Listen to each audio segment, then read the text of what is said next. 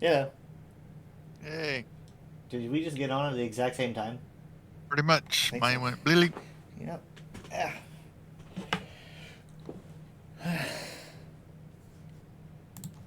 Okay, let's move this over here.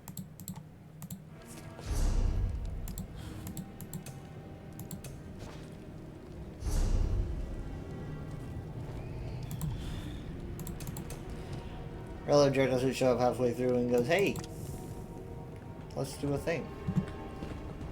I can see that happening.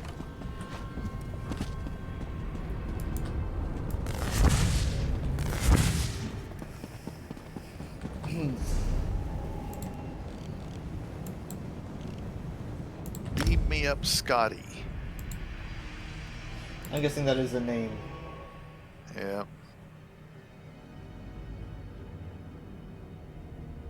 And he just disappeared. Or she, I don't know.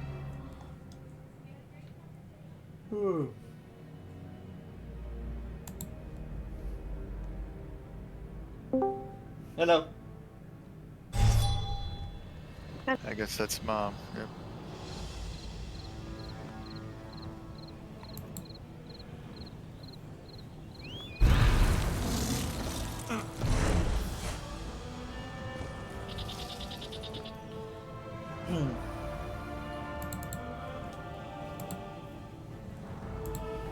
So what are we doing? Well, assuming that Jared doesn't show up in the middle of it, asking to play. I doubt it. Knock on wood. You should probably go to the Fungal Lowlands Wavefront. You should just port to me out.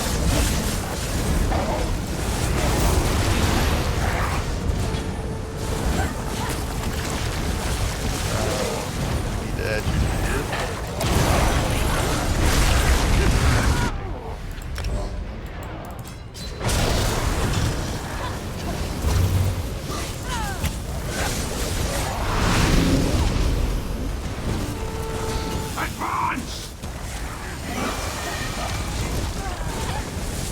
I'm selflessly helping these people fight a super.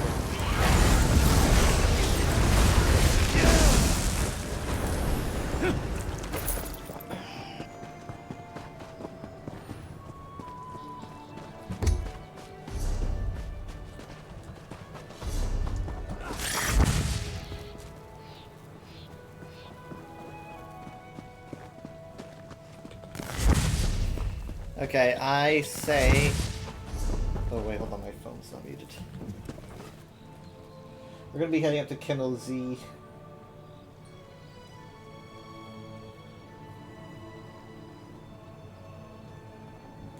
Mom's probably not gonna find you. Oh, you just took off. That's fine. You I know dressed what, up my here, I Sharp. see you. Here. So I've been hanging out. See me? I've been hanging out with Sharp. And I think I've learned that he likes it when you pick up materials. I don't really know if there's any materials in particular. I think he just likes it when you pick up anything. And he also I gave him a new outfit. You know, this is a custom outfit for him. And when I was done, I noticed that I lost rapport with him. Turns out he does not like it when you dress him up. he actively dislikes it when you dress him up like a Barbie doll. So I lost rapport with him. I think it's rapport. Yeah, just report. Rapport. You fell out Must of be a Breton favor. word. Yeah. It's French, actually. Oh, there's the Seeker. Kick. So let's see what else. Oh yeah, I had to escape from a guard one time for the Endeavor yesterday, and so I stole something and got the guard angry at me and had them chase me. I destroyed the thing that I stole because I didn't really need it. You know what that's good for. And Sharp got you'll angry figure at it me out. and I lost rapport. Sorry. Sharp said, "If you're gonna pick it up, why would you do that in the first place?" Like, he got angry at me for destroying what I stole because he's like, why bother? If you're just gonna destroy that. It might be that he just doesn't like it when you destroy things. Period. To be honest. So what if I Well, remember he likes money. He takes every job. So you got rid of something you could have sold. Yeah, I'm gonna do a test. I'm gonna destroy this Vivek's Breaches of Duality I just picked up. I'm gonna destroy it. Yep. What a waste. He's angry at me. He says, what a waste. Yeah, No, so he does not dear. like it when you destroy stuff. Sorry, Sharp. I'm playing with your feelings. I shouldn't be doing that. You can have that, Dad. I don't know if you. If you Lady have My it. Eek's on again. Yeah, I saw her on. Wow, she was on like really late last night.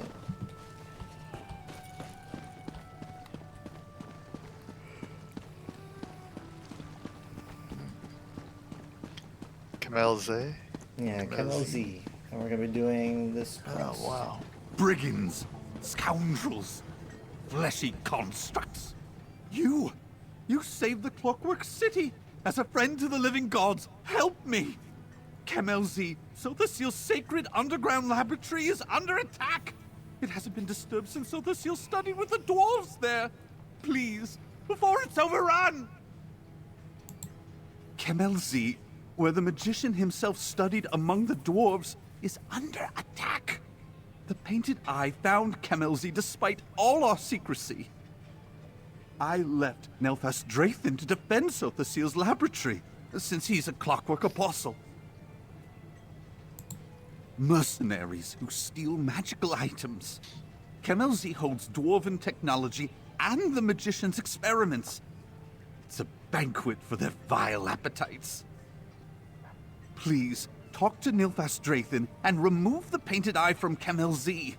The Tribunal will reward you. You'll find the entrance to Kemelzi here. It may be difficult to spot, but the elevator should take you straight into the magician's laboratory. Nilfas Drathan will be there somewhere. Find him and rid the holy site of the Painted Eye. One of Sothasil's clockwork apostles. He's a little arrogant, but I think our time together has endeared me to him in his own way. He stopped looking down on me and instead began talking to me through notes and letters. Still, he's an odd one.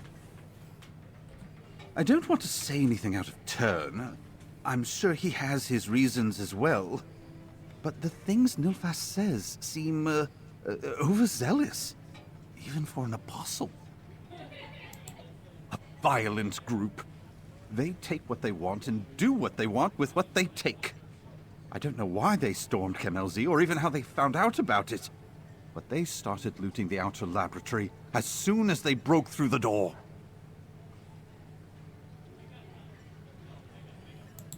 I'm not sure. I don't even think they knew. Usually organized violence has someone there to oversee it, right? When I fled the underground, I didn't notice anyone who was in charge. Seems strange to me. Now, he's not alone. Kemelzi is filled with dwarven machines, fabricants, and there's even a factotum who oversees all the security measures. Between the dwarven constructs and Sothasil's own mechanical creations, the Painted Eye should slow down. Oh, yes, of course. Fabricants are being created by Sothasil of both metal and flesh. They're works of genius who populate the Clockwork City. Factotums are entirely mechanical and resemble large suits of armor. They talk, too. Back in the First Era, before the Tribunal ascended to godliness, King Nerevar brokered an alliance with the dwarves. Dumak Dwarf King gifted Sothasil a wing of Kemelzi as a sign of that alliance. Oh no, he's much too busy. Now, most of Kemelzi belongs to the remaining dwarven machines. Nilfas and I care for Sothasil's wing. Oh, Nilfas I see oversees something. Oh, you Sothasil's took off. You didn't tell experiments, me. and I'm I down keep here. Oh, There's that's a you. thing called miscreants runic from the rock. dwarves. This is my fault. It's one of those green glowy things. I think it's something you turn into a museum. Magics that are far beyond Oh, the I got a scope lead of my for enchanted understanding. mixing Sometimes stones. the Telvanni masters try Oh, and it's access like a the wing museum to see what piece. Sothasil studied. Oh, whoops, but I fell in the we have water. defensive measures in place to keep them from seeing too much of his research. Okay, sorry, you saw what and where?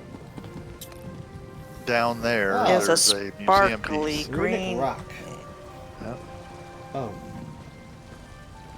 Huh. Oh, and there's a chest over here, but Huh. Okay. I need the chest on. go ahead. No. You're crazy. I Crazy just want to about get it treasure. marked.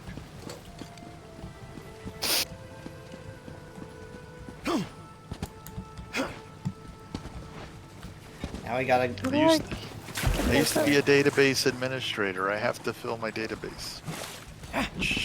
Then you should know everything about the lore. Oh, there's a big. Oh, you're taking them on. Yeah. The Good. sharp. I get this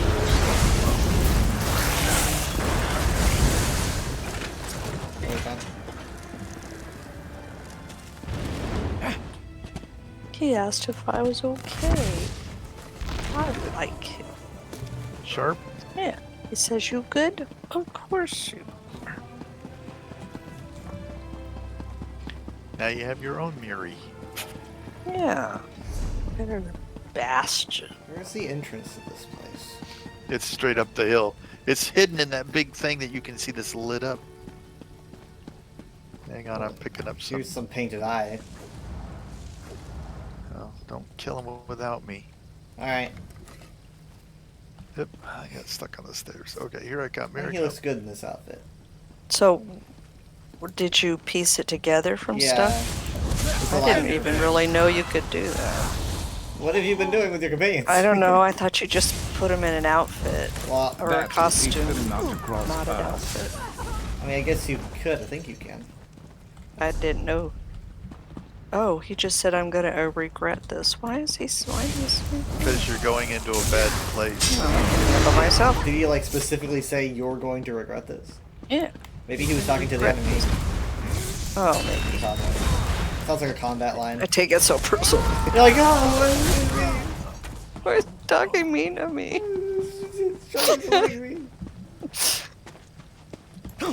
Our long friendship.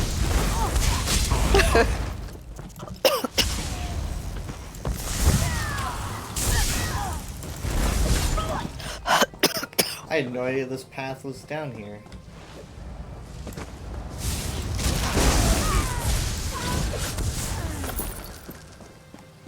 Huh. I really had no idea this was over here. Whoa. Well, it's supposed to be a secret. Wow. Ooh. Whoa. Look at that waterfall. Now, from what I understand, this city was mostly destroyed during a volcanic eruption. Red Mountain exploded 2 times. So far, it's only erupted once. And So this must be the elevator.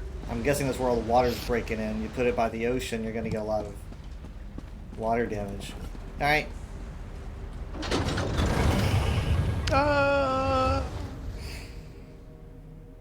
They said elevator. It was a trap door.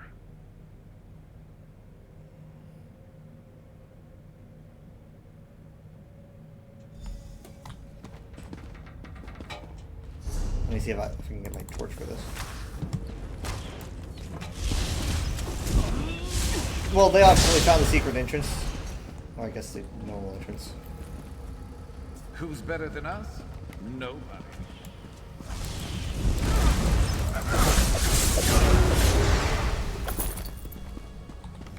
Oh, here's a big door. Antechamber.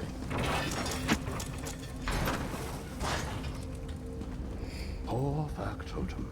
A few missing components and you cease to function. A creature of flesh, but without the sign of the painted. Come here. The hero of Clockwork City. I should bow to you. I assume that fool Thorin sent you here? Well, I have the situation under control. Your presence isn't necessary here, and it draws too much attention. Let's not trouble the gods unduly. Currently dealing with... I'm activating the Dwarven constructs. They're highly effective at frightening off any hostiles who come here. Really, this is standard procedure. I'm not even sure what that dithering fool was worried about. Have you faced Animunculi? Whatever the Painted Eye are after, I doubt it's valuable enough to drive them to such bravery. Not when murderous dwarven machines spring from every wall. How could you possibly think I'd know something like that? Now, if you'll excuse me, I have sacred items to collect.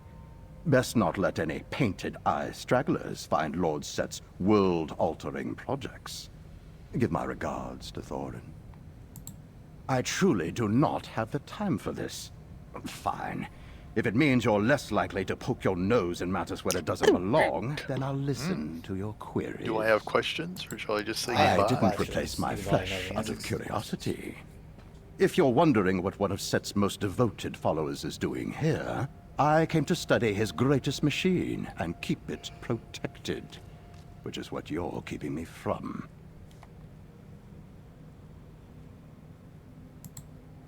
Flesh is flawed.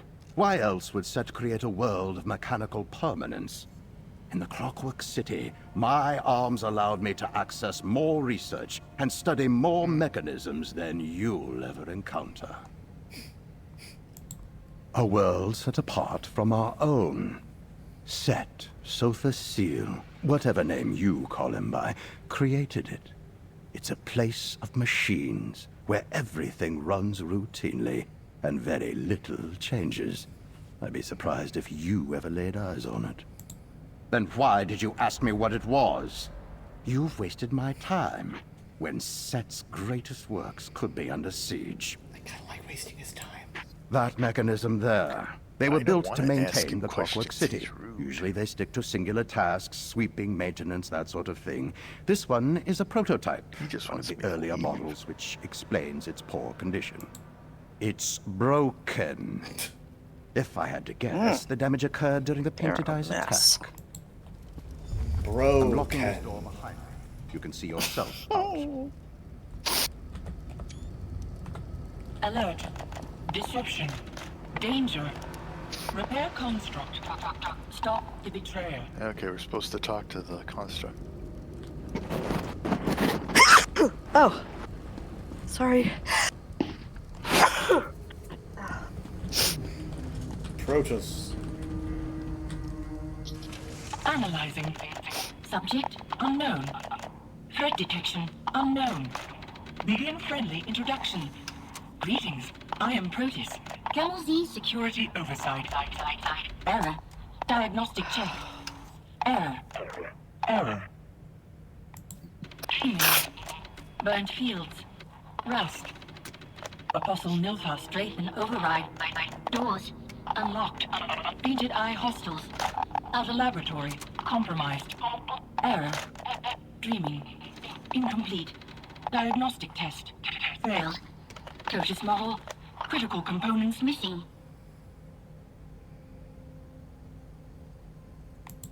Conclusion. Affirmative. Imperative.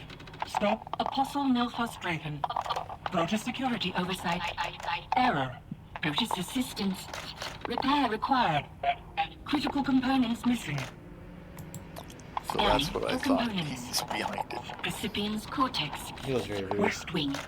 Cognition. That's why he's cluster. very rude. West Okay, wing. so we have to find Self-repair protocols. parts. Accessible. And Components then required. this factotum will help us. Yeah, it's in bad shape. You could hear that. Sounded like Parts in Windows the West Vista. Wing. West Wing. He says West Wing's this way, west. East. Here's the I West just follow Wing. The W on the compass. In desperation, all things consume one another. Is this a sign of imperfection? Or is this the fundamental truth of creations? Is it separate from the morality of the mortal world? Do you have little holograms? Does he have messages to Yeah, himself set that up? was so the seal. Does he have like? Okay, so there's recordings bad of things on the himself? right. Are these notes that he's left himself? All right. Let me get it. Your gear's looking pretty rough. I think we have to each do it. Okay, the other one's over on this side. Okay.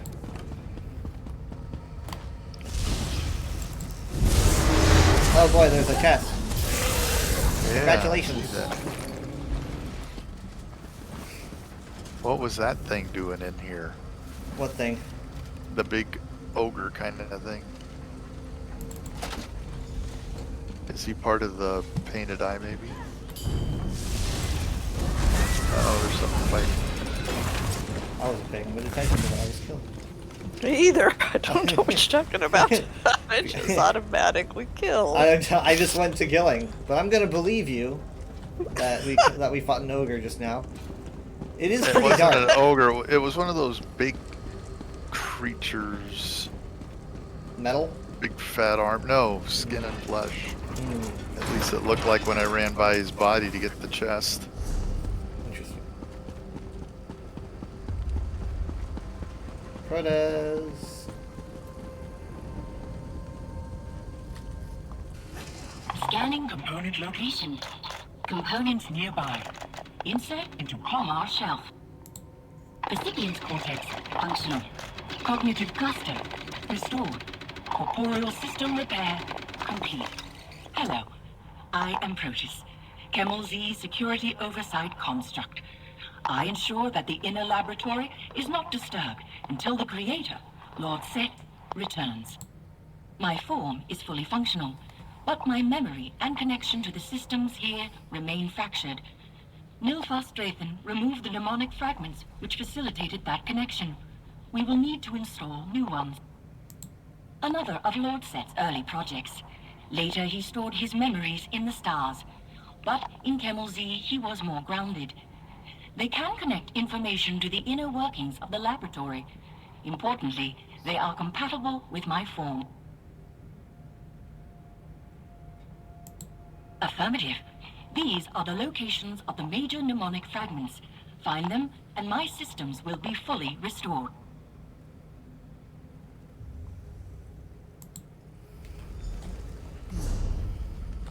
We have to go deeper?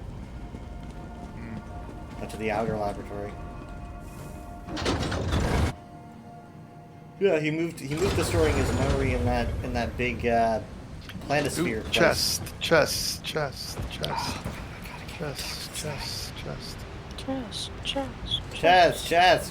chest. I hear something banging on something. Chest. Whoa. Wow.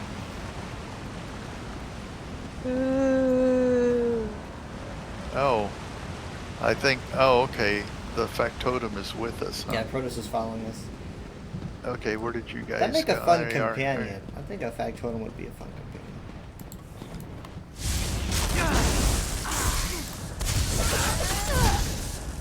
Huh.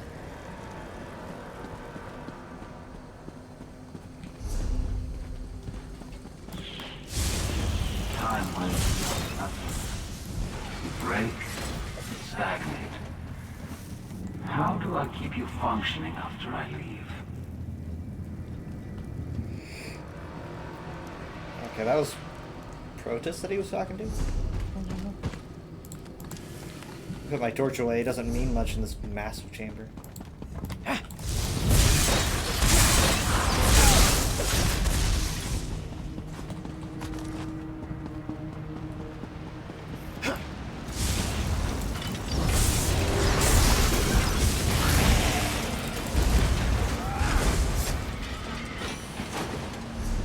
Oh, in here. This must be where one of the first ones are. And... okay, simple.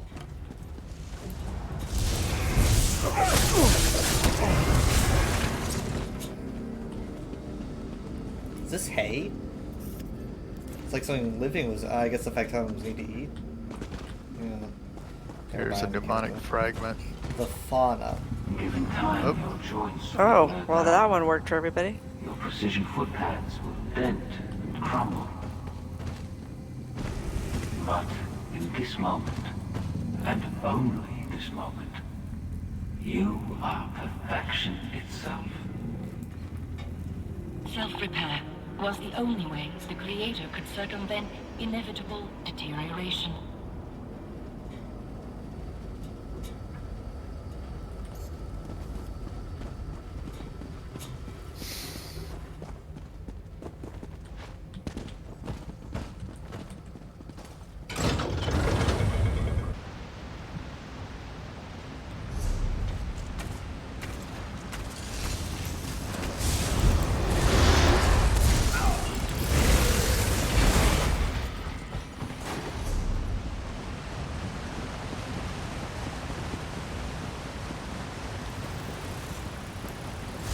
others to live in chaos.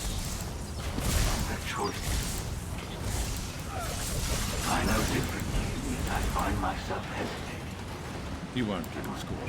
Worried my actions lead to failure.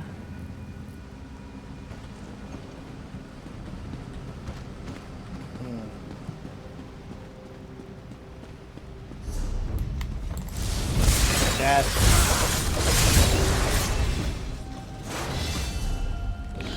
Don't fall off the edge. Oh, it's already been opened. It just says use. What? Yeah. Who would do such a thing? What? I got a ruby ash lightning staff out of it. So that one won't be marked for me. What if you find yourself stumbling in here and need a chest? I will have to find that one all over again.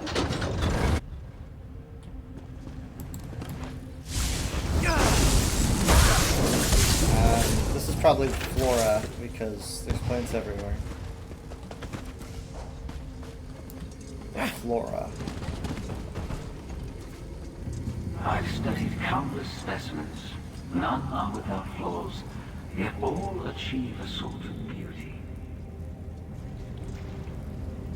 Is that it? In order to create a form this pure, must I master the art of irregularities?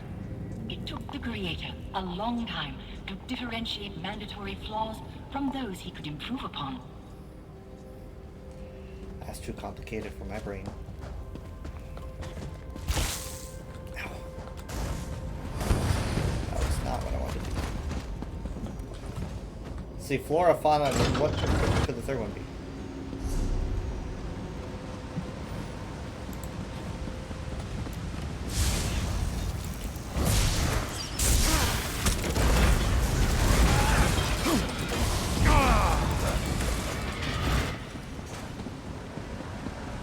Yep.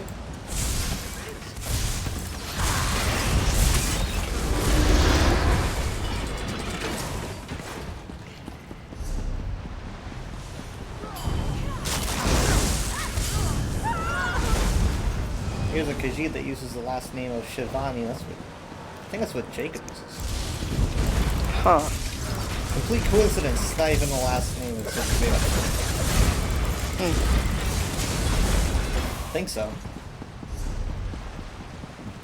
Because I saw, I was like, wait, is that Jacob?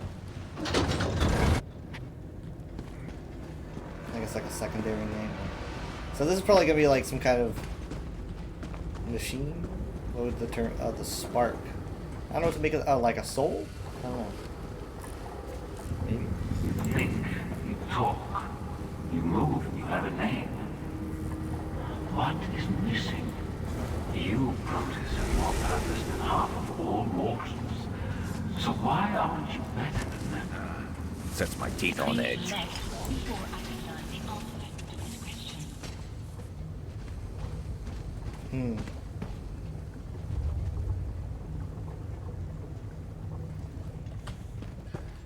Return to the inner chamber. I will meet you there, so we can gain entrance to the inner laboratory.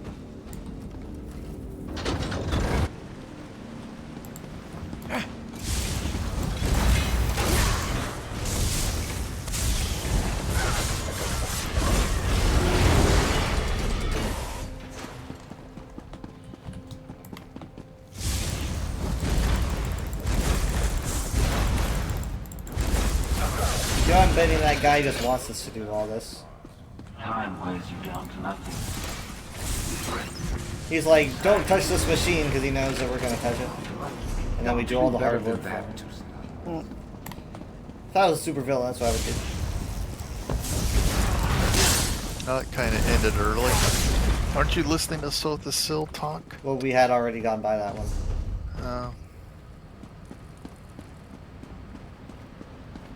We just ran around in a circle. Huh? Yeah, we have to go back to the antechamber. At least that's what my quest says. Just to say that for you. Uh-oh. Get in there. We can't get... I figured it out.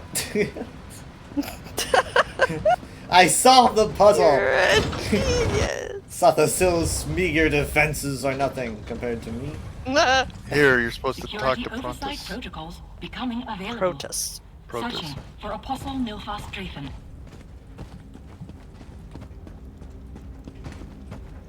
Dreaming. Soft rose. Furrowed brows. Apostle's journal available. Talk to me while my connection is restored.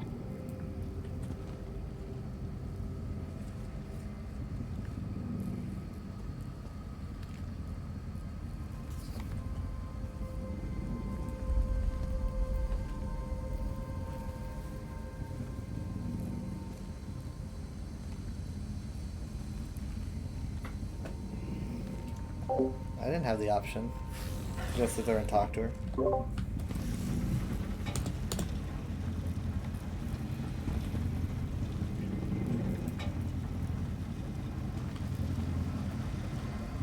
This is a visually recorded journal. One of Set's inventions that was too flawed to bring to the Clockwork City. I wonder what the issue with this one is. No matter. The only way to understand is to study. I'll keep a record of my time here. Entry 1. I spent so many years idolizing Set's perfect creations, but he is a fool. When one machine doesn't work, you don't leave it incomplete. You destroy it and build a new. So why is this We're supposed to go through this door, I guess. Hold on. I was just standing there. Hold on. Yeah. I'm going through these security logs. Did you go through the security logs? We're supposed to talk to her again, I think. Now hold on. Did you get security logs to go over? No. No, she said talk to me. Who said talk to you? I'm talking to I'm her. supposed to go through the door. I'm Give talking me a little to bit her. of extra time. This is a visually recorded journal. One of Set's entry 1. Entry 228. Still no documents on why Set continues to allow a flawed plane to exist. Why allow this broken place to continue? There may be answers within the probabilis, but Protus refuses to open the doors. Obstinate machine. I will have answers. Entry 239. There are no answers, no resolutions, no recorded thoughts or explanations, nothing. The Clockwork City exists, as does the probabilis. Maybe this is what Guess I'm I don't here to understand what achieve. you're standing I'm talking there. to her. None can be fixed. It will be with the probabilis. I was talking to her. I don't know why. Entry 279. Those painted-eye fools care only for profit. Because she said talk to me while I do this But she didn't thing. have an arrow. No, but I talked to her Okay. anyway. And the laboratory security, I'll disable Protus. With the probabilis, I will make things right. I mean, all my quest says is reach the Clockwork Laboratory security and Probabilis, oversight or whatever protocols they restored. call it. Locating I'm talking to her Apostle now. Milfar Dreaming. Damp cough. Polished key. Apostle Milfar and several unregistered guests approach the Clockwork Probabilis. Intrinsic forces govern events on Nan. Some are constant, like the force which compels objects to fall to the ground, while others defy prediction and categorization. The Probabilis allows for willful manipulation of such forces. It is a prototype, a precursor to Lord Set's great work, the Throne Aligned. If Apostle Milfar activates the Probabilis, Nern will suffer destabilization. Loss of life will far exceed acceptable thresholds. Safeguards breached. The Painted Eye breached the door to the inner laboratory.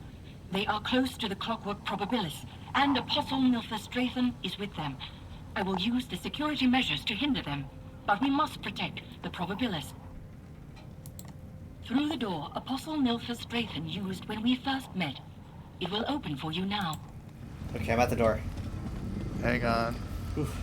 I'm using this time to sort my junk.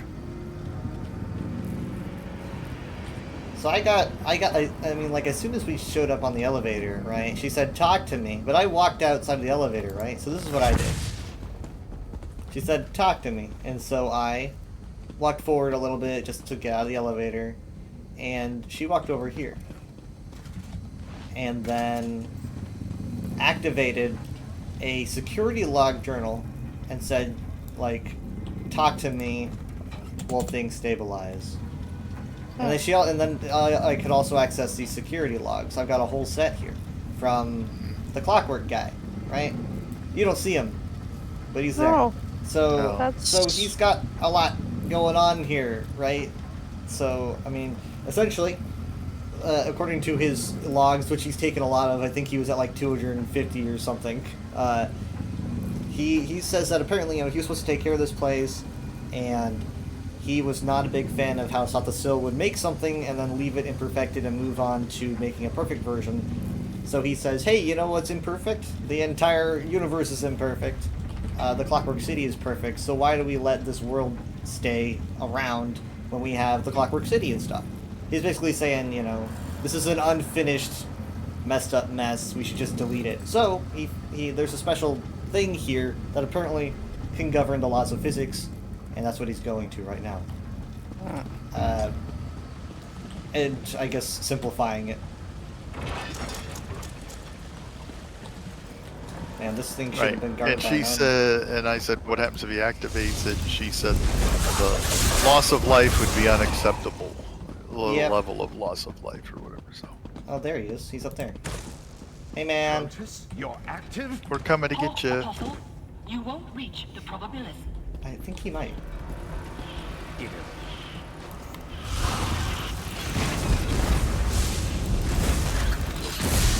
Now, the Probabilis is just a prototype, apparently. I don't really know how much it can do. Yes, he since made the real thing, but this has been locked away. I will activate the Probabilis. It's what Set wanted. If he wanted it, he would have done it. This is incorrect. This will only result in catastrophic failure. Okay, well, we're not going to So go... we can't get to him that way. Now we have to go this way. Yeah, we have to go My around. map's being weird.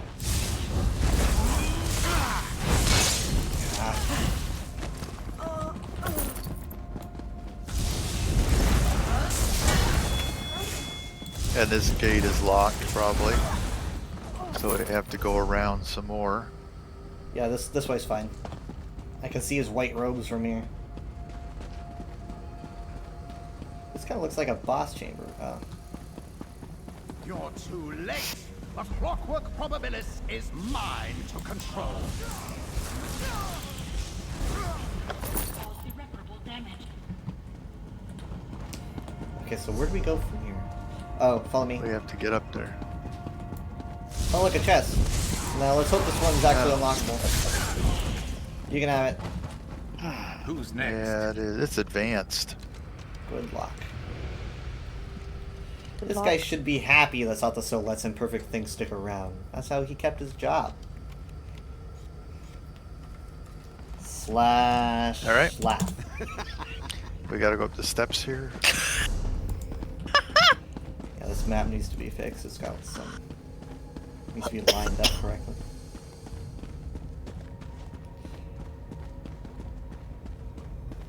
Someone needs to repair these steps.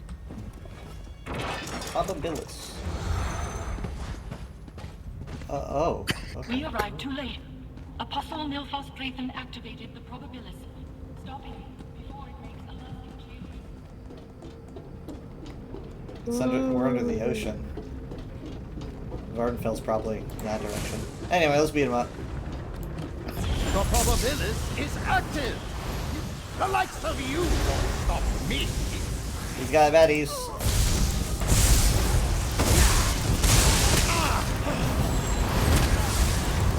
Okay, you can't hurt him right now.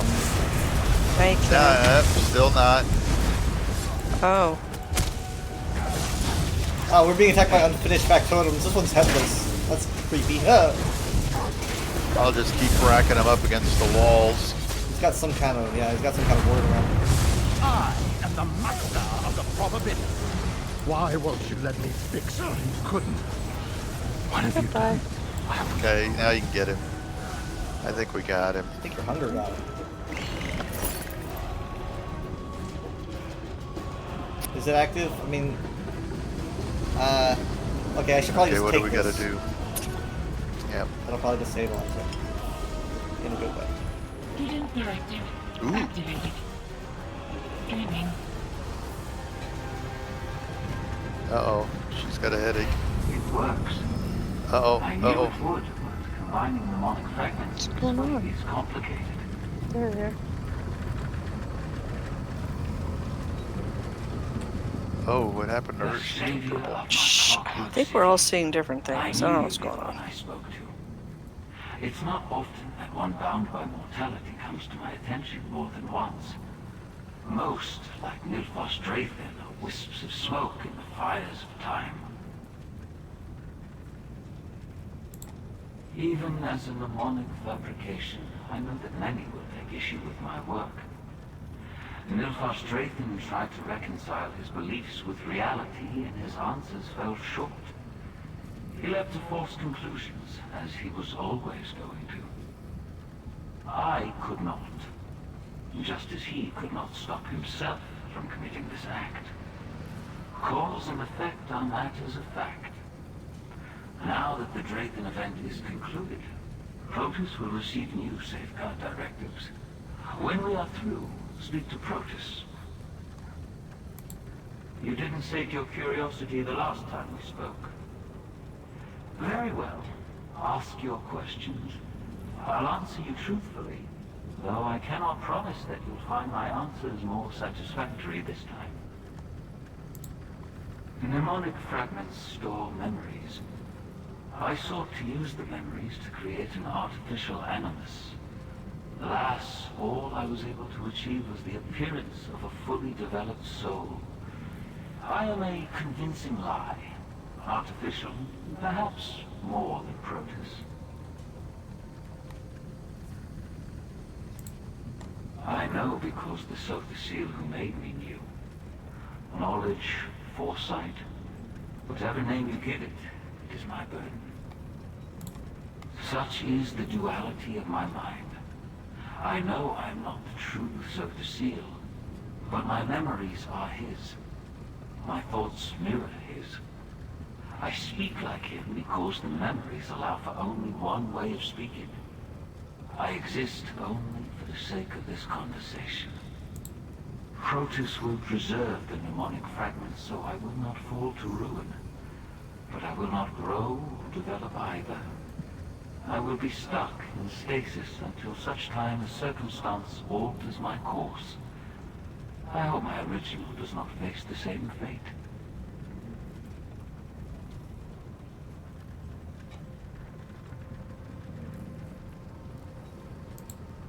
The progression of time is linear. It expands in both directions at a fixed rate. Nilfos Draythin activated the Probabilis. Therefore, it must be functional so that it could be activated. Do you think leaving it the way I did was irresponsible?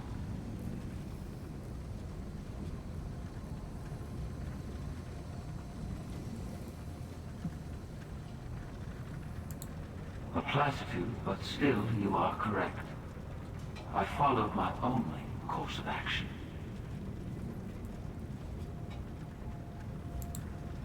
My laboratories here in Kemo Z were the beginning of a much larger project. I knew where my experiments in tinkering would lead, but without starting here, those goals would never be achieved. Because I knew my success, I also knew my course. I could offer you a convincing lie, but I did promise the truth.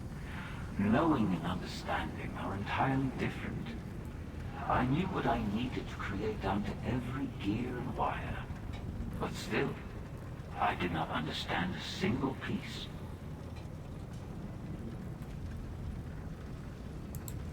Precisely. I suppose you could say that I worked backwards, and in doing so found more answers than I thought I had questions. The progression, you seem resolute in that. The truth, which is what I promised, is that this wasn't your decision to make. It was mine. I did what I had to, as you would have done in my position, regardless of the outcome.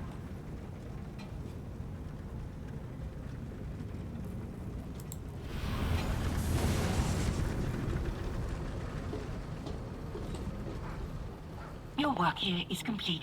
I thank you for your service. If you would not mind returning to Thorin Armus, please tell him that his presence is no longer needed in Kemel Z. He is mortal. Mortals can be swayed to endanger the security of Kemel Z. I'm sure Thorin Armus will quickly be assigned to another sacred site. Do not fear for Thorin Armus. I will maintain this laboratory on my own. It is my duty. Without Nilphys Drathan to guide them, the Painted Eye's presence here will dwindle until the halls are quiet once more. I will work with the security systems in order to drive the Painted Eye out. I cannot say. It may only take a few hours, or it could take a season. It depends on how stubborn they are. But after they are gone, I will begin Are the we locking underwater sequence. here? Like my creator Yep. before me, I will shun the world of mortals. I see a boat and fish, Not little me. bubbles. The creator, so the seal did. My Oh, yeah. directives must be detailed and precise, as I That's oversee many systems here in discombobulating. Kemel Z. I have Here's one more last of the directive to fulfill straw or before whatever. beginning my new duties. Here, this is payment for the services you rendered.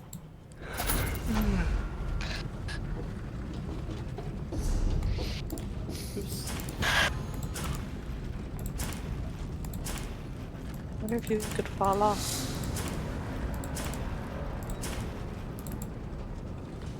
I got these bracers. Yeah, we're underwater. Ooh, it's oh my god, I almost fell off. I almost slipped right off the edge. That would probably I kill was me. just wondering if you Yeah, could. yeah, well, I mean, like, I didn't feel anything stop me.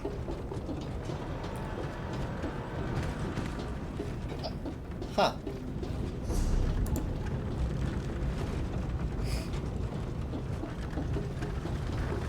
Yeah, this would be the inner sea. My security measures will ensure that whatever Painted Eye remains here is dealt with. The rest of my routines are set. I will care for Kemel Z and ensure that it is protected. My security measures will... We can take this poor empty guy out of here. I think I leveled up Sharp with them quite a bit. I have 2 protists standing here. Do we really have to talk to Oh, that guy and oh, tell him he's out there's- of a job? I guess not. Now Just there's press his 2 over. more standing here by the gate. Oh, you guys left? Yep. Your Protuses are both standing outside the gate here with me, They don't know. where and they then go. also mine. There's 3 of them standing here. I can't get to the gate because they're in the way. There Did we you go. want to take like 30? Jared's now asking, we gonna play? Do it.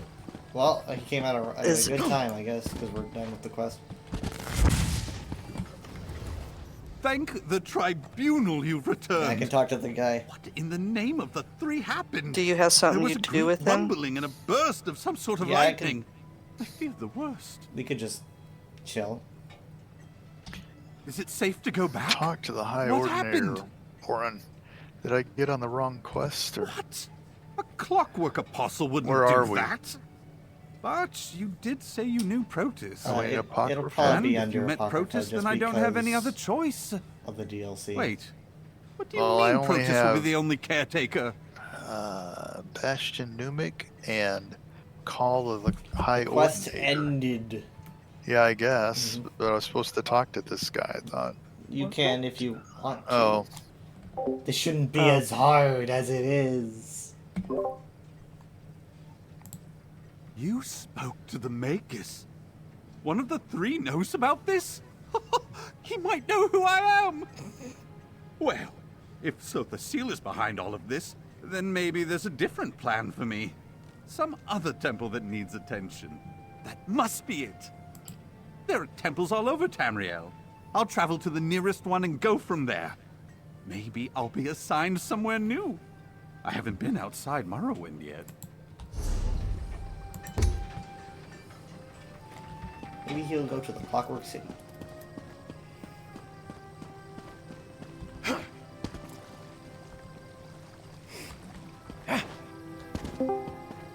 Hello. There he is. Hello. And he's gone. Yeah, you can see on the map how you can see the Dwemer structures in the water. You can see broken up pieces of land.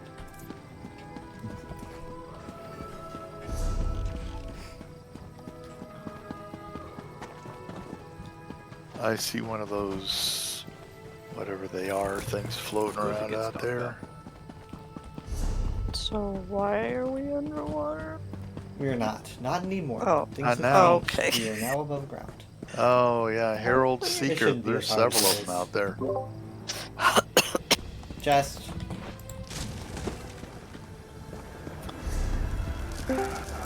Yellow. Hello. I marked the Goodbye. chest on the map.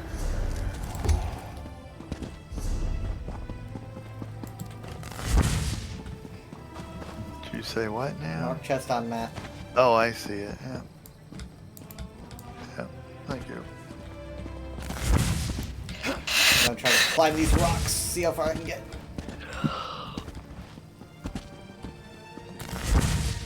Rats. So I'm thinking of leaving by 1 tomorrow. Okay, was the It's at 3:40. Hello. hello. I hesitate to say hello because as soon as I do, it goes. It's like you're shy. We are. Oh, he was Yep. here for that. Are you going back in, dear? Alright. Am I supposed to go in here? No, Kyle's way over there. Trying to get pictures of the drummer structures in the water.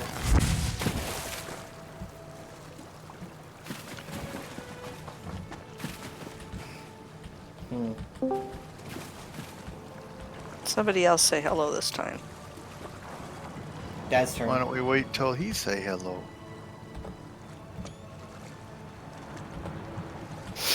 What'd you do? Swim across the channel or? Mhm.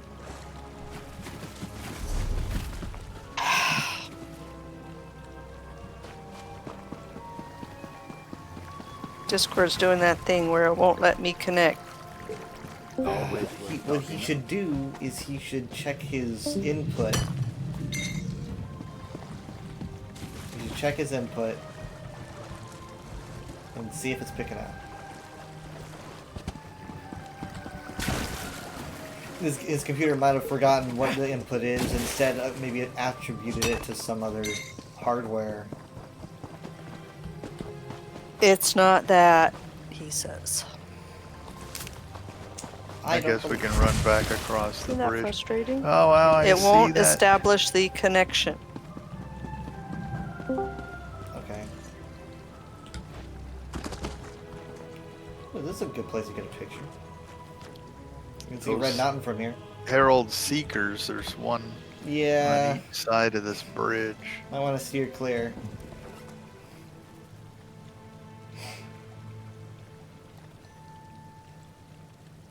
There's RTC connecting. Does this then fails over and over. My suggestion is shut off your computer and bring it back up. But he'd probably say that's not it.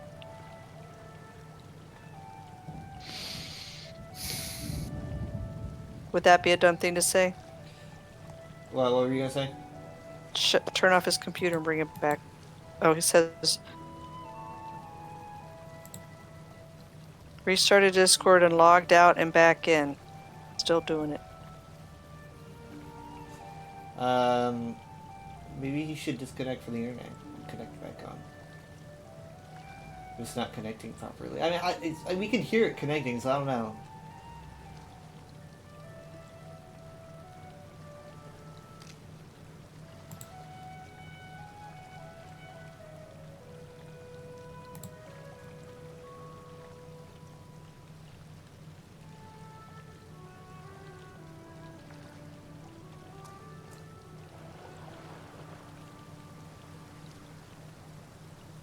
You're standing up on top of the rock there?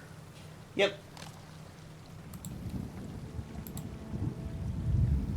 I wish it was the daytime so I could get a better picture. You can see Red Mountain over there. And the sunken stuffs. Anybody have any suggestion for the poor lad?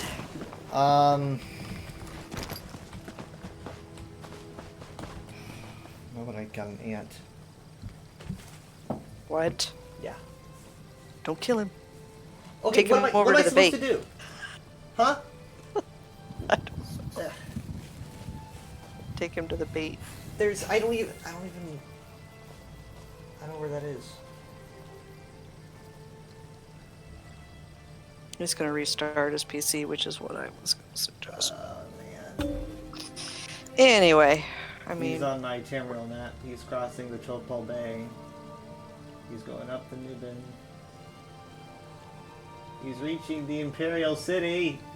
where did you guys go? I'm on the bridge.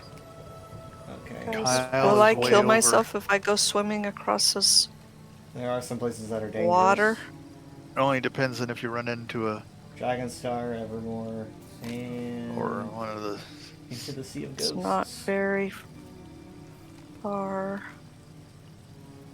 Please don't kill me, saltfish. I hate this. Okay, I made it.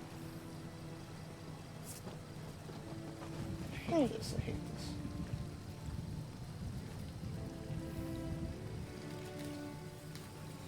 Look at me, Sharps. I'm harvesting. Love me, Sharp. mean- Love me. Bastion always had a comment when I take things too. I don't know if that's particularly what he likes. I don't think Sharp cares about runestones. I think he has specific other things that he likes. No, I just took mushrooms. And he said something positive. But Bastion always said, it's a good place for harvesting. Or, what you gonna make with that?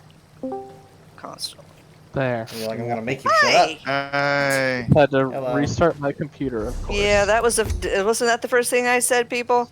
Should I say that to him, or does that sound dumb? I mean, obviously that'll work. It's just I'd like to find a quicker solution. I mean, one of the main reason I wanted to connect is to just go over what the plan is for tomorrow, because. I mean, I'm assuming you wanted us to go with you. So, I think we'll me to. I've you heard to that the go spores with of this me. fungus can be distilled into an Didn't elixir you that want causes to? madness. Were you gonna go just go Prized by those who shopping seek to and test see a their movie strength of mind. by yourself? And perhaps win Sheogorath's No. favor. Or so I Anyway, So you heard. wanted other people to go. I'm curious what alchemical We properties already this great went fungus to the might Uptown exhibit. Walmart, so A I wouldn't poison, mind Did checking you? balm, this one a out. purgative? Yeah, that's where he got his haircut. There's only one We way kinda to looked at know. clothes and stuff. Oh, okay. So if we do this one close by, then we could go to Target, Target would be nice. and I then need maybe a few things. try. These great fungal cups have the Old most Navy. striking coloration. if I've seen Target- I mean, reviews better than I was- Target usually has spectacular. pretty quality. You're clothes. kinda I was gonna say, I These feel great like if you don't find it at Target, like, we probably won't Yeah. have to hit up Old Navy. I don't know. We'll see. I think it's a bit much. Like, Because what are you getting? I mean, like, is it that's what I mean, though. I polos? Like, don't- what I He need, I needs just some use, shorts. like, flip-flops He and needs some probably sunglasses. some nice. You know, we have swim trunks. He needs we some have- nice button-up shirts. You know, clothes. kind of like what I've seen Kyle in clothes. Kyle's got clothes. I have t-shirts. has his t-shirts. What are you imagining, Mom, that he'll need on the cruise? Something that looks a little nicer than all his t-shirts. Have I been disconnected? no, but I think No, your she's just mic's not a making little sense. too Testing, close to testing. your mouth. Hello.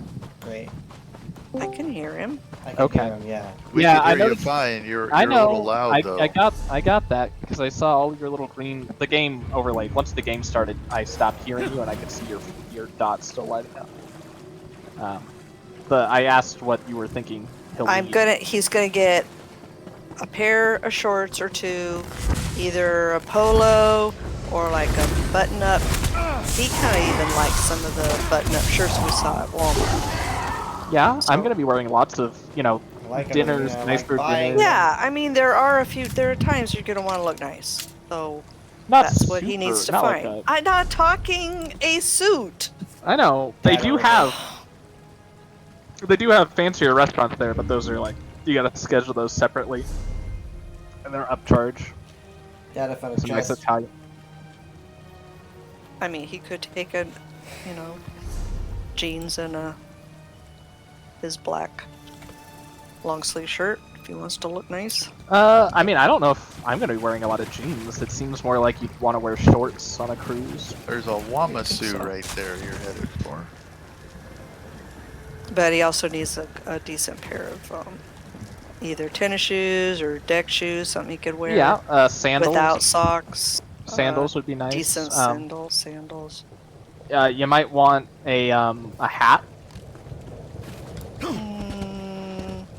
Like A nice probably hat? literally the only What thing kind I of hat? don't have. Why wouldn't you want a hat? What kind of hat? What do? Either a baseball hat. baseball cap? Imagine if you're walking Yeah, we could around find a baseball a cap. tropical island and like the sun, assuming the sun's out and it's hot, you're gonna want a hat. And Yes. No, sunglasses. Nada was. But he your also wants to look at some aviators. So we'll look at those at Walmart. Ooh, I see another Yeah. chest. I think everything you're looking for will probably be at Probably your be at average. Walmart. Your, Or Target at Target. this. Target's Okay, good we for won't nice- go to Old Navy. Fine. So I we're have gonna enough do all room, this unfortunately. before a movie. Which is at 3:40. So we're gonna leave at 1, and then you think we'll be done shopping with enough time to get to the theater by like I don't know why we have to 3:30. go. Why we have to combine I shopping with don't think it's gonna, like you just said, I don't think it's gonna take late September. 2 hours. Late September. What did I just tell you? Yeah. They're going to start removing these clothes and Now- bringing in Once the- again, nothing you're looking at is exclusively summer wear. no, shorts, Shorts? Well, short sleeve shirts. Trust me. We're in Texas. The things that he could try I- on are I going to be can- removed from the I stores can in promise another you, couple weeks. Walmart always has shorts, and Walmart always has shorts. That is false. They do not. Are you thinking sleeveless shirts or just T-shirts? You think you just walk into Walmart and there's no T-shirts one I'm day? not talking gym stuff. I'm talking nice stuff, and they will be removing them and bringing in fall stuff. Okay. Well, I also said, everything you're looking at will be online, and if you know your size, if you're a He doesn't. large, It would be best if he could try, especially probably shorts. just get them a large. Guys are super easy to purchase clothes online for, because if you're a large, you just always. You know what? Just stop. We'll just go to the movie, okay? Kyle and I will go out and look at clothes some other time. I mean, like I said, I was gonna pick up. Then you just go do that by flip-flops. yourself. Okay? I didn't know it was going to be a problem. Yeah, That I'm was just- not I'm the just- impression I had. You said, "Yo, we need some clothes." Yeah, too." no, I mean, we'll go shopping too. I'm just saying, if Kyle's point of this is in September, we don't have to do all this right now, is a valid argument. He does It have is not. time. No. I mean, it could be like next Sunday we could do shopping. This Sunday we could do a movie, but Would you prefer to do shopping on a separate, not combine Well, it with the movie? Is that what you're I saying? was thinking we would do like we would be going to Uptown, or sorry, no, we'd be going to Parks Mall and doing shopping there and the movie there. So I was like, Ah. okay, it makes sense, right? I mean, because Yeah. there's like Macy's there and whatnot. So I was like, That- that that makes Oh the movie. my God. Well, we would do that. question mark like The big, AMC big the flashing AMC question mark. The AMC theater there is going to cost more than the Cinemark. Okay. And the stuff that for sale at the mall is a lot more expensive than what you'd pay for at Walmart. Yes. Yes, I Okay. know. But my point was that's why I hadn't brought it up until now, that maybe it should be two different. I don't have a problem with that.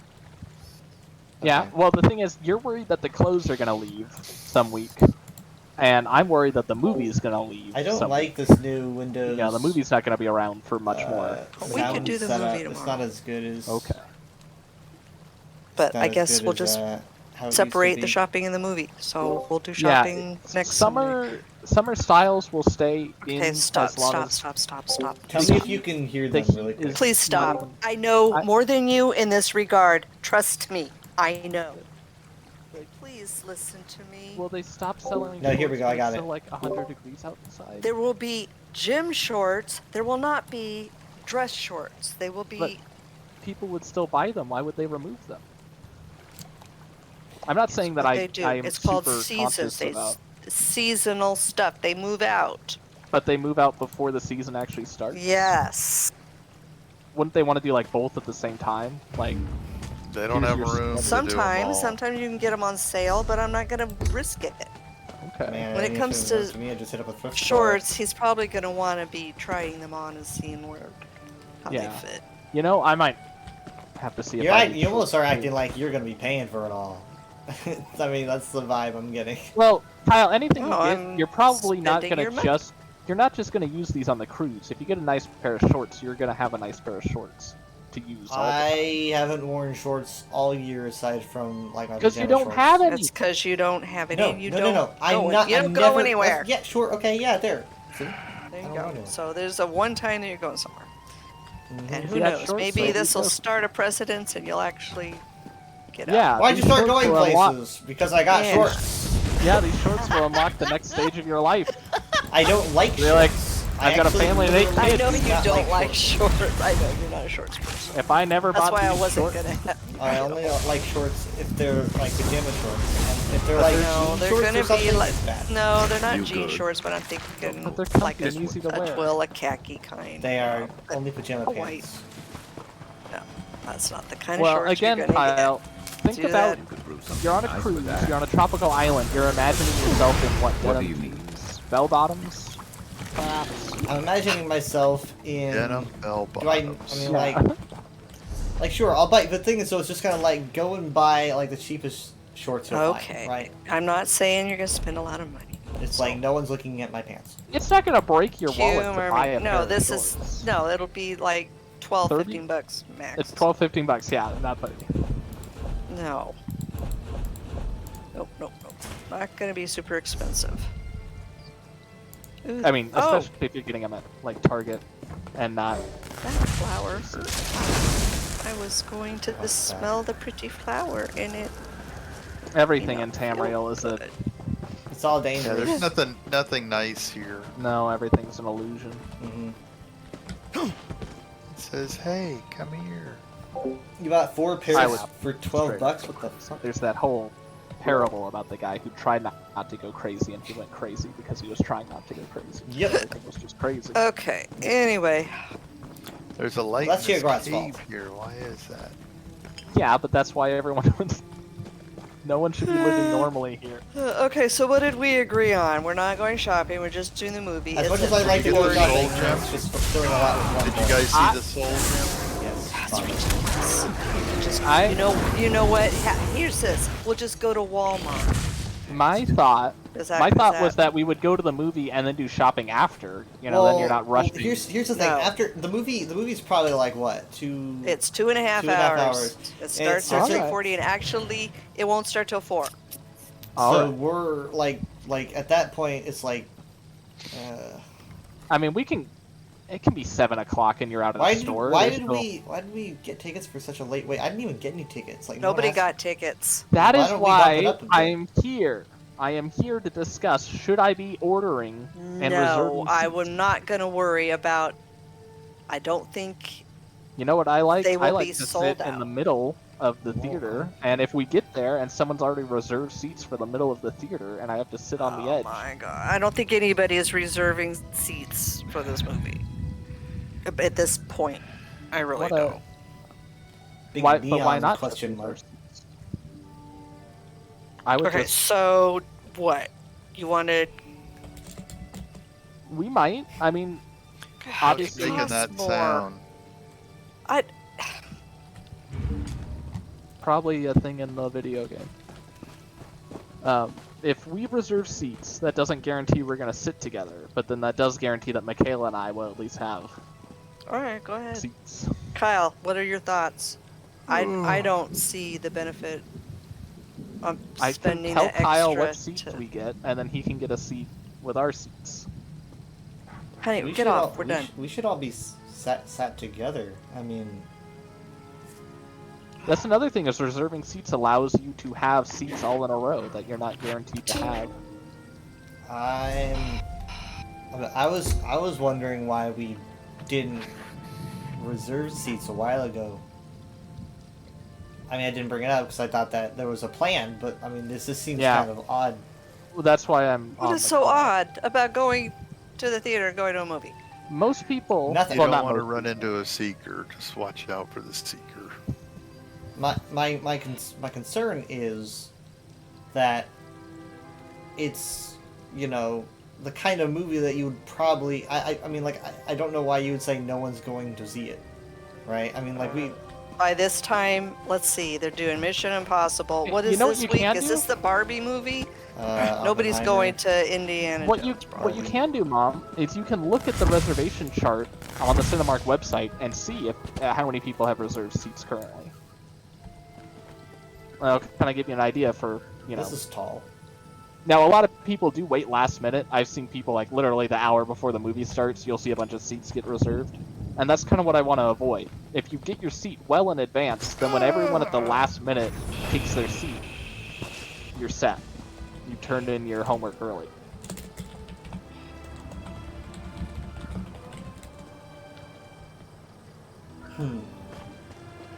But, again, we can reserve our seats. I'll Let just me send look. Kyle the seats we have. And I'm thinking, like, maybe should we do it earlier so that we're not getting out of, like, right before we get home, get food, start stream. You know, like, I wouldn't mind. I mean, you're at the mercy of what the show times are. There's not an earlier show time. There's not an earlier show. Yeah, I think the next one was noon. Yeah. If not earlier than that, I'm not sure. Sometimes you'll pay cheaper though for earlier shows.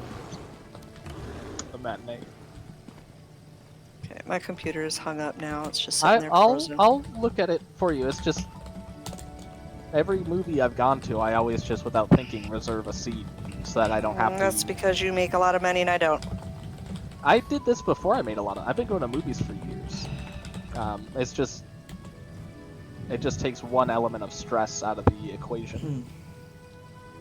There was a time we just walked into a movie with Steven, because we were at the mall and Steven wanted to see Nope. And we just go in there and sure enough the only seats available are like way off to the left side. And it was not as bad as I thought sitting off to the side in a movie would be. I didn't notice it during the whole runtime, but it's...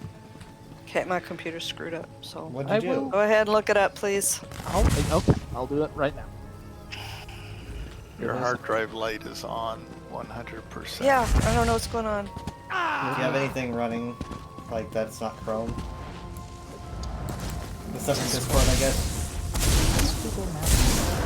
Blackout.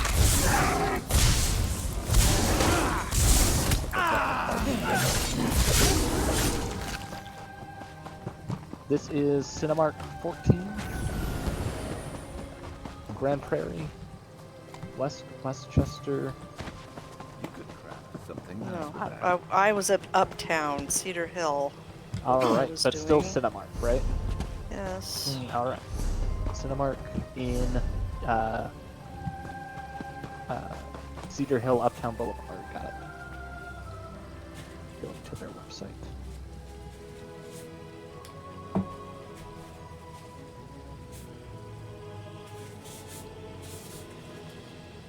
Looking at Sunday showtimes.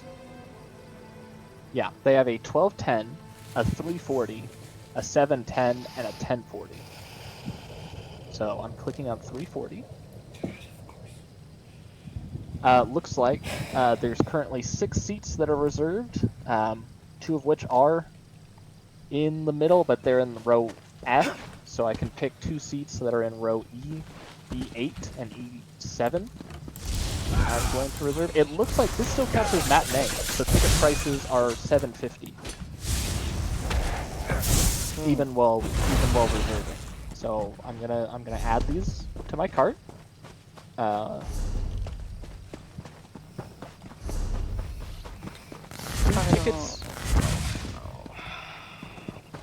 Two tickets are $15.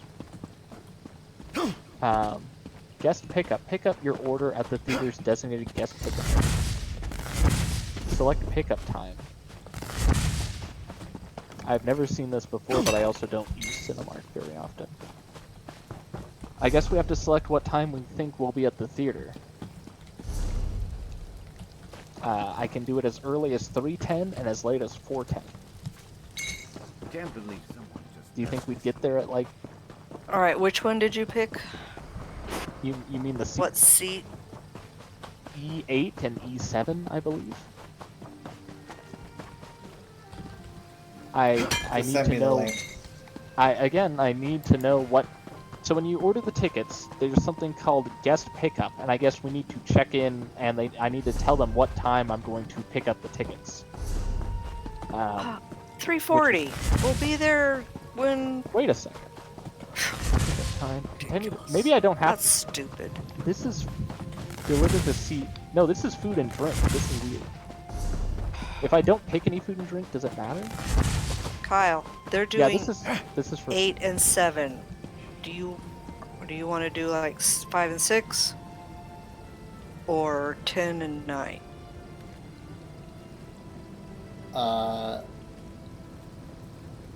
You Okay, mean you don't have to mess show with it. times? No, it's seat. Seat. Oh, seat. I'm not looking at the seats. I I'm was gonna looking get at the link. What I'm doing is I'm purchasing the tickets, which will then reserve those seats, so you'll know which ones you cannot have. I don't. What are the ones closest to the middle? Yeah, just a second. You'll see the two that we just got. They should pop up now that I've confirmed. All right. Yeah, we got E7 and E8. Okay, I'm gonna pick E5, and Kyle, you can do E6 when you get on. I mean, I don't know why you need a link. It's cinemark.com. Yeah. Sure. I'll still give you the link if you need it. Yeah, go ahead. Give me a second. Cedar Hill. Well, I'll just send the link to the exact. Matinee. No, that won't work. 750. I need to go The get my link- card.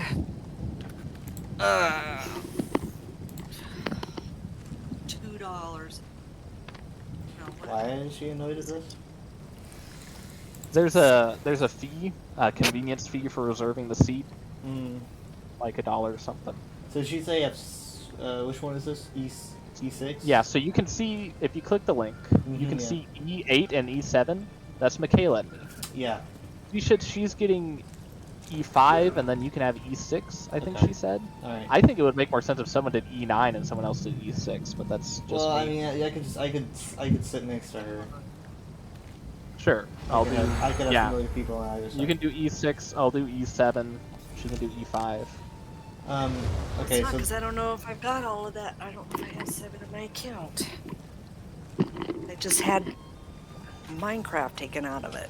okay, so then I select matinee. Yep. Now, I got No, I confused better- because it takes you to a section where it's like, do you want this taken at, do you pick this up at the counter, or do you want it taken to your seat? That's talking about treats, and you can just skip through that. If you don't select any like popcorn or drinks, you don't have to click any of that. So.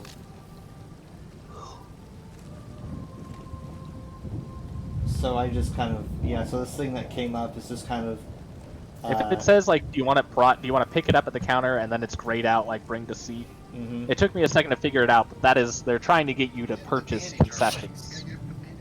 Yeah, but So you can just hit continue without clicking on anything there, and it'll just let but you go through. so it has guest pickup selected by default. Do I just leave that then? I did that. Nothing bad came of it. Okay. As long as you don't select anything to pick up. Okay.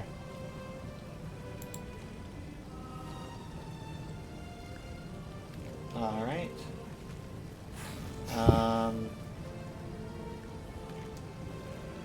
That'll be $10. $10. Yeah, after fees and everything, it was 20 for 2 people. So yeah, for 1 person will be 10. Let's do. I don't think I have an account, so let's just do guest. I did guess. Check out.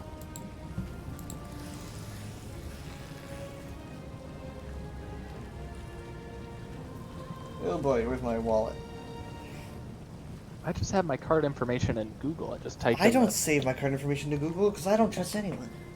I just type in my CVV and it Had lets enough me autofill. mistakes. That's not smart. Mom thinks you're stupid. When you, it's come in handy. Yeah, Because I I'm don't sure always it has, have but my- I don't plug in my. I don't have anyone remember my card number except for me and my It's bank. all encrypted. Yeah, well, if the bank's gonna have it, then that's What do you trust? Do you trust the banks, Kyle? yeah. That's, Do you trust the banks? honestly, Google's probably more secure than the banks, if we're being honest. And that's how we lost everything. I don't think that happens.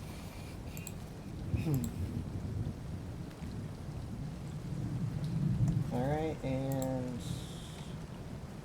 Alright, so I'm buying 5, you're doing 6. I got 6.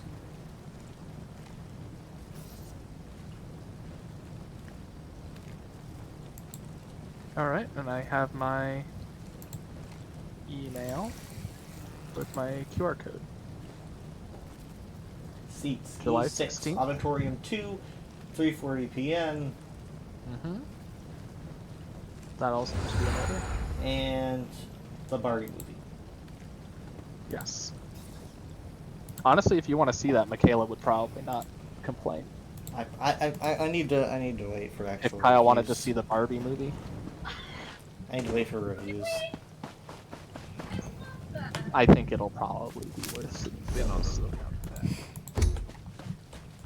I am so like it's like getting the Grimace shake. It's like you go up and I feel like if I order tickets, well, I guess doing it online saves the embarrassment. But I just feel like if I walked up to a counter and said 2 tickets for Barbie, please, they'd just be like, ah, for the meme, right? The TikTok. For the meme. I don't know because I think people were into it before it really became like a meme. I don't think of it as a meme. No, but I'm worried that obviously the person working at the theater would be intimately aware of the meme because like they'd be getting so many groups of males being like, dressed in suits, like 17 tickets to Barbie, please. That's right, I care a lot about what the cashier at the movie theater thinks. I don't. Isn't that impressive? I don't want anyone to think that I would ever be engaging in some sort of meme fad. I wouldn't Then tell them that. 2 tickets for Barbie, please, but not I hate for the memes. meme. And I hate memes. I hate TikTok. I hate children. TikTok as much as I love Barbie. Okay. That's a lot. E5. Mhm.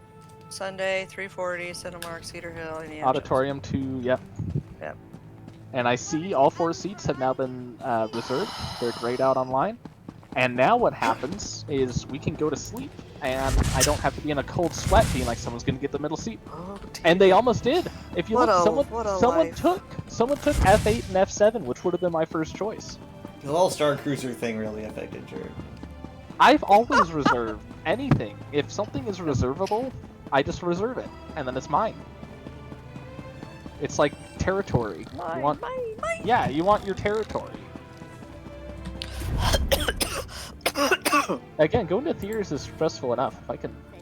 Yeah, well, this probably will be. It's gonna be Well- pretty crowded there, I'd say, but Maybe. I mean, Being in the middle at We'll least gives see. you good visuals. I don't really mean the movie theater in itself. I mean like crowded as in like a lot of people there. Because of, Yeah? the whole double feature people are gonna go see 2 movies Oppenheimer in a and day. Barbie. Yeah. They're not going to go see. That won't affect our I'm auditorium, though. No.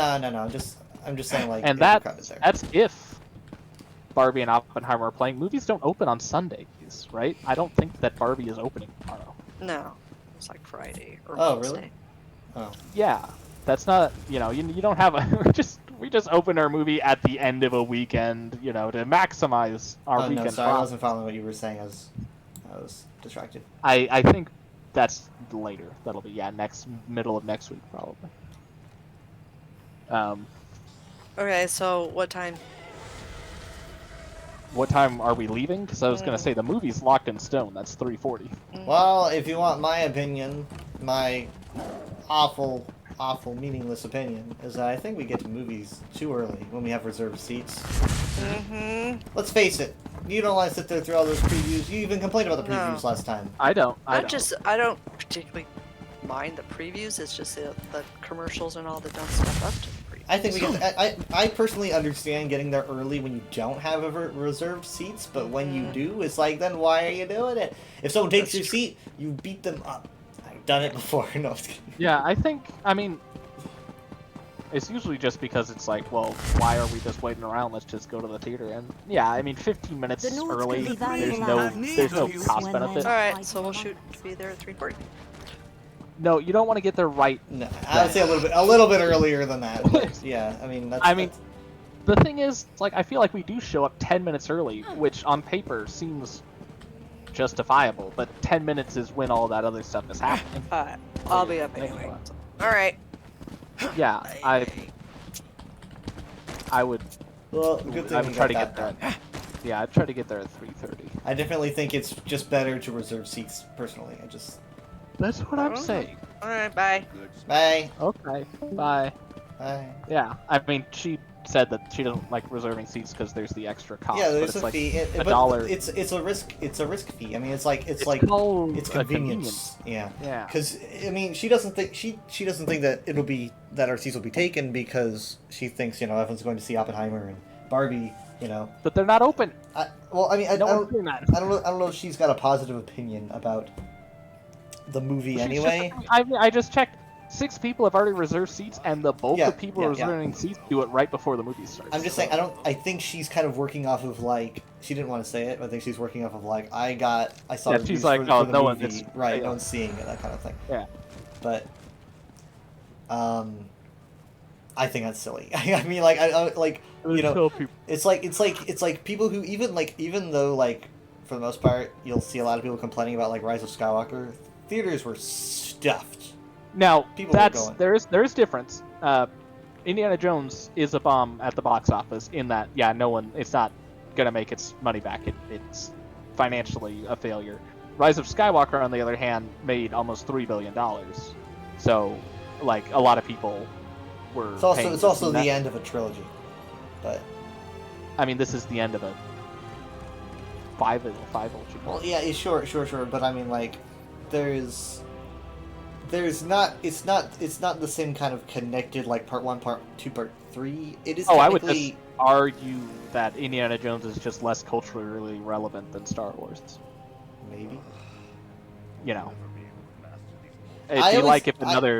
If 2002: A Space Odyssey came out, it's like, yes, it's a famous film. Everyone knows the monolith and stuff, but are the kids really going to come out in droves to see a sequel to 2001: A Space Odyssey? I find it weird that the franchise is so flexible and expansive, and there's literally 5 movies. It's because, again, it's a hard sell. Like, obviously, people that it just does everything for me. It's classic cinema, but like, would people really show up to Jurassic Park if there weren't big dinosaurs in it? No, you're saying that Indiana Jones needs big dinosaurs? I'm saying they'd sell more tickets if there were like stuff like dinosaurs. That. Yeah, it's like obviously the films are like quintessential cinema, but like that's not what is currently marketable. I don't know. I mean, like, when I was watching Crusade last night, I was going like, can't believe it's not just Indiana Jones. It's any kind of treasure film like that. Like National Treasure, the series on Disney Plus failed. The Uncharted movie failed. The Tomb Raider. Like people like it sounds good on paper. Like everyone loves an adventure movie, and it's like they don't, because it's not super powered or large. It's because they have to think. It's there's not like a spectacle to it. There's no like huge set pieces with, I personally find it great when like there's an adventure that you go from one place to another, like like in Crusade. Yeah, but it's just like you're following clues that go to these different locations. So at first you wouldn't really think are related to each other. I find that exciting and fun. You get a lot of various spaces. Remember in the movie. something about daylight savings time, and then yes. But I mean, like, and then you get the super cool temple sequences with puzzles and and stuff like that. I find it exciting. Yeah, like remembering how to spell Yahweh. Exactly. Nearly dying because you forget how to spell I think it would have been cool if they had like a villain die because they spelled it incorrectly. I think that would have been more impactful than having him just step on the wrong one. You know, just like. Oh, imagine, you mean having a goon do it? Yeah, imagine like. I thought you meant like the main villain. I'm like, that means Goon so is right. anticlimactic. The main villain just steps on a letter. Not like a death scene, but more like. Maybe like a sub villain, like the villain's close one with the henchman robotic or arm. something. The one with the robotic arm. But like actually, they did. There was an indie villain. They were gonna have an indie villain. You can find concept art of like a Nazi that was gonna have a robotic arm, and they actually reused that for an Imperial officer in Vader Immortal. There's an Imperial officer that they used concept art, old Indiana Jones concept art. I'll never stop saying it. For the Repair Nazi with the your robotic gear, arm, and pay just kind of someone, put him or in an get a kit Imperial and uniform do it instead. yourself. And I thought that was, if you get caught that was somewhere with cool. broken gear, That I'm character not got to gonna live be again, happy. but in a Star Wars VR game. Need something?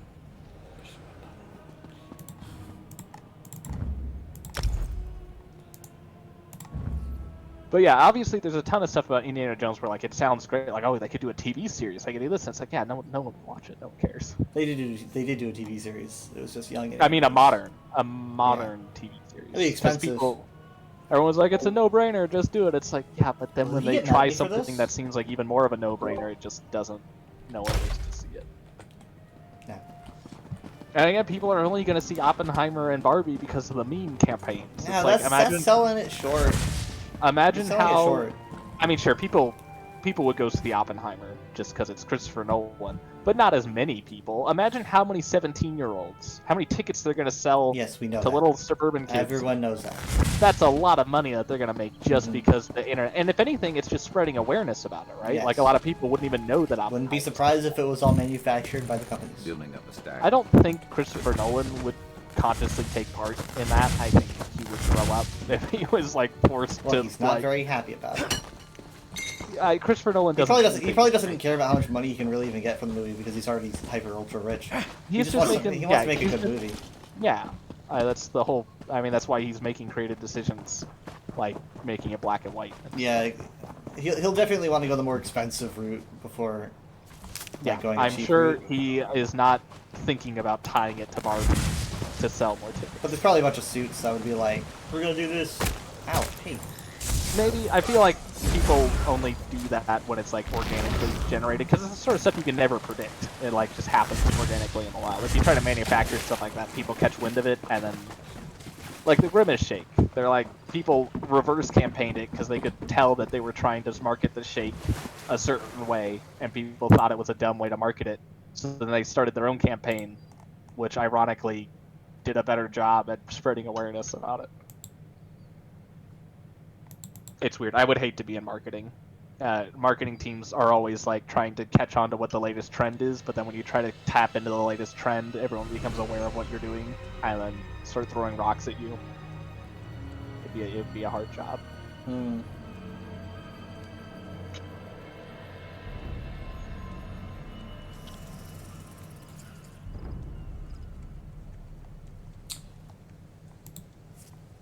Well, I now that I've seen the first four. Yeah, I can finally talk about yeah. Last Crusade spoilers. My God, dude, Last they Crusade filmed it at spoilers. Petra.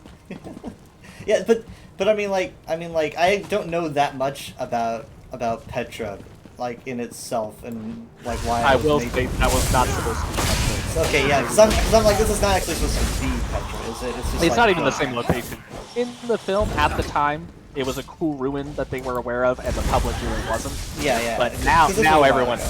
now it was in the film. Now everyone's aware of Petra, and it's like, yeah, that won't fly. There's, Though an, I will there's say, an Overwatch map of Petra. You can interestingly enough, Star Wars set a location at Petra. Not even in a visual medium. They did it in a comic. I think I remember. An old. Yeah, it was. Lor Santeca, Luke, and Ben Solo exploring Temple Ruins, and the comic literally just drew the location as Petra, and people are like that's a cool Easter egg, but it's like you could have drawn anything because it's a comic. Now, obviously, I think they added some like Jedi statues out front and stuff, but they're like, are they doing this in the future? You know, they can just film at Petra, but it's like there's so much CGI now, you would feel like they wouldn't have to do that. So, if anything, I think it was probably just an Indiana Jones reference. You know, they're exploring an ancient temple. It'd be cool to make it the same temple as Laputa.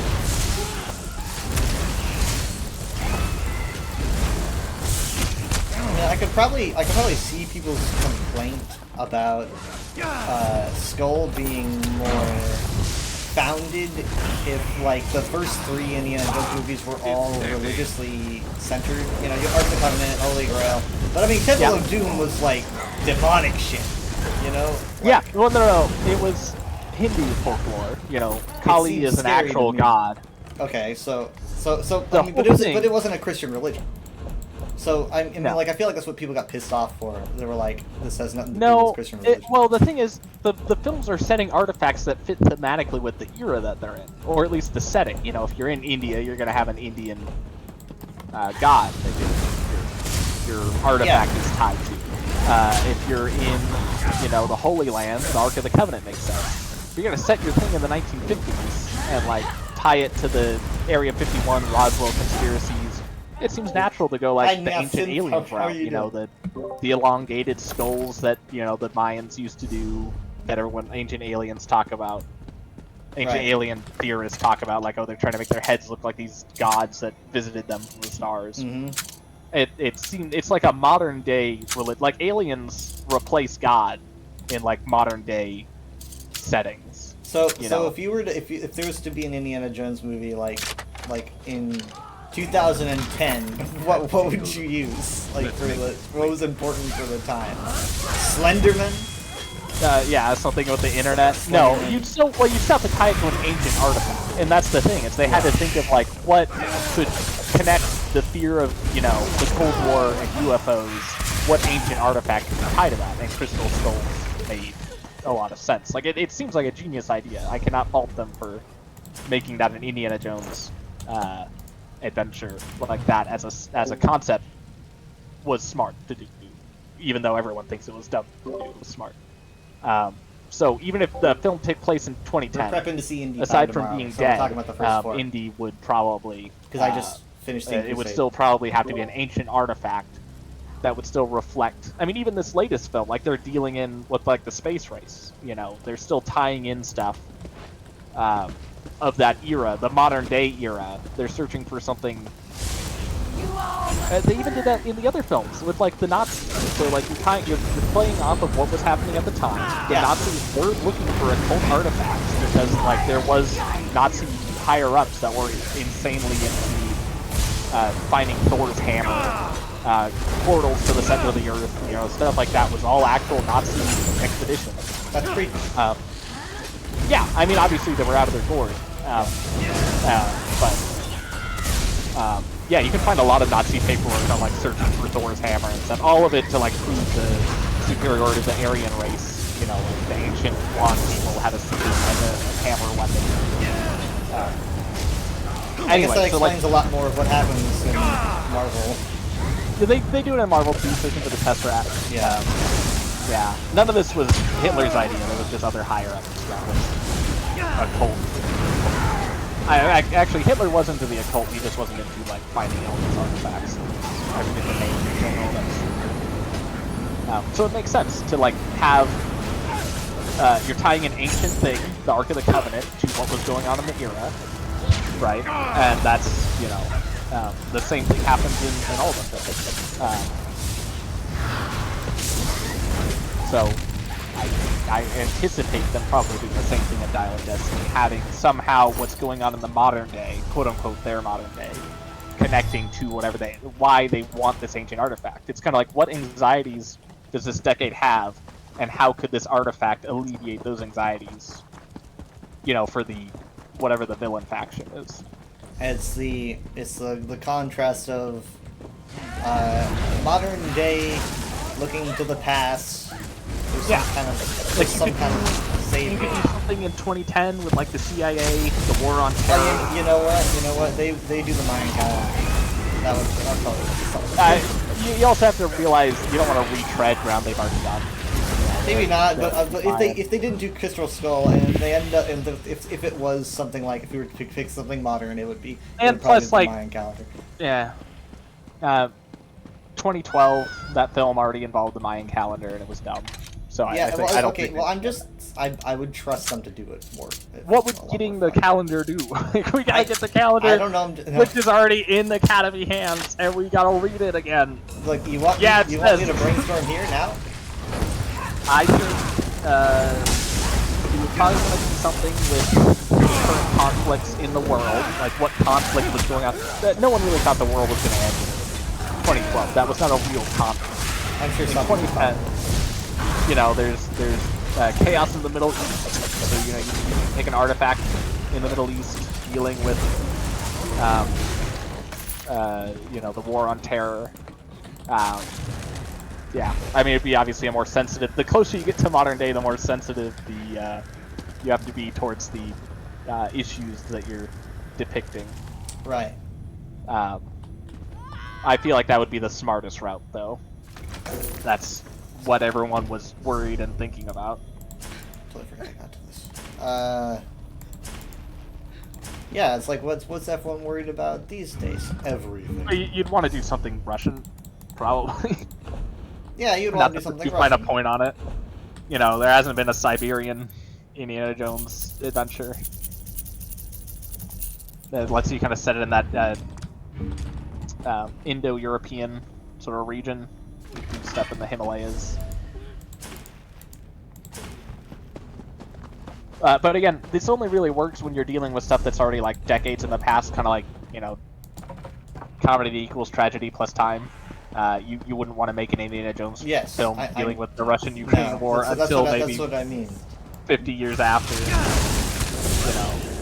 And then it starts getting banned. You know, you're making less money. Yeah. Well, like they dealt with the Soviets in Crystal Skull, but it's like the Soviet Union's fallen. You know, it's okay to depict them as, you know, bad faction. Mm-hmm.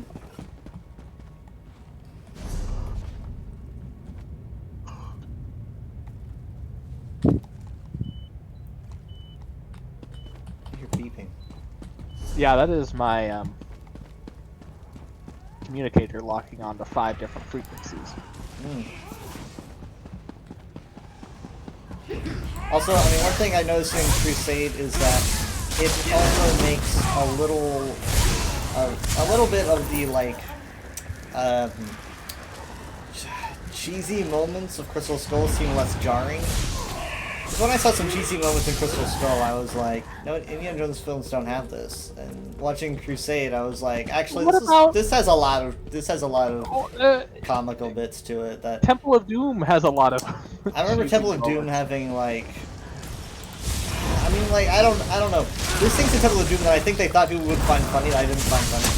I didn't find getting covered in bugs, and she was like screaming because she's like covered in bugs. I didn't find that funny. It was horrifying.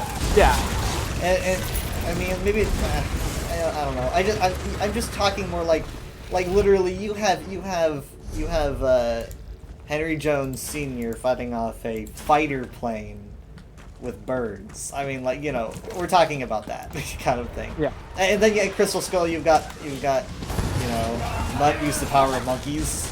And you have that I scene. guess- It's a little less jarring, I guess, if I were to see Crusade first, because I was like, I don't It's recall the a single- same people. Like, it's not Yeah, like well- they switched directors. It's still Steven Spielberg. Was Lucas involved in any of the others?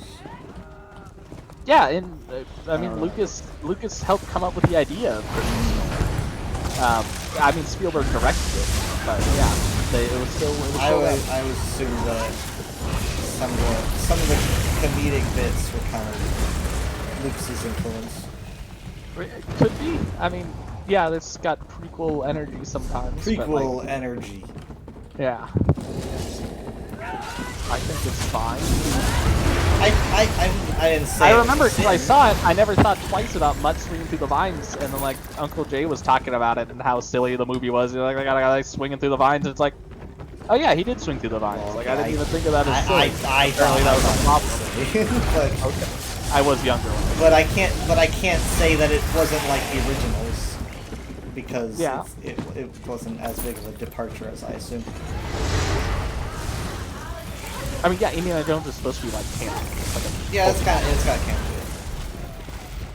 it. I mean, there's a lot of like funny moments, like the spinning fireplace was a comedy bit, almost Yeah. like an Isle of Lucy bit. It felt like at times. Nodding, yeah. Her So- playing both of them and like Indy realizing that she's played both him and his dad. Yeah, that. Like, how'd you know that? Just that- she talks in his sleep. Just like, what? That was kind of. And I'm like, okay, so we're doing this, so that's happening right now. So that's where this is going. Ooh. Yeah, I mean, I would have recommended you watch them in order. Listen, I told you what happened. All right, do I need to tell Yeah, you? you again? didn't realize that. I didn't even watch all the MCU in order. I didn't see Captain America until after Avengers. So it's fine. And it's if you understand when movies take place in terms of each other, it's not that bad. It's not like How is Indy's dad back after he died? Well, no, it's not like I'm thinking, oh hey, you know, Crusade takes place before Raiders or whatever. I mean, they are chronologically out of order. Yeah, I know. Temple goes first. But a lot of people don't know that. Every time I see someone Even though reference it Temple is goes first, all the comment quintessential- sections say, I didn't know that. Yeah, but it's quintessential to Indy's character because he does act different in Temple of Doom. And like some of the things he learned in Temple of Doom paint how he acts towards artifacts in Raiders of the Lost Ark. You know, he's just after Fortune and Glory in Temple of Doom. And then when you see him in Raiders of the Lost Ark, he's not after Fortune and Glory because he's a different, you know, he went through an adventure that you don't see so much. Crusade's really chock full of like, we're going to now delve deep into Indy. Like they cover, like in one scene they cover like hat, whip, spear snakes, everything happened in one day. Pretty Yeah, much, Indy, all at the it's same like, time. it's like a prequel instead of a prequel. You know how some movies will be like an entire, like Solo, where it's showing you a bunch of him over the course of the whole movie. That was just one scene. It's Yeah, just like his all my entire character development happened in this one on a scene. train. How did you become Indiana Jones? Well, this train. Just one thing happened. I got a whip. Then a snake popped out. Fear of snakes forever. Let me tell you, if they drop the ending of Crusade, where they do the literally like last second reveal about Indy being the they named the dog Indy. Yeah. If that happened in Crystal Skull, it would have been a nuclear bomb. You would have never seen another Indiana Jones we would film be like, again. what? No, in my head, would've he's always ruined Indiana. everything. And I'm like, it was already pissing people off. No, it didn't piss anyone off. Everyone thinks at the end of one of the reasons people hate them making more Indiana Jones movies is because they regard the final scene of Last Crusade as the perfect trilogy ending. They're like, they rode into the sunset. The one where they do the lore drop, but everyone would hate if it came up today. Yeah, well, it's the sort of thing that could have been the first film, and it's like, why is it worse if it comes out in a modern film? Well, it's like if they announced that lore drop in 2008, after all that time, with people going like, I grew up on this character, and now you're giving us this lore. Like, what if they said his middle name, and it's like, yeah, we didn't know his middle name. People Anything were saying is people an would have answer. been, people wouldn't think. Everyone had questions, like, why is he called Indiana Jones? It's not his name, it's his Henry. Why is he called Indiana? You will make a fine sacrifice. I mean, obviously, because it's like a pulp adventure. It is weird hearing. You think of Indiana Jones as creating all these tropes, but really Indiana Jones was just feeding off of all those tropes that already existed. To the point where the entire logo was taken from DuckTales. Like, Scrooge McDuck was the inspiration for Indiana Jones. The running from the boulder, that entire sequence was an adaptation of something that happened in an old DuckTales comic. So it's like, yeah, you think of Indiana Jones as being like the trendsetter, like this is where all these adventure films started, and it's like, no, that was already a big thing. Indiana Jones just was like another iteration of that. Yeah, it's weird. Well, he did it best. I mean, I guess if you stick out in the zeitgeist as being the establishing franchise when you're not really, then yeah, I guess you win. I mean, it's not where it originates, it's where it's perfected. I guess DuckTales isn't bad. Obviously, DuckTales has been around longer and it's still around. DuckTales is still successful when Indiana Jones isn't, so what does that mean? I'm not saying, I'm just saying I'm not saying. I'm not saying, just just saying. You don't need to make up, like, I say that it's perfected, it does not mean the other one was flawed to the point of it being the worst thing in the world. But, oh, DuckTales isn't bad. Like, no, but it ain't Indiana Jones. You can do a lot more with them. Indiana Jones, like, you know, has a lot more going to it for it. Same with Strangers. Horrible.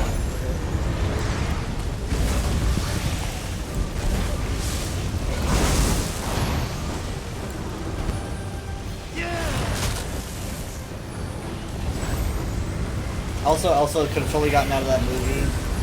Like, she within like the last 6 minutes, she's dead. She literally had a chance. It was like, oh. It was a Nazi though. Yeah, but she's like, oh, but I'm not a Nazi, I'm just with them. But he's like, seriously, you're with Nazis, so you're Nazi. That's like what he said. A lot of people do love his response where he's like, yeah, what? He's like, you're hanging out with them, you are one. Yeah, it's like, I don't label myself. That's nice. What you are. Bathtub machines.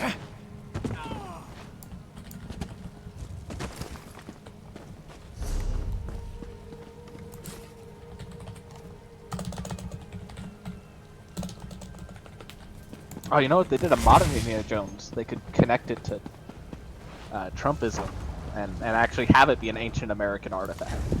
And just set it.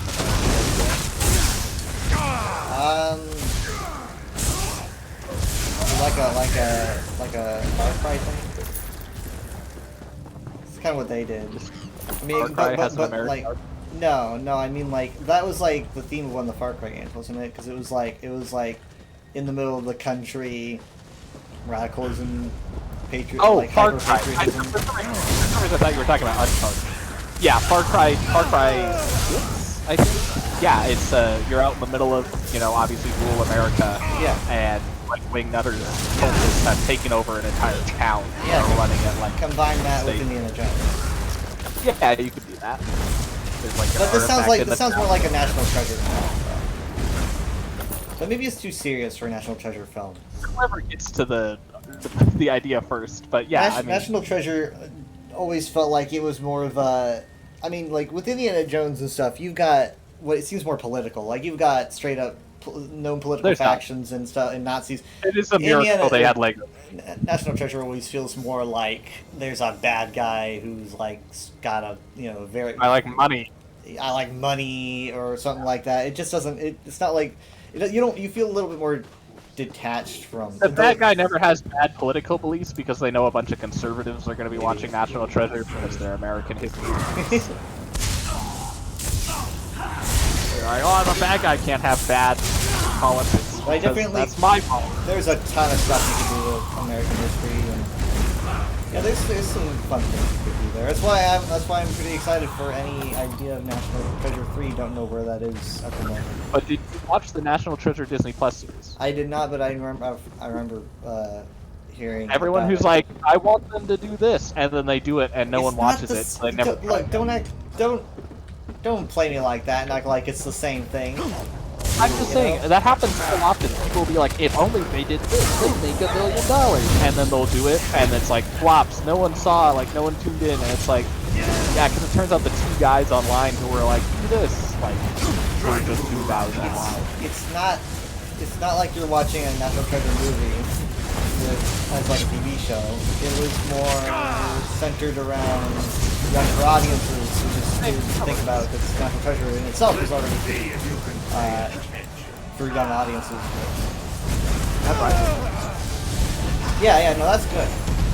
Same canon.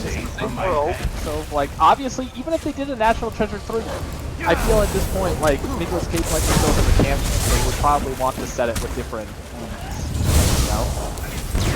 The TV series could very much look like what a National Treasure 3 would look like. Which at this point, I don't think they would do a National Treasure 3, so they tested the water with the series then.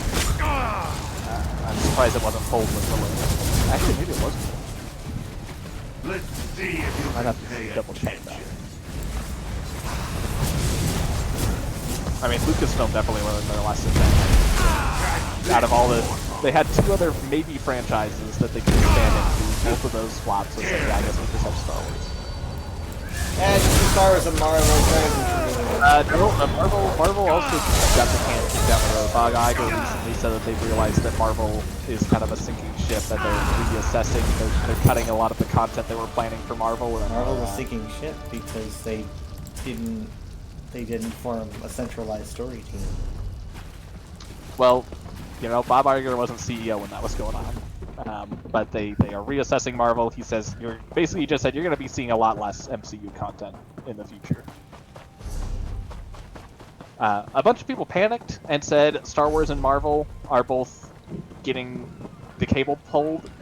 When people watched the interview and he never mentioned Star Wars once. He just talks about how they're cutting back on Marvel content and that they've oversaturated Disney Plus with Marvel shows, and there's way too many films. And at some point, obviously, Star Wars had to be added into all the articles to get clicks, even though he never mentioned Star Wars. But I do not feel like there's too much Star Wars content in the same way that there's too much Marvel content. There feels like there's just the right amount. And people pointing out, like, how are you going to pull back on Star Wars when, like, there hasn't been a film in, like, it's going to be, like, 10 years between films at this point? Star Wars is a lot more flexible than Marvel because... Well, also, all the Star Wars projects are successes. I mean, barring Andor. They're crazy. I mean, even the ones people are like, Book of Boba Fett sucked. They're like, Obi-Wan Kenobi was the worst show I've ever seen. It's like, that's just online. You talk to your average person in the real world, and they're, like, crazy about Book of Boba Fett and Obi-Wan Kenobi. And you look at the viewing numbers, and, like, they did crazy amounts of views. They're not... Star Wars is like one of their only franchises where I feel like, yeah, they're not doing too much content or doing it incorrectly. Well, I mean, like, again though, with Star Wars you have all these different eras that are understood. And you can drop projects in different eras to keep people interested. We are reaching a nexus point here with Ahsoka that's going to test the waters of how much is the average viewer willing to put up with in terms of, did you do your homework? Like, you gotta have watched all of Rebels and Clone Wars and all this, or Ahsoka's not gonna make any sense. I think there's a certain point where markets just don't care, because, like, I mean, like, what about Endgame or Infinity War? Like, it was like, how many of these characters do you know? They had to balance like 30 characters or something. And if you notice, they only made the important characters the main ones that they knew everyone was familiar with. The thing with Ahsoka is that to 99% of the people watching the show, Ahsoka is just that one Jedi that popped up in Mando Season 2. That's it. I know. Nothing in that trailer made any sense to anybody. I'm aware. So it's really going to be a litmus test of, can we set Star Wars projects as intimately tied as, like, ends of legacies that most people aren't aware of and still have it pay off and be successful television. Obviously, Book of Boba Fett didn't have that problem because Boba Fett wasn't really a character to most people before the show. Obi-Wan Kenobi was already a well-known character. The closest thing we have is Andor, where, like, no one knew who he was. And, like, that didn't do so well for them in viewing numbers because, like, the show's named Andor, and if you don't know who Andor is, why are you going to watch his show? Ahsoka's kind of the same thing. You know, a lot of people probably don't even remember Ahsoka from popping up in Mando Season 2. They'd be like, Ahsoka, who's that? It's been a long time. Yeah, it's going to mainly ride off the fact of it's the latest Marvel or Disney Star Wars TV show. But when Andor was the latest Star Wars TV show, that still got the lowest. I say that Andor still did good numbers for a TV show. It just didn't do as good of numbers as the other Star Wars TV shows. Which, you know, fair enough. Having more of a prestige Breaking Bad energy versus, like, Book of Boba Fett, which is just, like, more of the Mando-verse flavor. That makes sense. I can't blame... Not a lot of kids are tuning into Andor. Whereas Ahsoka is tied to the Mandoverse, so that's going to give it some. We'll have Jin show up and be like, hey! It's actually, I never even think about it. At this point, anytime I see the Ahsoka trailers, I have to remind myself it takes place in the same era as Mando, and then you have to realize, like, Mando could literally show up in the show, and, like, it would work. Yeah. I like Boba Fett to show up first. Tamara Morrison actually said he recently went up to Yeah, I heard Disney about Studios. So, yeah, make sure that Boba Fett was not being put on the shelf. I thought that was kind of I mean, one, I'm glad that he cares enough. Also, he really wants to make sure that he's still getting paid. But I'm thinking like, surely they've got some. I'm surprised. I'm surprised he isn't aware of any kinds of plans because I'm certain that he's going to be. People are more reading it as there is a project he's doing up there, but he's kind of in a Kiwi humor way, making it sound like he stormed up there to make sure they're going to put him in something. When in reality, he's probably up there because he is actually in something. Yeah, I personally don't see a legit issue where he's like, guys, do you remember Boba Fett? And they're like, oh no, we're not. Get out of here. Show only made us a bunch of money. Yeah, I watched a skit released a long time ago about. It was around the time when Book Boba Fett was coming out or just came out, and it was a sketch about Disney caring more about Din than you're better than that. Than Boba, and so they're like replacing him. And they're like, "We'll call you when we need you." You know, like you've been kind of replaced right now. It's kind of how he seems to be acting. Like, oh. But that's obviously funny. Like, okay, that's funny. They would not forget about Boba Fett. You know, they're making this huge. Bespin Bulletin has reported they saw they're working on building a Slave One cockpit. So that there's something Boba Fett related that they're in production with. Obviously, Tamara Morrison is getting work playing Rex or clones. You know, in other stuff. Got to be better than that to stop us. I think that because like people still have a lot of complaints even after the finale of the show. Obviously, Boba Fett really doesn't have that close to finale. Like, I love that Book of Boba Fett finale. Like that Rancor tearing up the Scorpion droids, and like that was people don't see that along the same lines as something like Ahsoka beating Darth Maul. You know, people kind of want that for Boba Fett. I feel like. I mean, people complain about a ton of stuff in Kenobi. The other day I was looking at a screenshot of Kenobi. Everyone was like, that show was the worst looking thing I've ever seen, and I was just on Google Images looking up all this stuff from Kenobi. I'm like, I want to watch the series again. Like, this thing looks great. Like, I mean, sure, minus some squabbles of, you know, how the Powan should have looked. Oh, yeah. Yeah. Honestly, my main complaint with him is that Powans have black eyes. You know, and in Rebels, the black with yellow looked really cool. He still has the yellow eyes. They fixed that, which was good, but he has whites. You can clearly see the Grand Inquisitor has white eyes. Here's something I heard people talking about. I heard people kind of complaining about during the flashback scenes. They're like, oh, they didn't really bother to do an effort at de-aging Hayden Christensen. Yeah, they said he still looked like now, he was 40. Literally, me, I was just like, he just looks the same. I mean, I don't know, am I stupid? But he just, I was like, he just looks like Clone Wars Anakin to me. I mean, maybe it's just the hair that did it for me, but... You were like saying the shots of the Ahsoka trailer looked way more better than like any shot in Kenobi. They do look really good. You look good, but like the shots, like they were like Kenobi never had any like good effect, like landscape shots or anything. It's like anything on Daiyu was like insanely good looking. Now, I think I'm totally gonna forget to say this, so I'm just gonna say it now. But I was watching the trailer, and you know the weird like portal or the weird map thing that they have set up, and they have like all the cameras and stuff set up in that place. Yeah. How far are you in Rebels? Just finished. What did I just finish? Have you seen Crawler Commandos? Is that the... I'm not good with episode names. I literally just watch episode after episode after episode. Like, I don't really look at the names. Do you know what a World Destroyer is from Legends? Back in my day, we called it the Death Star. No. Okay, I guess you don't. Did you see any episode with Trandoshans in it? So far, no. I don't think. I mean, like, I'm like at the last season, but I don't recall any Trandoshans. I guess a very Indiana Jones inspired episode. Yeah. There's that. Then there's an even more really Indiana Jones inspired episode that sort of setup in the Ahsoka trailer was very reminiscent of. So yeah, keep watching Rebels. Don't just like have a week go by where you're just like, I'm not gonna. Well, I guess I have more time tonight if we're not gonna be leaving super early.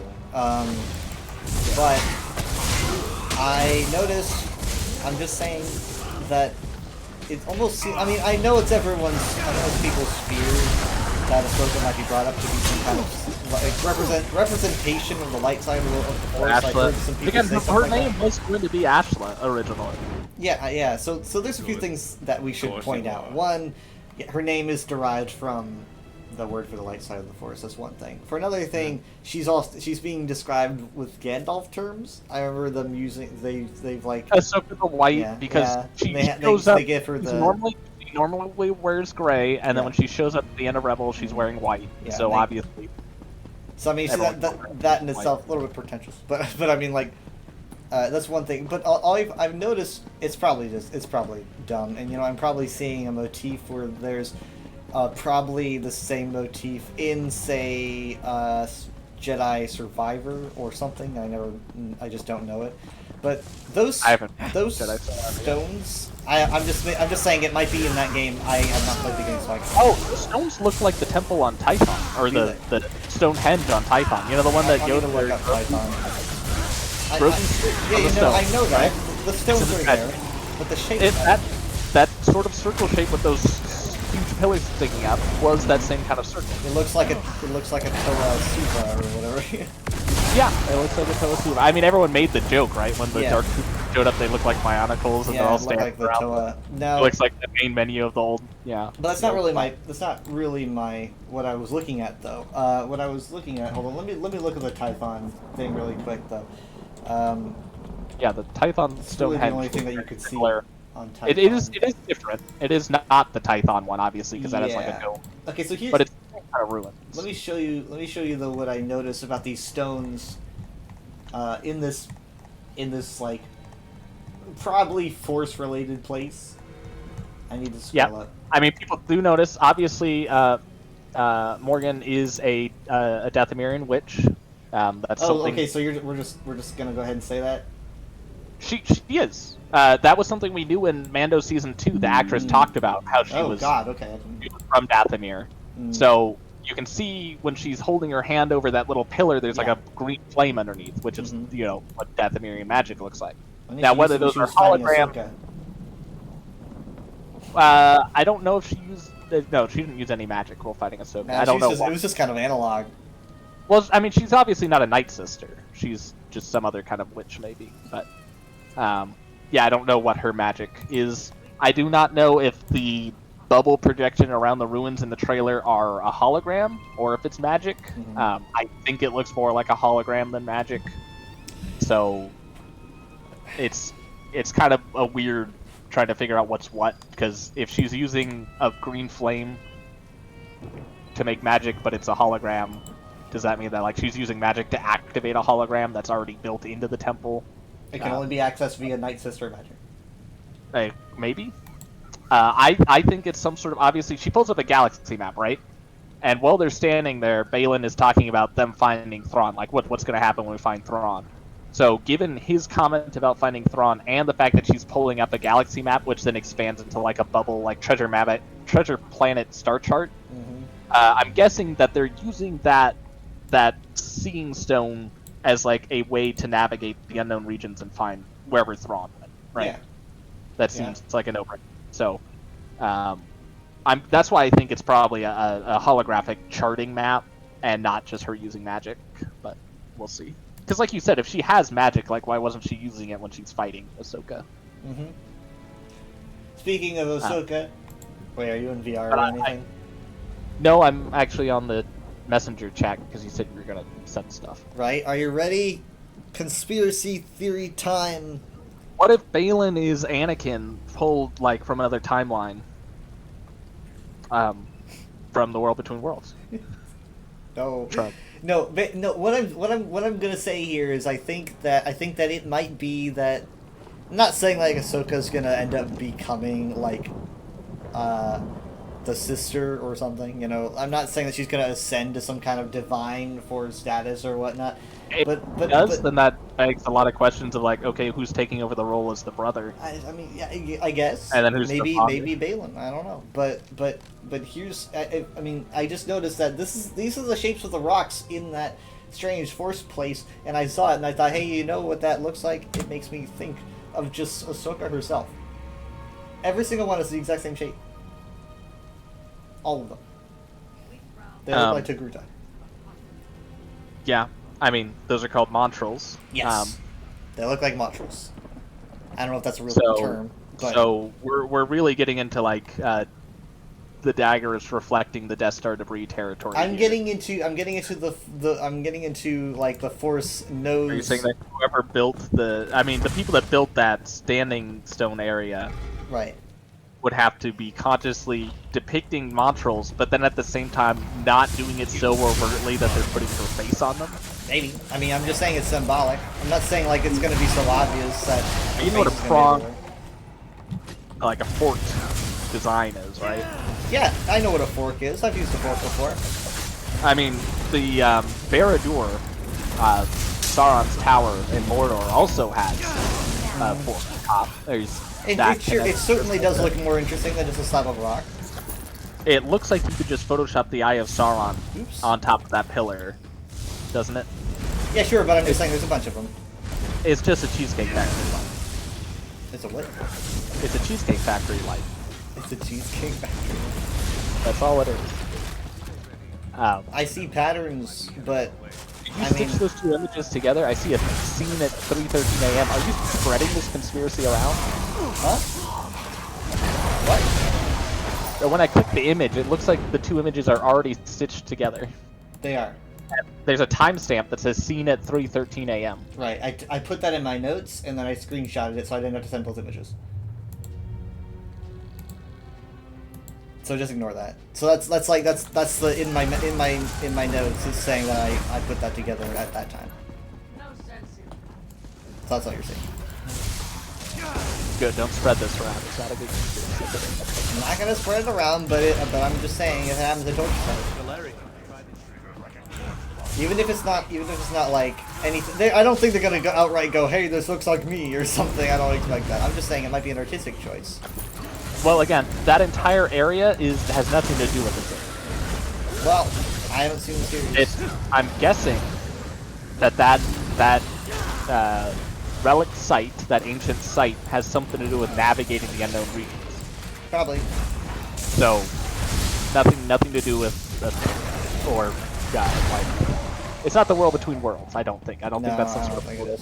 Unless maybe it's a portal to the world between worlds, and they use that to access a certain area in the unknown regions. In any event, that is just a pronged pillar, and Montrals happen to be pronged.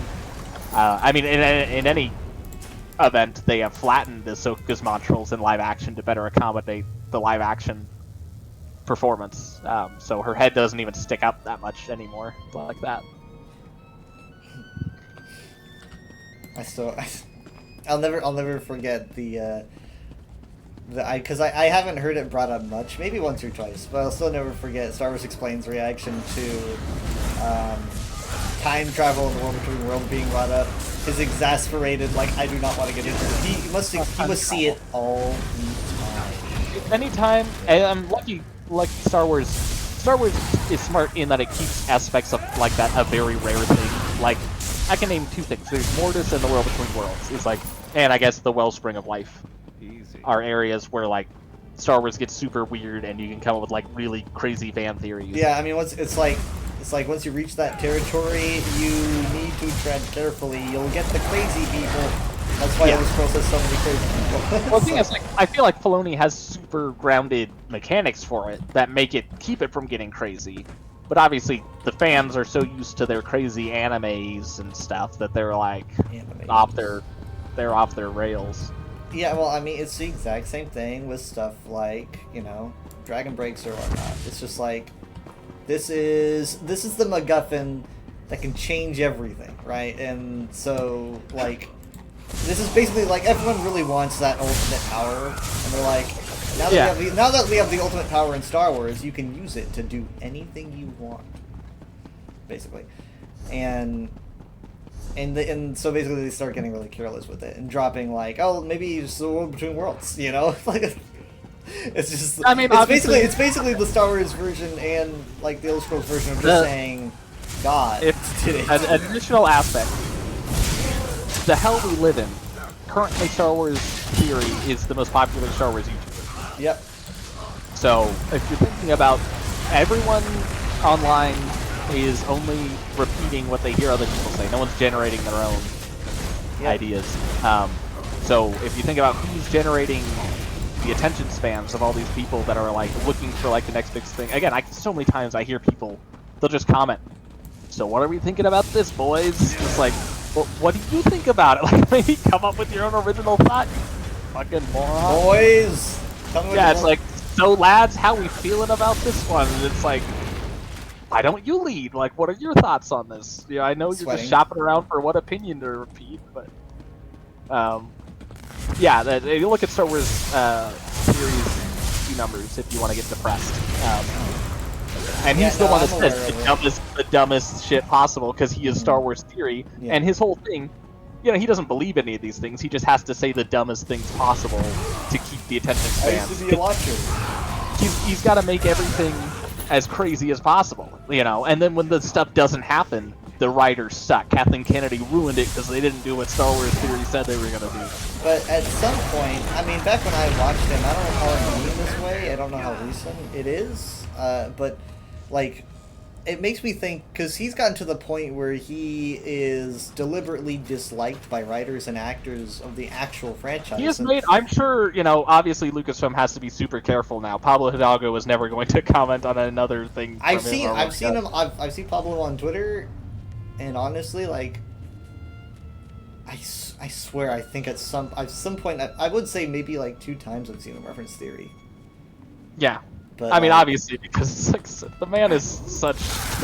He's so loud!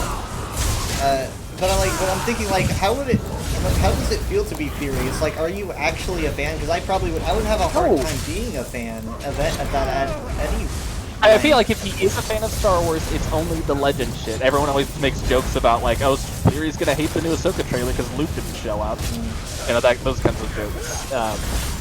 Yeah, he only really cares about, he wants Luke to surfboard in on a Star Destroyer, you know, all that crazy. And that's why he sets the tone for the discourse, because he makes everyone else expect that to happen, you know. That's why that whole thing of the Luke showing up at the end of Mando Season 2 backfired on Lucasfilm, because like they gave him what he wanted, and it still ended up being Lucasfilm. He had to find some way to demonize Lucasfilm, even though they gave him exactly what he was dreaming about for years, by obviously knowing what Pablo Hidalgo meant, but pretending he didn't, to turn it into a beef.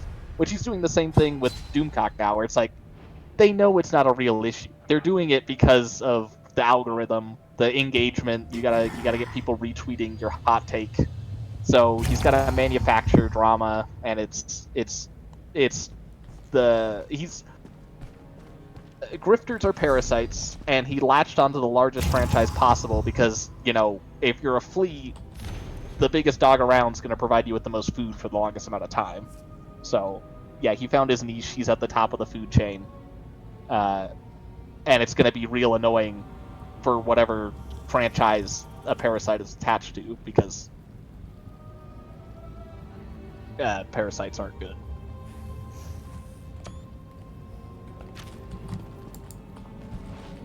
But yeah, I can't really think of. I mean, like, I'm sure there's a lot of positive Star Wars fans out there, but I really don't see them. It's not the majority. It's, again, well, it's the internet. But you have to remember, the term the fandom menace has been around since Episode 1. That's why it's called the fandom menace, because people were wanting to murder George Lucas in his sleep after they saw Episode 1. Before Disney even bought it. Obviously, Disney buying Star Wars just added an extra layer for the grifters to, you know, have a villain to blame. You know, pretending like Kathleen Kennedy never made a Star Wars before. Also, yeah, fun fact, all 3 Indiana Jones films, well, I guess all 5 Indiana Jones films now, Kathleen Kennedy was the executive producer for. Jurassic Park, all those classic Spielberg, Lucasfilm movies, Kathleen Kennedy was the producer for. But yeah, obviously the thing is, Star Wars Theory, well, he is a big problem online for Lucasfilm. He's so small that, like, they're never going to publicly address him in any factor. He is like a bug, a flea. Yeah. He's using their franchise to get rich, but the franchise has so much money that like it's not going to affect it. You know, even if he called for a boycott, like all my bros stop watching Ahsoka, like it's not gonna make a dent in the viewership. No. Like I said, everyone thinks. I saw some guy on Reddit talk about how like he just assumed, like in online, he's like everyone, like we're all in agreement, lads, that Book of Boba Fett sucked, and he was like talking about how when he talks to people in real life about Book of Boba Fett, how they love it, and he's like, I just started realizing the disconnect between all of us online versus the real world, where like they're not that cynical about like the colorful speeder bikes and how dumb, you know, Yeah. finale was. You know, like people online are calling Obi-Wan cheap, but no one in the real world watching Obi-Wan Kenobi is like, this is cheap, the dialogue sucks, you know. It's a very small, it's vocal minority online, especially on Twitter. Twitter has a lot of people looking at what's happening on Twitter, but not a lot of people actually using Twitter and caring about what's said. But I mean, this is a guy that, like, is the head of. You want Star Wars? You want Star Wars content? You go to YouTube. People eat up YouTube. You know, they have for yeah. Again, 20 it's years. where people turn for their opinions. Yeah. People are a blank slate. They watch something, they feel nothing, and they go online to figure out what they're supposed to feel. People So, do yeah. this for the Elder Scrolls. I mean, I'm not saying it's as bad for the Elder Scrolls because whereas in the Elder Scrolls you might have people saying crazy ass shit like I don't know, all Everyone makes Sadasil was fun of, actually like, all the drummer put together or something. Yeah, Elder Scrolls is you'll get that, power. but you're not gonna get like the Having toxicity to do it. that you get with Star Wars. You get toxicity in the Elder Scrolls, but Star It's Wars been is around- unlike anything what I've ever happened seen. was, since 1999, it was discovered that grifting on hating Star Wars could make you millions of dollars, and every Star Wars thing that's come out since then has had, you know, look, go back to Mike Zero's channel and see when he first started doing his fake little scoops and behind-the-scenes drama that's all made up. He's been doing it since 1999. You know, because it made him a lot of money in the early 2000s, and it's making him a lot of money now. As long as they make Star Wars, you can make made-up stories about Star Wars. It's the largest franchise, and that means that you're going to get more people searching YouTube for content about it. So I guess it kind of scales up. That the franchise is bigger than the amount of trolls online talking about it are going to be big. It's still the minority, though. Like, you go to a Star Wars convention, you're going to find 20,000 people dressed up as Zori Bliss from The Rise of Skywalker. You go online and people would be like, fucking, like, I don't even remember the character's name. Did Zori Bliss even have a personality? Like, who cares, you know? And it's like, that's not how most people process the media. Like, there's, like, probably a Facebook group of Zori Bliss fans that has, like, 48,000 people on it, you know? Because it's huge. Like, think of what people hate the most in Star Wars. And obviously it's going to be a movie because more people watch the movies than read the comics or shows. So it's going to be the sequel trilogy. You know, everyone hates the sequel trilogy. And then, like, you look for supporting evidence, and it's like, it's not there. Like, all the sequel trilogy films have high audience scores. They made billions of dollars. People know the character names. You know, they definitely had impact. Everyone, I still see people online talking about, I mean, this was earlier, like 2019 even, but, like, talking about making Galaxy's Edge in the sequel era. I still see people saying that the Star Cruiser failed because they said in the sequel era that, like, if they had just done the OT, it would have made them billions. But trying to talk about how, like, the First Order is never going to happen. They're like, stop trying to force the First Order to be like an enemy faction. Like, we are never going to care about the First Order. It's never going to be a thing. It's not like, gonna no matter happen. how much. Yeah, it's like no matter how much you try to cram the First Order down our throat, no one's going to care about them. And it's like, it's like in their head that's their reality, but it's like thousands of people have like First Order stormtroopers as like their desktop wallpaper. You know, it's like it's this weird disconnect where people just they'll say like this is how reality is, get over it, and it's like completely not reality at all. It's just their cynical, snarky, you know, fantasy world. Like everyone's saying, like everyone hates Rose Tycho, like worst character since Jar Jar Binks, and it's like there's so many people that are like would stab you to death if you said something bad about Rose Tycho. I never got it. Michaela would stab you to death. I mean, here, I could probably see people going like, you know, Rose didn't vibe with me, or like, you know, she didn't really stick out to me, but the deliberate like hatred is. I hear a line. Weird. Really weird. I'm not gonna do it, but if I ran an AI to scrub Star Wars Theory content, I guarantee you that word for word, whatever someone says on Reddit, Reddit, delete itself. I'm just saying, if someone says something like, I gotta come up with a unique instance. Alright, thank you, Power Plus 1996 for the follow. It's appreciated. I don't know why I didn't hear about that. Like someone just makes some inane comment about it. I know I have an example. So broken. That I've stored away in my do not access section of my mind. Do not access part of your brain. Yeah.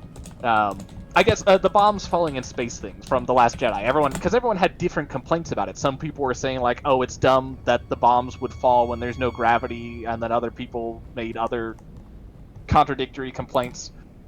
But like, none of these people had that thought when they watched the movie. What they did is they watched the movie, and that scene happened, and then they immediately went online. And sure enough, it all started with Star Wars Explained, or not Star Wars Explained, Star Wars Theory. They really need different channel names. Star Wars Theory, or like one of these other grifters, had to come up with a complaint, and one of their complaints was, those fucking story writers are so lazy that they forgot that there's no gravity in space. You know? And it's like, oh, so one asshole says that, knowing that that is obviously a false argument. They're just saying it for their video. But then their video gets 34 million views, and then that many people go and spread that same comment on Reddit, then other people see that comment on Reddit, and they're like, oh, you know what, that's a good catch, that is a fucking dumb thing that happened, and then they just spread it. It's like, that's another one, the dagger in Rise of Skywalker. Yeah, we've all seen the dagger. We've all seen the Death Star knife. We've all seen the Death Star knife. Yeah, again, the highest rated post on Star Wars Reddit is someone being like, okay lads, how fucking dumb do they think we are? And then just posting a picture of Rey holding the dagger in the wreckage. Like, when I last checked, it had like almost 100,000 upvotes. I mean, it's not like they ever said the dagger was old. The only reason people think it was old because they said that there was an old language on it, and they're like, it must be super ancient. And I have a book on Star Wars artifacts, and one of the artifacts is the dagger, and they talk about it being made for the cultists to kill people with, and it's like, yeah, it was like made like by cultists, like not 1,000 million years ago. And I mean, like though, I think if you were to bring this up to someone, they would go, you know, we shouldn't have we shouldn't have to get additional information for all this stuff, but you don't need it. You don't need the additional information for this. This is like a how did Palpatine return thing. This is you in your head. You said the dagger was old. Yeah, like nowhere in the film. If there was a line in the film where they were like crafted like 1,000 years ago. Yeah. And even if they did, even if they said that, you could just say that they added the little secret slide out part of the hill later, you know, to hide the Wayfinder, you know, in the wreckage. It's, you know, it's just like you're making assumptions about the, well, again, none of the people saying these things had the thought. They're just listening to the YouTubers. That guy that made that Reddit post was probably fresh off of a Star Wars Theory video, and he was like, this will get a lot of upvotes on Reddit if I point this out. Again, not going too deep into like stuff that Elder Scrolls did this year, but assumptions that people make. You know, they're like, this is an assumption that they told themselves, and then then it's like something contradicts it. It's like that was never said. You made that up yourself. You know? It's like no one has media literacy anymore because of like TikTok and low attention span media. Yeah, that's no one has media literacy. No one's engaging in good faith with media. Everyone's going into the media in bad faith. They're like, this sucks. Just wait for it to suck. There it is. There it sucks. You know, that's how everyone's sitting down watching movies. Everyone is ready. They have a comment typed on the keyboard saying, I feel nothing. Like whenever a trailer comes out. I've seen any time a trailer for something comes out, one of the top rated comments will be, I feel nothing. You know, because like the trailer will be, you know, high emotions, trying to get you to feel something. And the snarkiest thing you can say will get you the most upvotes. And so you'll you'll defy the intention of the trailer by saying that you managed to get through it without finding your soul. Well, that's You good know. because feeling things is Well, they not say it masculine. basically. It's a complaint because they're like, if you did a better job, I would have felt something. Basically, being like, this sucks. They're not doing a good job. I don't feel anything from this. You know, try again. Well, it's the only thing if you toss Luke Skywalker at me. Yeah, I saw it with the Star Wars Outlaws trailer. You know, people are hyped on the Star Wars leaks Reddit, and then I go to another Star Wars Reddit, and yeah, top Reddit comment just, I felt nothing after watching this. Well, and it's that's why. great. That's why. Maybe that's a you problem. We all know the only time these people will feel anything is when you toss nostalgia at them. So that's why I'm always very happy when these companies move outside of the nostalgia and go into different territories because it shows that they care more about. Star Wars Outlaws is set in the OT. Yeah. So like, Well, what do you want? But with characters that no one recognizes.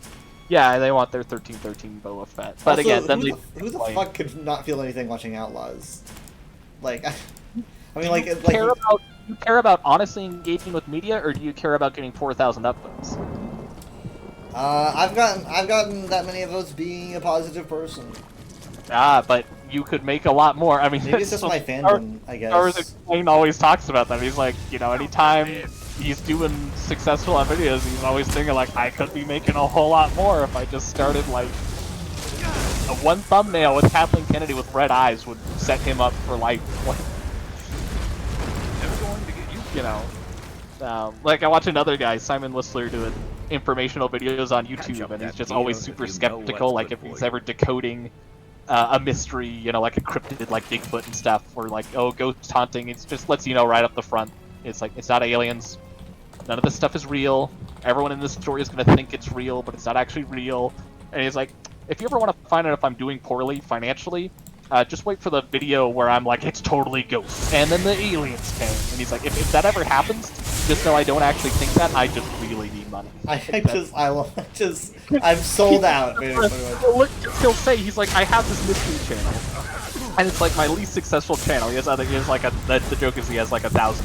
He runs like a ton of different YouTube channels. But like the ones where he's like debunking stuff and like taking all the fun out of the mysteries about ghosts and aliens, he's like, it does the poorest. And you go on YouTube and find other people covering these topics, and no one ever covers them skeptically. They're always like, maybe it was ghosts. Yeah. What do you think? Comment in the thing below. And he's like, when they do that, they get like 30,000 times more views. And Yeah. he's like, it's depressing keeping on your soul and not, because he's like, obviously these YouTubers don't actually think that. They're just saying it because the audience is stupid. Yeah, and my friend sharing they like know- paranormal channels this evening, Yeah. and I was like, Yeah, they're doing it because they know that that is the most successful way to talk about these topics. And he's like, I'm over here being honest with you and letting you know, like, I'm trying to educate people, and it's certainly not making money. It's just, you know, what I feel like I should do. literally, like, people that I've talked to that, like, you know, believe in ghosts and conspiracy theories. Magic is I've talked to them and you know, having these deep conversations, and it does come out during these conversations where they say it just gives me an adrenaline rush, and I'm like, so that at that point it's like you care more about your adrenaline rush than you do knowledge. You know, at that point you're adrenaline junkie first, knowledge second, which means that, you know, you're not. That's kind of like, I believe that there's a bomb in my abdomen that's gonna blow up in 12 hours. I know it's probably not true, but God, it gives me this adrenaline rush to know I'm about to die in 12 hours. I don't know how you pull that off. Yeah, I don't know. I mean, I like people. I've actively, like, I've been listening to a lot of Ear Biscuits, you know, because I can do that at work. And so Red and Link talking about their deconstruction, and so they talked about how they were raised to be religious, and like the mindset behind like thinking this is just a lot more interesting to me. It was a lot more interesting to me to think the way of the faith than to, you know, believe that something's just like, oh, okay, no, nothing matters, you know. Like it's better to think that the universe is going somewhere. It was cool. It was it was comfortable. And it's like, religions is lame. but it's like, That's gotta. I mean, sure, it's a narrative, but it's a. But narratives are for stories, you know. It's like I don't understand how. I mean, like even when I was religious, I didn't give it much thought. I literally was not that. I wasn't that deep into it where I was thinking. I was not passionate about it. I don't remember a single point where I was like super passionate about it. I wasn't really that into the lore, I guess. It didn't really get me.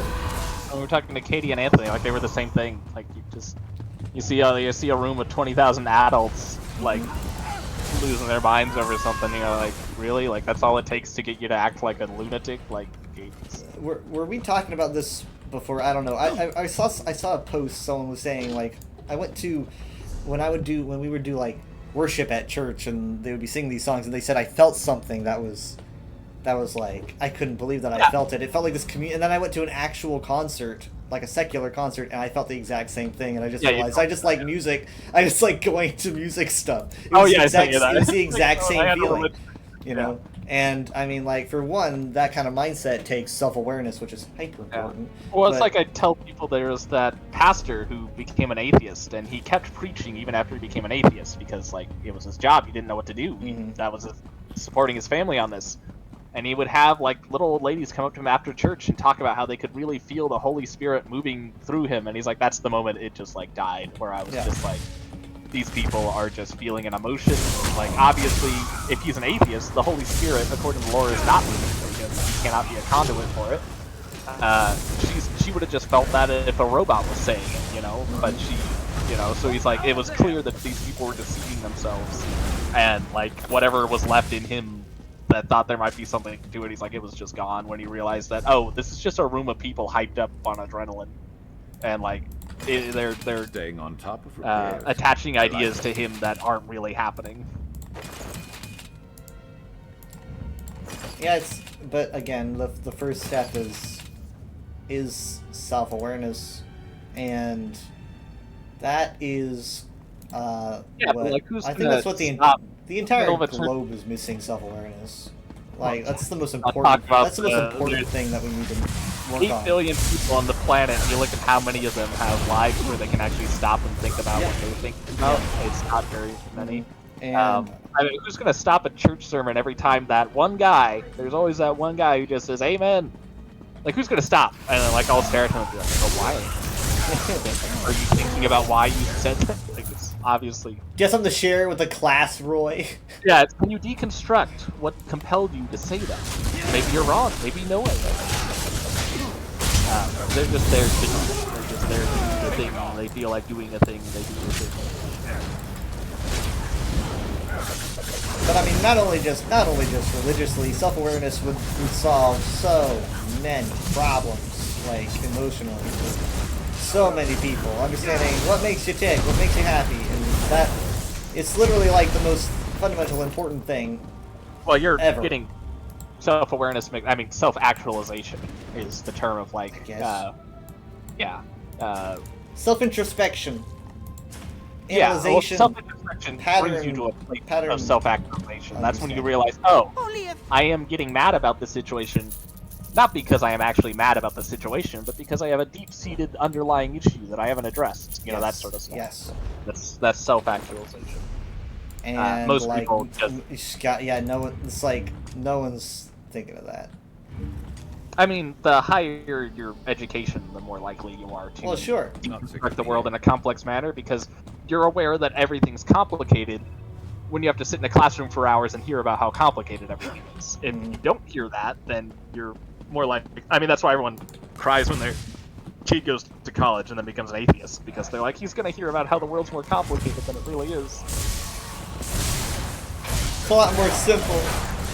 Yeah.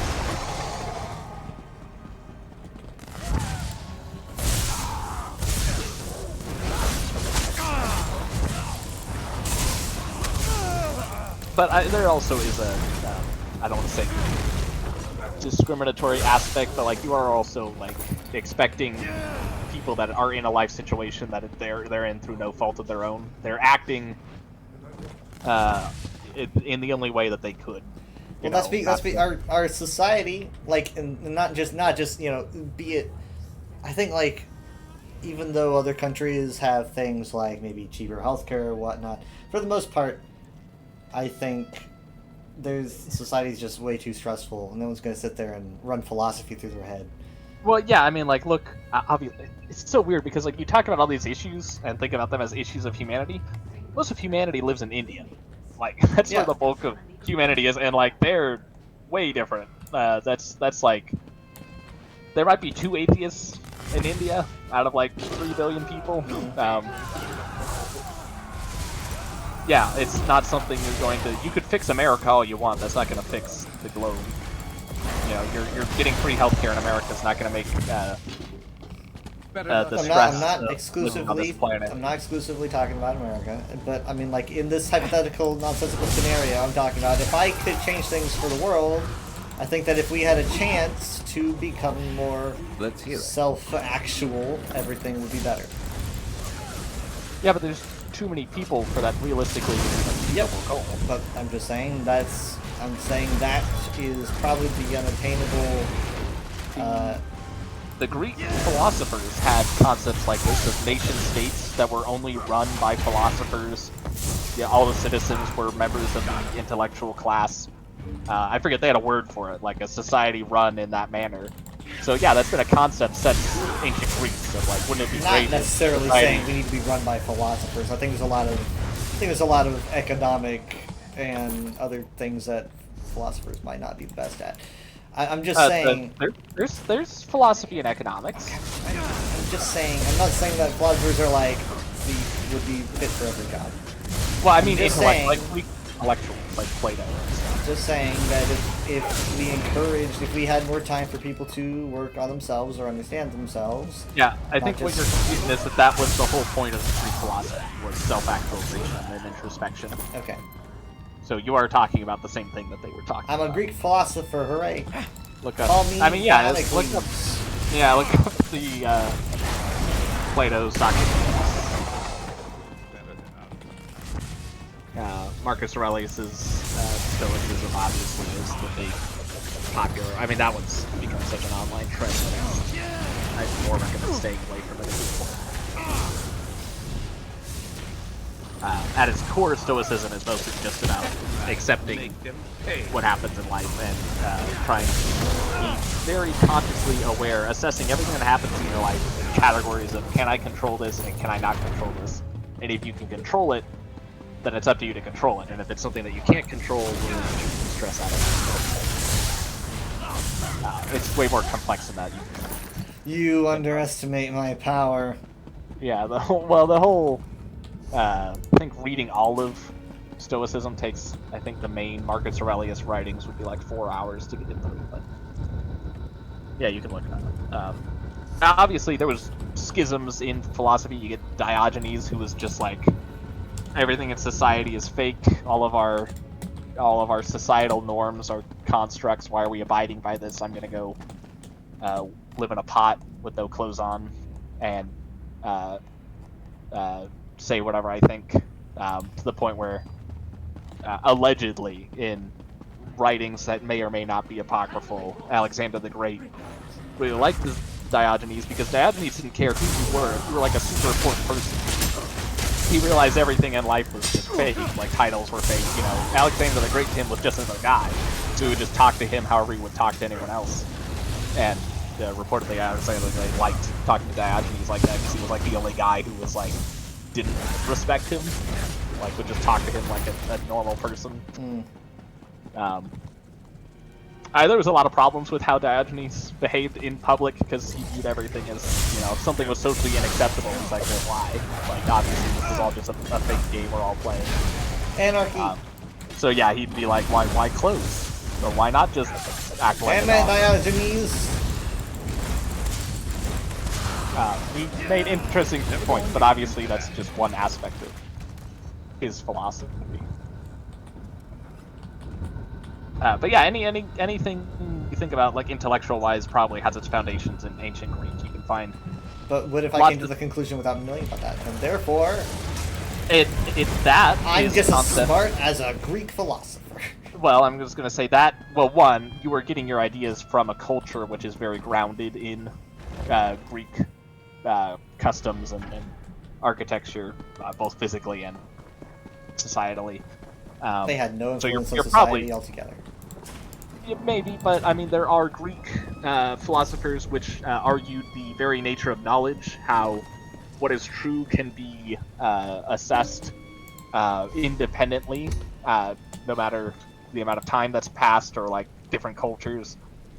So the fact that you came up with these ideas independently of the ancient Greeks, that is an ancient Greek idea in and of itself. Yeah, and anything you can think about, like the ancient Greeks were thinking about, like why things do what things made of. Ancient Greeks were some of the first unchained from religious superstition. Lots of the Greek philosophers have many humorous quotes about the gods and how none of their ideas need to be tied to them. Obviously, it was in an age where they were more ignorant about how the universe worked, but they were still approaching things from basically a blank slate perspective. A Greek philosopher brought to the modern day would not their mind wouldn't snap with everything. They would be able to process things in a scientific manner because that's how they were trying to process the world. I mean, the very idea of atoms came from ancient Greek thinkings on if you take a rock and you break the rock in half, and then you break that half in half, and then that half in half, and then that half in half, and the thought was if you keep doing that, eventually you're going to come to the smallest possible component of the rock, which is and an they inch. called those. No, I mean obviously they realized that you could keep doing it beyond what the human eye could perceive, even though they didn't have microscopes back then. So I forget which ancient Greek philosopher came up with it, but he named the smallest possible components atoms. Even though they had no scientific way to test if atoms were a thing, he theorized that you could break everything in the universe down to a smallest building block that you could then break down no further. Now you can break atoms down further, but if the Greeks were so smart and about thoughtful education, then why do so many far-right personalities latch onto them and Romans? I guess Romans not going to understand. Well, again, Marcus Aurelius' Stoicism is very popular with incels, which is why I was it's good philosophy, it's insane but you going shouldn't on get Twitter into and it. seeing it all. Yeah. Yeah, it's good. The philosophy is good. What it's become in modern day, people twist it. I mean, I've heard people, you can make the argument, well, if the Greeks were so great, why aren't they around anymore? And the thing is, Greek philosophers were not the population. Like the overall population of Greece was still super. It was just like today. Like the Greek philosophers would be like your Bill Nye the Science Guy, essentially. Like you've got maybe the 5 cool guys who are all thinking about the universe, and then the millions of Greek citizens are just believing in conspiracy theories and gods and stuff like that. So I mean that's why even people today know the names of the most famous philosophers like Plato and Aristotle. They didn't have last names. They just had one name. I don't think. Is that? I think they had. I think cool. they had multiple. I think they would be known by where they're from, if I remember correctly. Oh, so of blank. Let me look it up, because I don't want to say something. That's untrue. Plato, ancient Greek philosopher. Plato was an ancient Greek philosopher. It just says Plato. He does not have That's cool. a bunch of names. He died at 80, which is a long time. Yeah. Notable work. He has a lot of notable works. And again, not everything they said, some of the stuff is nonsense to us in modern days because, okay, now we know how the universe works and stuff works. But, I kind of like the guy who's, defining man as a featherless biped. And, the guy comes in with the plucked chicken and he's like, behold, a man. They were tearing apart each other's arguments at the time, too. Yeah. But they were trying to categorize the world. What makes a man different than other animals? Because they realized humans were animals, but what makes us different? So he was like, well, we're bipeds, and we don't have feathers. It's like, okay, well, birds are bipeds, so that's not gonna work. But yeah, they really were just cynics about superstition and stuff like that. So they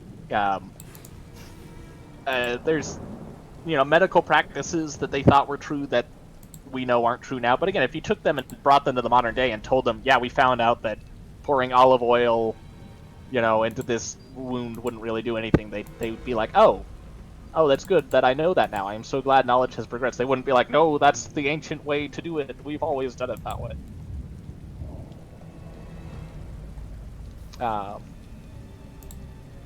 Yeah, here's Plato's graph on categories of knowledge. It's a Venn diagram, sort of. You have a field of prepositions, and then you have truths on one hand, beliefs on the other, and then overlapping, you have poorly justified true beliefs, which are beliefs. Yeah, so a poorly justified true belief would be a belief that you have that is true, but your ability to justify it is poor. Right. For instance, people know the sky is blue. Their ability to justify this fact is going to be very poor. If they are able to actually talk about light diffusion through particles in the atmosphere and exactly why that only lets blue light into our eyes, that becomes knowledge, because now they know why the sky is blue, and they can now learn other things from that. So again, the Greeks were one of the first cultures where they were able to live long enough and not have to worry about survival to the point where they could think about complicated things like this, where like, wait, like, if I have a thought and this other thought is different, why? And then they can make complex. They'd have, debate halls and all that stuff. That boring. Unfortunately, a lot of their writings are fragmentary because they're written down. We've lost a lot of their thoughts on stuff. Some of them, we actually don't even have their original teachings. We only know what their sayings were based on their students. Like their student became another prolific philosopher. I forget which Greek philosopher it was, where we actually don't have any first-hand things he said. It's all just like hearsay from like people that learned from him saying what his thoughts were. And yeah, we're never gonna know the stuff that got like lost through history because they're writing it all down on paper, which degrades over time, and libraries burn down. And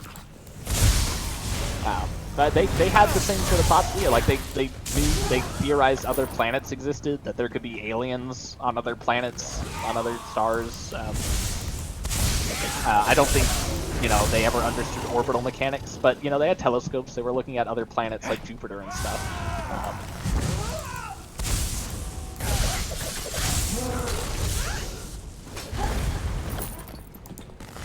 Yeah, you would be able to transplant a Greek philosopher in a modern day fairly successfully, I think.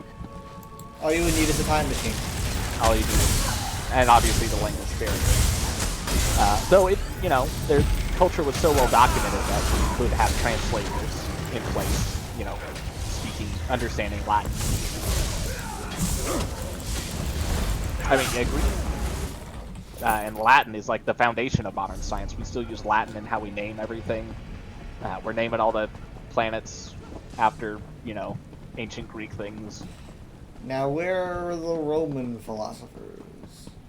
Rome was a conquesting nation that just, like a big amoeba, just consumed everything and then took its attributes. Greek culture was way more into the Greek as a society was very analogous to American society, where the public was not bright. Higher educated people existed, people that could pay to go to school and learn under the philosophers. So that was still a value in their culture. They still had emphasis on education. But again, their society was just so successful that you had a lot of leisure time where you could just have men living into their 80s that just sat around stone amphitheaters and just threw ideas back and forth about what is the foundation for true beliefs and what makes a non-true belief, liberal stuff, still valuable. Yeah, liberal sciences. They started destroying America thousands of years ago. It's a shame. They were already planning it. They were Ohio so will hate this. Yeah, Plato. Ohio will hate this. I have a thought that's gonna fucking destroy Ohio. What's Ohio? Just you wait. Yeah, the Romans also had a successful culture where like there was a leisurely aspect to living in it if you weren't a slave. Yeah. But much less emphasis on deep thinky thoughts. You know, there was a lot of superstition in Rome, despite the fact that almost all their superstitions were just stolen from other cultures that they conquered. But yeah, I'm actually not sure how much Greek philosophizing survived the absorption after the Greco-Roman period. I don't really hear a lot about it, so I would just based on that assume that most of Greek philosophy was at its heyday before their company merger. But yeah, if you want to go down a not Wikipedia, different franchise. If you want to go down a Wikipedia rabbit trail, just start looking up Greek philosophers and like their ideas and stuff. Like I mostly listen to like videos on it, but like it's just constantly shocking about like how their thought processes, like their brains were having the exact same pattern-seeking conclusions that like you would come to in a modern-day setting after being on the internet for so long. Do you think they would be like programming geniuses? They've given enough. That's given enough different. time. I mean, again, philosophy is more like the nature of what is true, whereas programming is just. I mean, you can have Exactly. If true equals. You can be an idiot. Yeah, you can do binary thinking, but like you can be an idiot and still know how to code a computer. I do think a Greek person. Obviously, everyone throughout human history has the same brain. You know, you could pick someone up from a Neolithic Ice Age community, and if you raised them in 21st century America, they would be just as good at programming as anyone else. That's just about like the society that you're brought up in, and if you're taught at an early age, or you know, I guess you don't even have to be taught at an early age. Just go to school for 4 years, or however long it takes to learn the coding language. Yeah, Plato could have gone into welding. You know, it's like any human in any point of history could have gone into any profession. The point is that their society bred a lot of these ideas that like your average American doesn't even know about, and they made fun of their population at the time too. Like the Greek philosophers were making fun of the Greek public as morons all the time.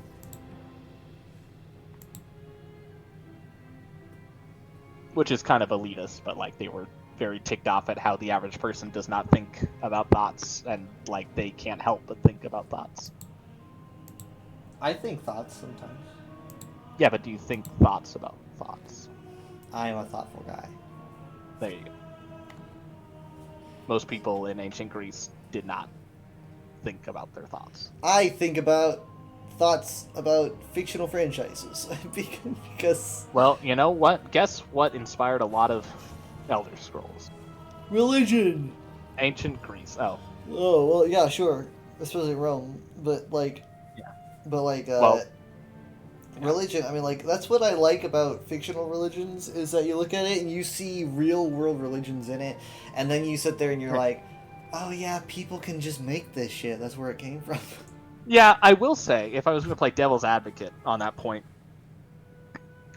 people have written fake physics textbooks, you know, like the physics of a fake universe, but they write it in such a way that it seems analogous to modern physics.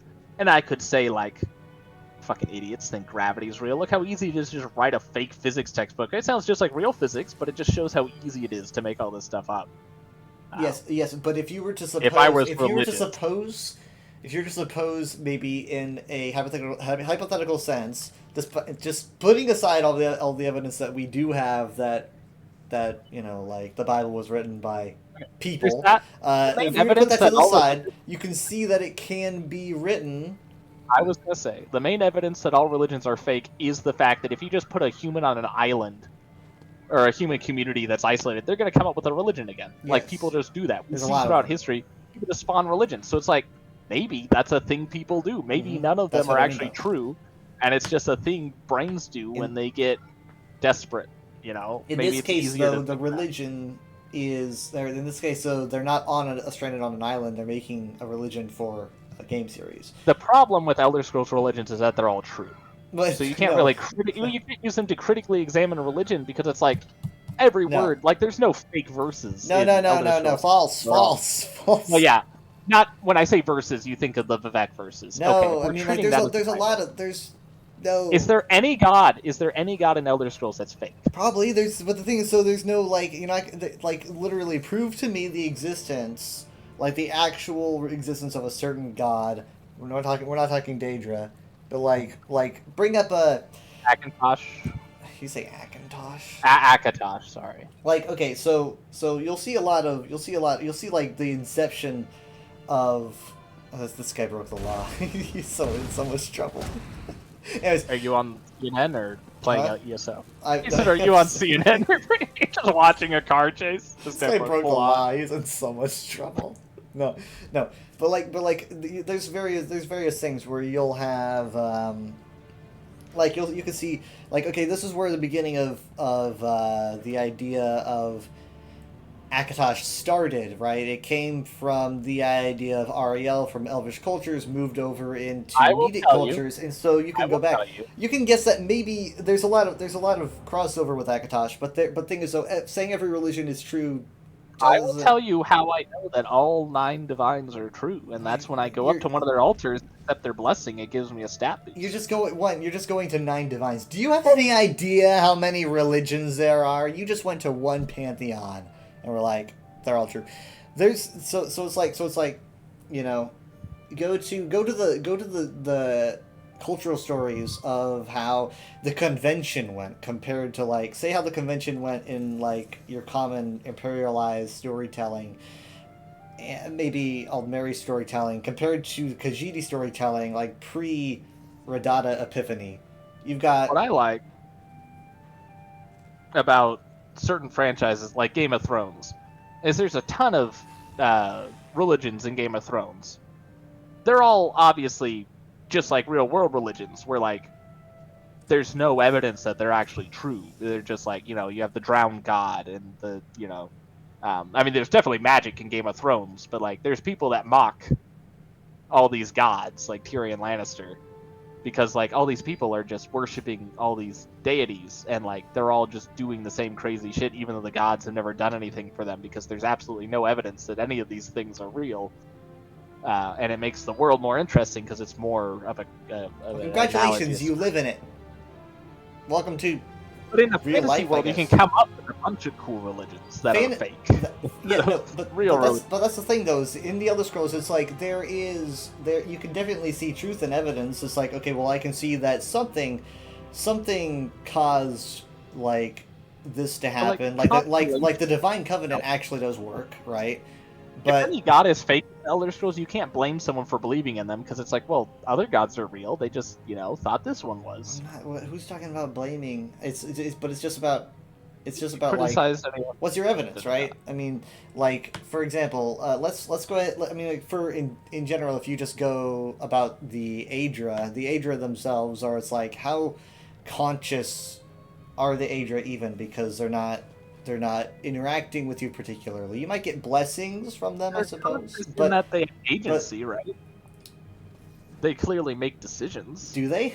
I mean, I guess you could say Divine Covenant is a decision, and maybe Yeah. some giving out blessings is a decision, or is That's it just a an thing. output?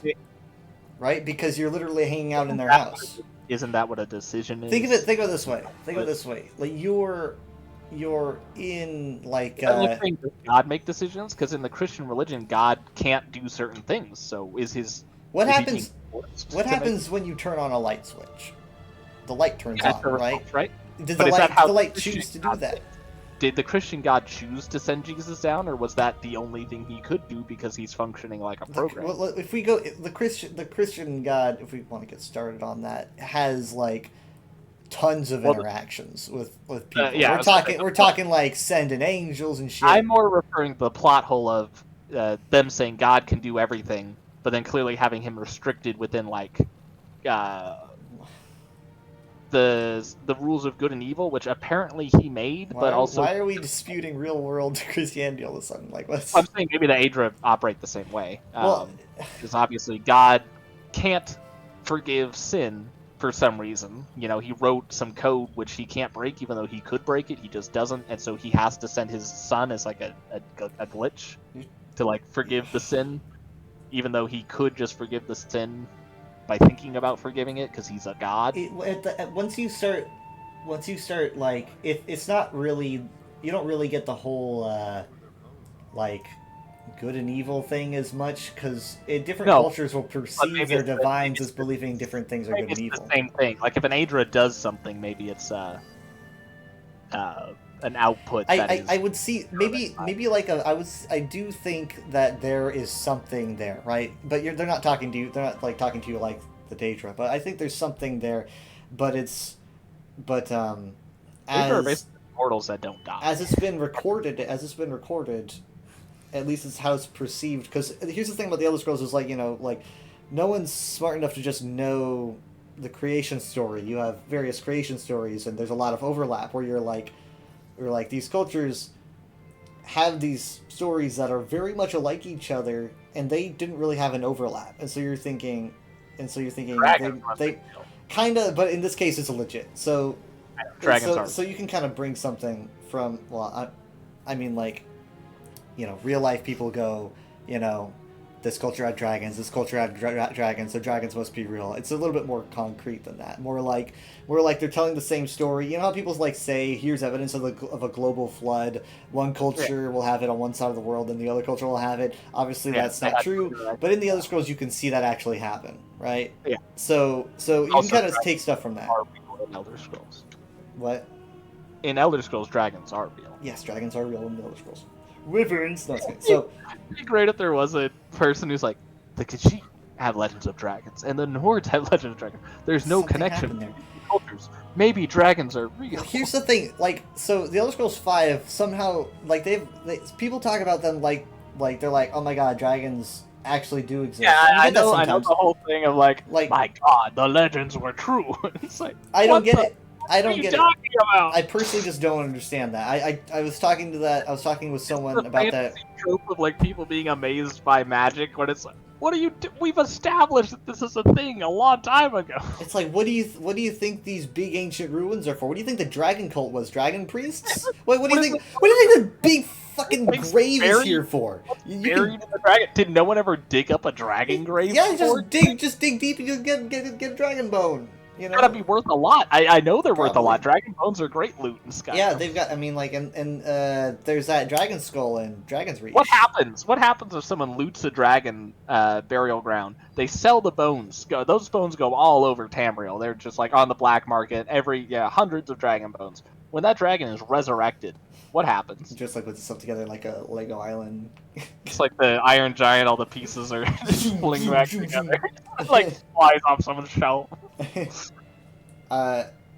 But yeah, no, I mean, like, so yeah, I never understood, like, oh, we thought it was a myth or something. I argued that maybe it was like country bumpkins or something. But I don't that get had how no they idea. think it's a far-fetched thing, and they're just like, my god, a monster that's big? How it breathes fire! They don't do that. They never with did the fire that hat you have. In ESO, it was more like, oh my god, wait, hold on. ESO was more like if a T-Rex showed up.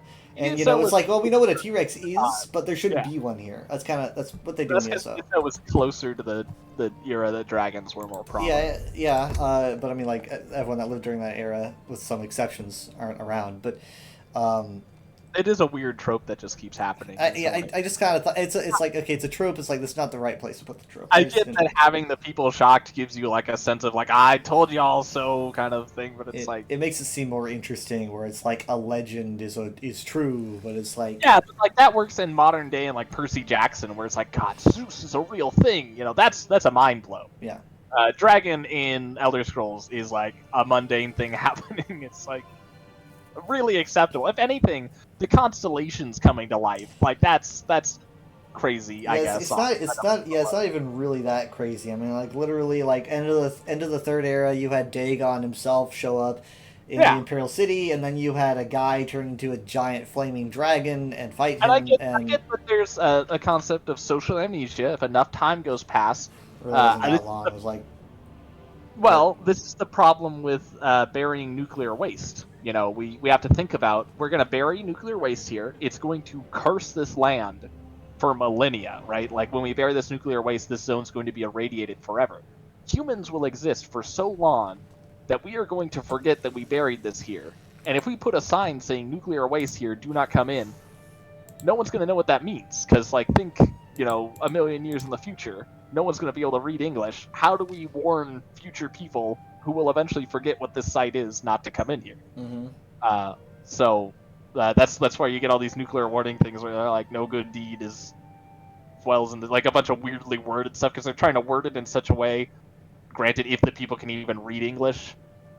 There's another thing they do is they set up a bunch of ominous looking spikes to just kind of basically, like, if you're in some Mad Max wasteland, if you come across this zone, it just feels eerie, like you should leave, like it just feels off. So they try to discourage people psychologically from not dwelling too long in that area. It's really weird, because it's like, you got to do something. You're burying nuclear waste for millennia. But yeah, it's like that. Like, it eventually in Tamriel, like, enough time. I mean, you argue like, oh, these things are recorded in records. Like, people are always going to remember it because it was written down. It's like, you have enough time go past, and like societal amnesia will take place. People will forget that was a thing. But I mean, it's kind of like forgetting. It's like living next to the pyramids and then forgetting who built them, I guess. And it's just kind of like they're. And so then, like, Egyptians come back in modern day, and it's like, oh my God, now, who are you? That's not impossible, because if you think about it, Egyptologist is a whole profession. People that have to uncover what was life like in ancient Egypt. People live by the pyramids and do not know how ancient Egyptians lived. Well, sure, you sure, know? but you would be aware of, like, you know, it's like, oh, these. It's if they're like, yo, we're the guys that made the pyramids. It wouldn't be like, oh my God, I've never heard of you before. It's like, you live right next to them, you would know. You could maybe have a culture like that lives in the shadow of ancient constructions that they're not really aware of the civilization that built. I think Skyrim's culture is just way too dragon ingrained. Like, there's just so... Yeah, I mean, that is... so much there. I just found it They odd. kind of wrote themselves in a corner, because that's all Nord... Like, that's what the Nord... You think the Nords would be super proud of that, right? No. Like, no. That all took place in Skyrim. You think that'd be like the American Revolutionary War? Well, like, maybe proud of kicking their asses, I guess. But yeah, that's the thing. You'd think that would be like a thing they'd never forget. That'd be part of they're very nationalistic, right? The Nords want to be proud of their culture. Saving the world from Alduin, you know, would be kind of it'd be harder for that to die in cultural memory, given the values of that culture. What's the Revolutionary War? Oh, you don't remember, guys? Yeah, I will say cultures... What? The British are real? Cultures in Tamriel do not change at the same rate they would in real life. The Nords in ESO are basically the same Nords in Skyrim. There's in real life, when thousands of years go past... I'm basically saying every culture's like that in Tamriel. In real life, when 1,000 years go past, it is unrecognizable. Well, let's see the Argonians, who... yeah, they do change for what it's worth. They have character development, I guess, as a culture. But everyone else, it's like, it feels more like 200 years past, right? Like, the Empire still feels like the Empire. It's like, what Empire lasts this long? Like, what is going... You haven't even changed... the Empire has goes through different sections and aesthetics and dynasties and stuff, but I mean, sometimes it just doesn't exist, period. I get that their tower looks the same, you know, that's an ancient... Yeah, no, their tower's not That's fine, that's fine, but you think it wouldn't even last that long. You think that the Empire would fall and then something else would take its place, you know? Wait, no, I mean, yeah, sometimes it does, I mean, like... I know, but it's still called the Empire, and it still has the, you know... sometimes this is not there. Like, and then it comes back and it's the same thing again. It's a screenshot of me and and again, we're dealing with thousands of years. How long is it from, like, the first... I know ESO is the furthest back in time that you get to play and interact with, so it's, like, what, over 2,000 years? Until, like, the latest point, so Skyrim. 1,000 years. Oh, only 1,000 years? Yeah, I'd say it's 1,000 years. Oh, I thought it was 2,000 years. Nah. Well, that's half as bad, then. If it was 2,000 years, that's twice as bad. I mean, like, again, like, we're talking, only recorded history is only like 6,000 years old. Yeah, I forgot. Young Earth creationists. It's true. Dinosaurs walked with man in Tamriel. Yeah, I guess 1,000 years. Again, it's fantasy. It is weird that each race kind of only has a few major cities, and their cultures are very unified. When in real life, there's 1,000 denominations of every culture. Well, Some cultures have more I get variety than others. Bretons have a lot of subgroups. Redguards. But again, Redguards are pretty much like America. They got these two political factions. They're always But fighting. again, there's not as many as there would be in real life. Because the lands are smaller. It's all kind of condensed to be easily digestible. Making a lore book for real life would not be very fun. For real life. For real life, yeah, the real life lore book would be hard to digest versus a fantasy lore book where fantasy cultures are always dumbed down and the core, you're only getting to the core of certain ideas. You're not dealing with the kind of complexity that actually shows up in real cultures. It's not just an ESO thing, that's every fantasy thing. They had a Hermes Mora cake at ESO Tavern, and it does not look like a cake. What does it look like? It just looks like a statue. I mean, I guess if you knew it was a cake, you'd probably say it's a cake. Yeah. It says something on it. It says... Is it in... It's in Daedric. Oblivion speed. It's in Oblivion speed. Hold on, I need to zoom in this picture. It says... I can't quite tell what the middle... so it's like on... hold on, I'm just going to give it to you. Okay. It's on like a stand, and I'm having a hard time making out some of the letters because the sand is kind of cracked.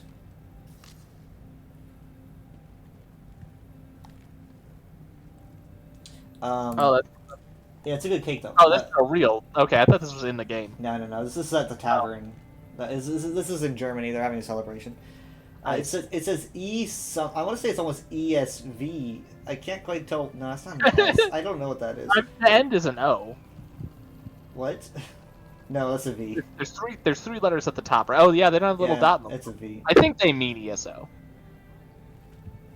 Right? Wouldn't that make sense? ESO. Maybe. Hold on. Oh my God! Wait, no, yeah, because the second one does say tavern. Oh. Yeah. Did I decode this before you did? No, it just doesn't make any sense to me because it's so wrong. That's not it's so wrong. That's not what I would read, They're great at making cake. They're not great at speaking Daedric. Yeah. Or writing Daedric. Yeah. Wait, hold on. Oh my God, I still love the. I just found the picture again. At least the S looks. The S is kind of smooshed.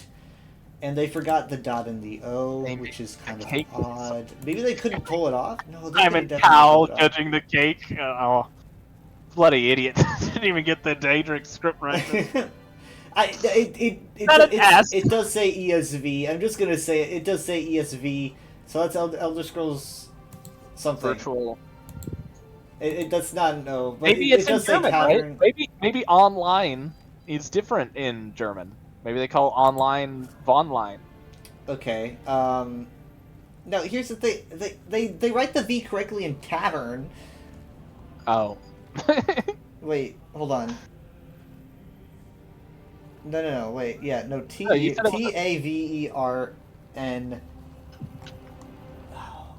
Wait, what? Why? Hold on. That V looks different than the V at the end of ESV. Why does... I mean, I don't know, because this tavern has an E at the end. You see that? Again, it's German, right? But I just looked, and... I just looked in tavern... I type in tavern... I guess maybe... Let's see, like... Here, the tavern does work, Someone spent 50 hours making... it looks great! And you're invalidating it looks great. because of the letters. Hold on, I'm gonna pull it up. Guys, I'm gonna pull it up. They're crying as all the nerds are like, ESP? What the fuck? I mean, no, each tentacle took a week. I'm gonna make a source. I'm gonna call it ESV. Hold on, and you're gonna get a bunch of like computer terms, like an ESV is the gate. I'm not searching it. Oh. Okay, here we are. Okay, so here's the cake. Right here. Now, it does look fantastic, The eyes look great. I wonder if, the eyes are some kind of, glaze. Yeah, for, fruit chewy thing. I don't know. But gelatin, maybe. So much intricate work in all the books. You know, all the Yeah, it looks all like of that work. stacked, It's fantastic. rock. Yeah. Anyway, but let's focus on the Daedric here. So it says ES. The S is kind of smooshed. It's kind of hard to see because of the crack, but it is an S, and that is a V. And tavern is spelled T. Doesn't the V look like it could be an O if they just put Yeah, the correct well, kind of. symbol? Yeah, obviously V and O looks they do look similar. If there's a little thing in the middle.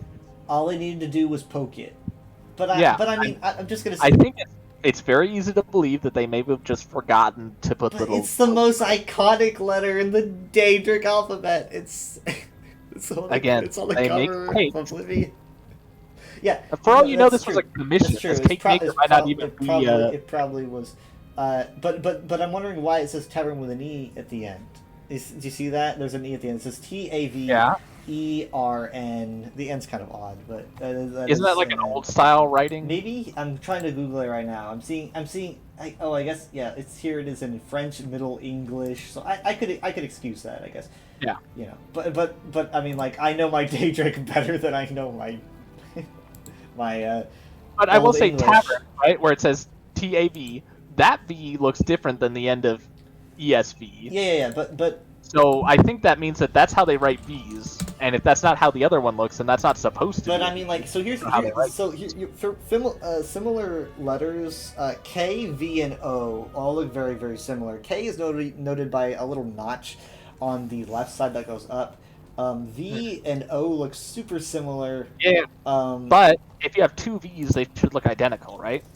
Yes. So Those so V's yeah, don't look identical. I do think they meant to put an O. Because the right prong is a little bit longer than the left. Maybe which they're is how not it is done on with the it. nose. Maybe he's standing there with a little cake carving tool, and he's just about to put little dot in the O. And I'm like, no, wait, let's take a picture before they do that. Yeah. But no, I mean, like, all the Where'd you find texturing this? on the cake. This is on Twitter. They're posting it. And maybe check the comments, see if anyone else has pointed out. I don't think anyone. Maybe I honestly. People love to criticize and find problems on Twitter. I don't get like any Elder Scrolls lore talking on my Twitter, despite that being my thing. But let's give it a shot. Also, I will say the longer I stare at your picture of the pronged on the ruins and her head, it does look similar. But then I think that the only way that they would know to build that to look like Ahsoka's head is if there was some sort of like prophecy about a Traguta. Yeah, that's kind of what I was going for, though. Prophecy. I don't think there is a prophecy about Ahsoka. I think that would make people feel like Dave Filoni was too much turning her into the next chosen one. That's what I was worried about. I know. I'm just saying. I don't think they're gonna do that, but those do look like ruins inspired by Traguta heads. Maybe it's ruins carved by Traguta. There's Maybe. Traguta artists. So okay, let's do hashtag ESO Tavern, which looks like a lot of fun, by the way. Yeah, this is one of those like, is it a pop-up tavern or is it permanent? It's a castle in Germany, like an actual castle that they. Yeah, but this isn't like a rotating theme. It's like permanently. They do this every year. So it's a okay. It's like their European. Okay, yeah. So here the official picture does spell it with an E at the end. So I guess it's just how they spell it. So that's cool. Yeah, I felt like it's easier or harder to make a mistake like that, like putting a letter where there shouldn't be a letter. But you can is harder than imagine incorrectly drawing a letter. you can imagine me being like, just poke it with whatever you use to edge this frosting. Just poke it with a little tool, and you got your O. It's just that feeling. But maybe they're going off of the fact that there might be alternate scripts in Daedra that are, there's different ways to write English, the Latin alphabet, and other cultures. Some people put little dots above A's and it's stuff. the most iconic part of the oat. This is what they call it. They call it an oat. If it makes you feel better, if that was like in universe, that shot of Hermaeus Mora, there wouldn't be any text there that said ESO, would there? It stands for Elder Scrolls. Oh, I was about to ask. I was about to say, like, acronyms aren't a fantasy thing, and then I remember that Kirkbride loves sci-fi so much that he made acronyms a fantasy You thing. know, he likes his acronyms. Yeah, but acronyms are the most, like, it's that's a very sci-fi thing. Like, we're the SCP Foundation, you know. Yes, that doesn't pop up. JJJJJJ. I mean, the first acronym was the West Indies Trading Company, which I guess pops up in Pirates of the Caribbean. So that's about as old as acronyms are. Yeah, it just feels weird to be in a. I mean, everyone just calls him MK. Yeah, that's he loves acronyms so much he became one. I found the picture again of the magic isn't real, you idiot ring, and I just love the idea so much that you just do a playthrough, or you're just like, so you're just like everyone's, like, because the thing is, it's 118% resistant to magic, so that means absolutely no magic is ever going to damage you. So it's a whole playthrough of Skyrim where like people are throwing fireballs at you and like they just do nothing and you're just stabbing them. You're gaslighting everyone into thinking that it's just not real. Magic is just like, well, that's basically what it's like. Is what if you're doing a playthrough of Skyrim and magic isn't real? It's just in everyone's head. So you got a bunch of like spellcasters who are like, I cast fireball, and you're like, oh no, I'm so scared. And you just like cut their head off. I don't believe in it, and therefore I'm not affected by it. Yeah, it would kind of mess up the playthrough as you see the fireball hurting other people and not you. You still just don't believe. That's why. Yeah. At that point, it's just better to mod all the magic out. That would be funnier. Like people just like they're still doing the attack animation with their magic stabs. They're all like crazy. Nothing's coming out of it. They're like fireball, fireball, fireball. Fireball. Oh no, I'm so scared. Like you just attack the College of Winterhold. You're like, oh no, all the wizards are attacking me. You're just stopping them up. Oh, magic, what am I to do? This is basically a church at that point. This is not magic. It's just like they believe in it. I want to see ESO tackle Winterholds. You know, they'll have that chance. They have that chance. They'll also have an opportunity to fix some things. They do, or they might. So, anyways, this afternoon I didn't do the USP stream because I wanted to just kind of take a day off. So I was instead I decided to delve into my research, because there's a lot of stuff there's a big mystery element in Netcom that I don't really think anyone's talking about, which is kind of disappointing. I haven't found anyone talking about it. Why isn't anyone talking about like the big sigils on the giant like rib-like formations? Because everyone knows a design one. Okay. What? Everyone just knows set dressing when they see it. It's just design. Okay, sure. Now, hold on. There's things about these rooms that no one's paying attention to. Let me just go ahead and I'm just gonna go ahead and make a new folder for this while I tackle this. Now, I haven't done all the quests in Necron, but I've done the main quest. I've done. I mean, like we did KMLZ today, and they didn't talk about it. I'm pretty sure everything that would talk about this theory I have would be somewhere I've already been, and it's nowhere. So I'm thinking that they're just gonna kind of leave it up in the air and let game theory work it out. And in this case, I'm gonna be game theory. So let me put together this folder. You really should just name your channel Elder Scrolls Theory. No, I don't want to be Elder Scrolls Theory. I did like when I saw that Avatar theory, and it's like, is this guy gonna be, as like seeing his videos, it's like, it's just the same thing. He just saw Star Wars theory, and he's like, I will do that for Avatar. Yeah, I'm just... So I'm gonna open this folder on my main thing here. I'm gonna, let's see, Necron Theory, and let's drop all other tabs.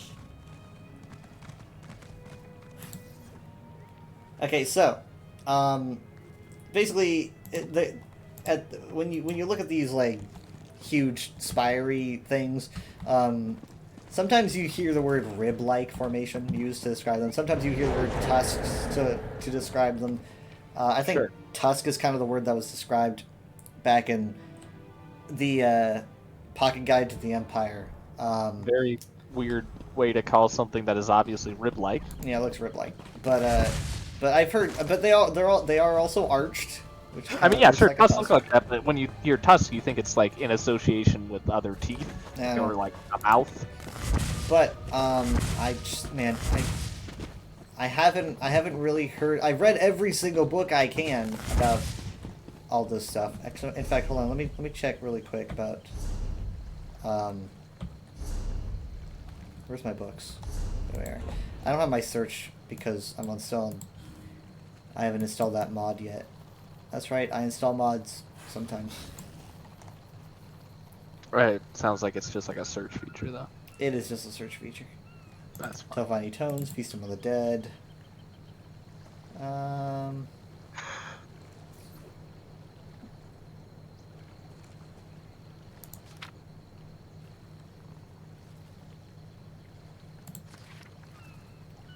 don't think there's anything in here. And I don't have all the pieces to this book series either. I have 1, 2, and there's up to 4. This is pretty good. But it doesn't seem to reference anything. A Feast Among the Dead almost sounds like a vampire thing. Yes. But I don't think it is. Anyway, so here's some stuff that I've noticed. For one, I'm just gonna post a picture and give it to you.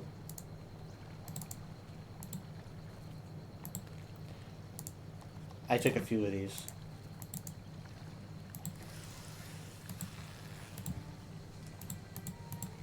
Oh, this is a good one.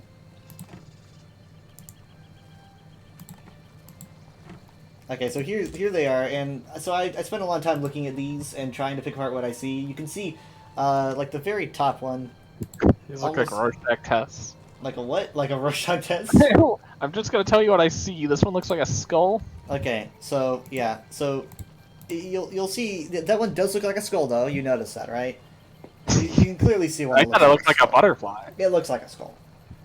Uh-huh. And then the one under it. How does that make you? How does that make you feel? The one at the very. I will say, it looks like a stamp. Like you can see the one under the skull, and then you can see it also on the left, the exact same shape. Yeah, so it it's looks the same like someone shape. just had a giant stamp, and they're just stamping them all over. Ignoring the fact that they're the same asset, but so at the very bottom you can see the one that kind of looks like a two-pronged fork. Yeah. That one's used as like the Necrom symbol. You can see it on flags and stuff.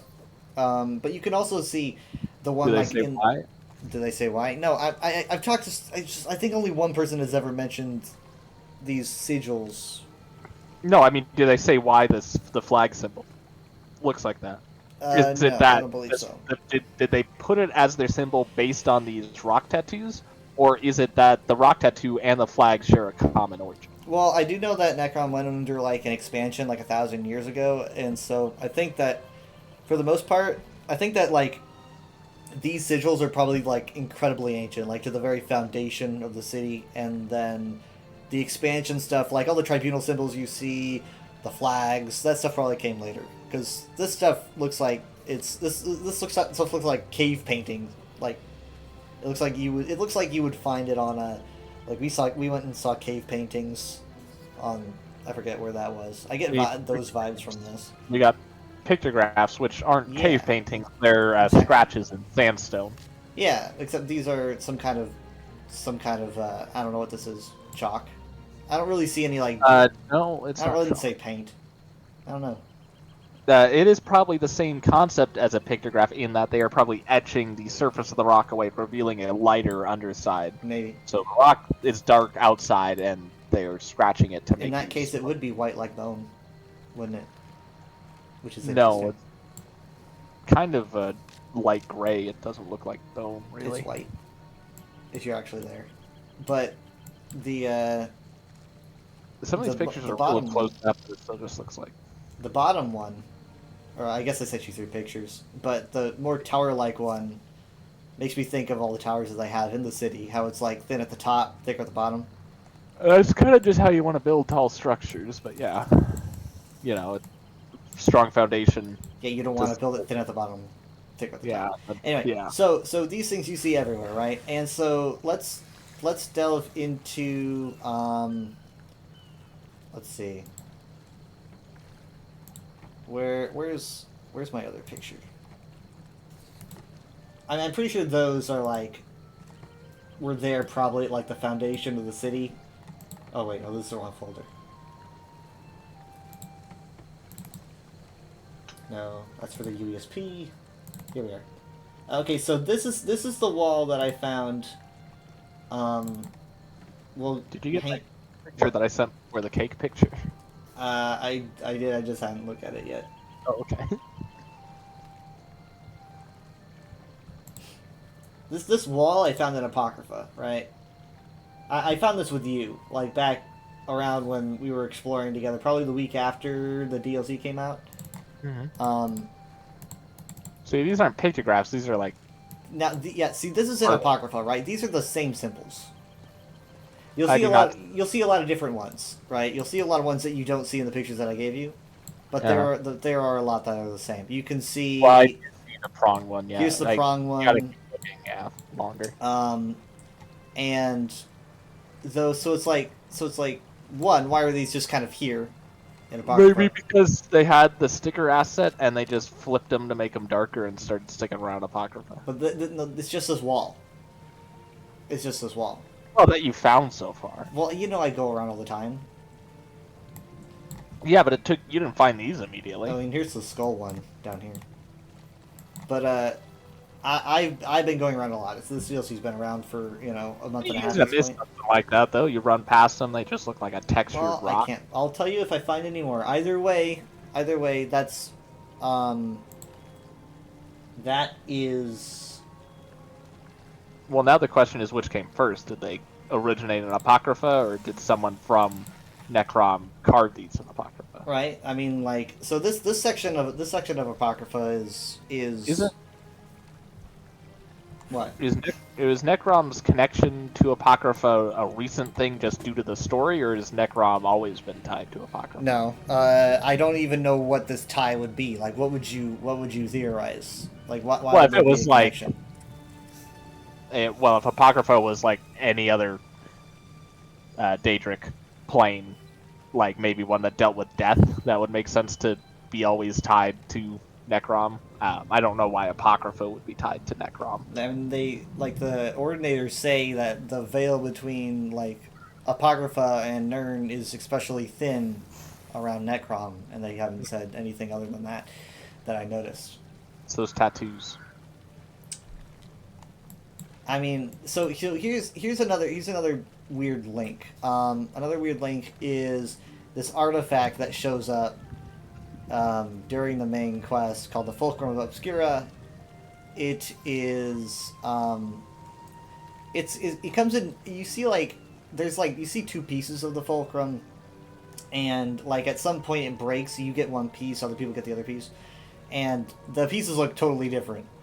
I don't know if the piece that you get was inside the other piece, but they look completely different. Either way, so one piece of the Fulcrum looks like this, and I've taken the liberty of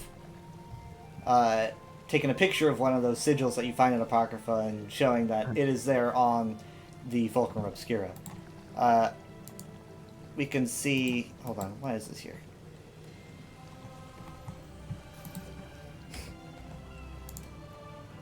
So, in a book, it claims that the Fulcrum Obscura had runes on it, etched onto a bone, ancient bone related to Necrom's history. Right? Okay, that's like a connection. Right. So Oh, this, once you said like, it's white like bone, I was like, there's some text that you want this yeah, to be white. no, like well, bone. I mean, those spires are just straight up said to It be gave bone. me creationist vibes where someone's like, Okay, so that looks almost next. like you might call that a wheel within a wheel, and it's like, I guess maybe if you squint, because there's a verse in the Bible that's. I'm pretty sure that's the Elder Scrolls. I've just seen that I so lost, often. I They're lost like, my. you might even say this thing is like this, and It it's like, literally is white. I Yeah, don't know how you I- would see that as gray. Well, I now You seeing could the almost take closer- credit for making a smart observation, but instead you just look silly. When I said that, the picture I was looking at is that zoomed out one. You know, you can see the tower on it, and it's like all hazy. I guess it is the first one. You sent 3 pictures, and it was the first one I clicked on. They look like gray in that. They're small, they're a good distance away, there's haze. Looking at the ones that are closer to the ground that you zoomed in on more, then yeah, that looks more like it's not blindingly white. It's No. definitely an off-white, but yeah, it's white. But I personally think it might be paint. I don't really think it's etched into the rock, but maybe. But if it is paint, then it has to be recent, because paint would weather off very quickly. Magic paint. So, if I think it makes sense that it's just carving, because if you look at the rocks, see how the tops of the rocks are also white? Where they've been weathered? It looks like the rocks have a black surface, but then the strata underneath is white. Kind of like the surface of Crate. So they're doing pictographs where you scrape off the top layer of rock, and it's lighter underneath, and you make shapes with it. Right? Let me look up what an actual picture. I get it. You know, because pictographs, the sandstone's very red, right? But when you kind of chip away at it, or like you scratch it off like a scratch-off ticket, it is kind of like a tan underneath. So oddly enough, the piece of the Fulcrum Obscura that you're left with during the main quest to use looks nothing like what is shown in the original picture. I don't know where it fits in, but they say that it's the same thing. It was a mistake. No, because what they use is a completely different asset. You know what? I mean, obviously, I don't know why I just now thought of this, but the fact that these huge rib-like structures are sticking up out of the ground, and they are white like bone underneath, it's quite possible that they are actually bone. And there's just like a black layer of like soot over them, or like debris that's built up over them over time. And these pictographs are just etching away the stuff that's built up over this, kind of like scrubbing the grime off the surface. I thought that's what we were saying. I thought we were saying that. Yeah, we're saying it now. Okay, we're saying it now. That definitely means that those aren't painted on. That means that they're just scrubbing away the black to reveal the bone underneath.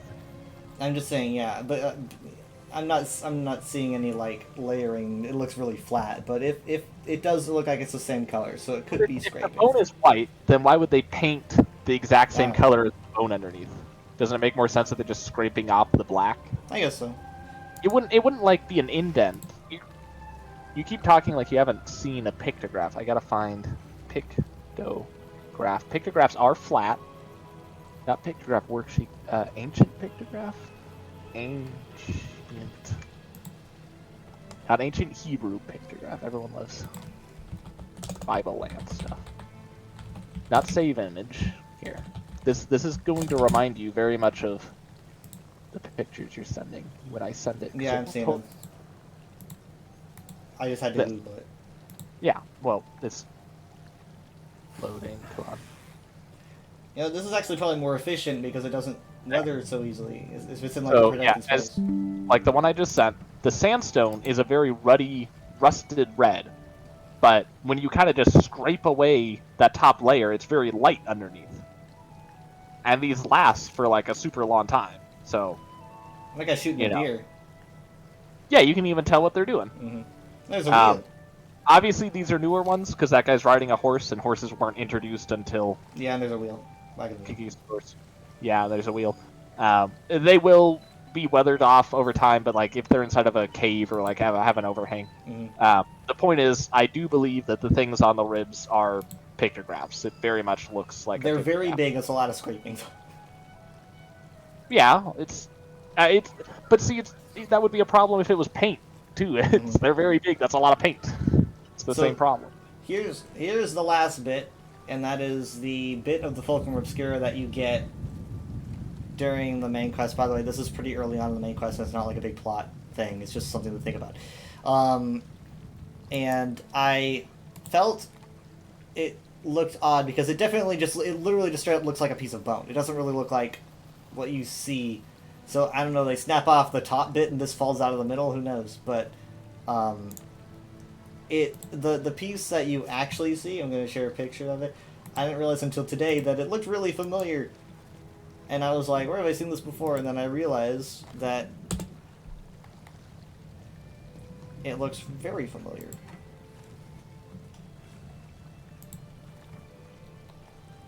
Like I've been wondering, like, they make a big ass statue of Vivek holding this thing, which if the legends are right, is a bone connected to Necrom's history, right?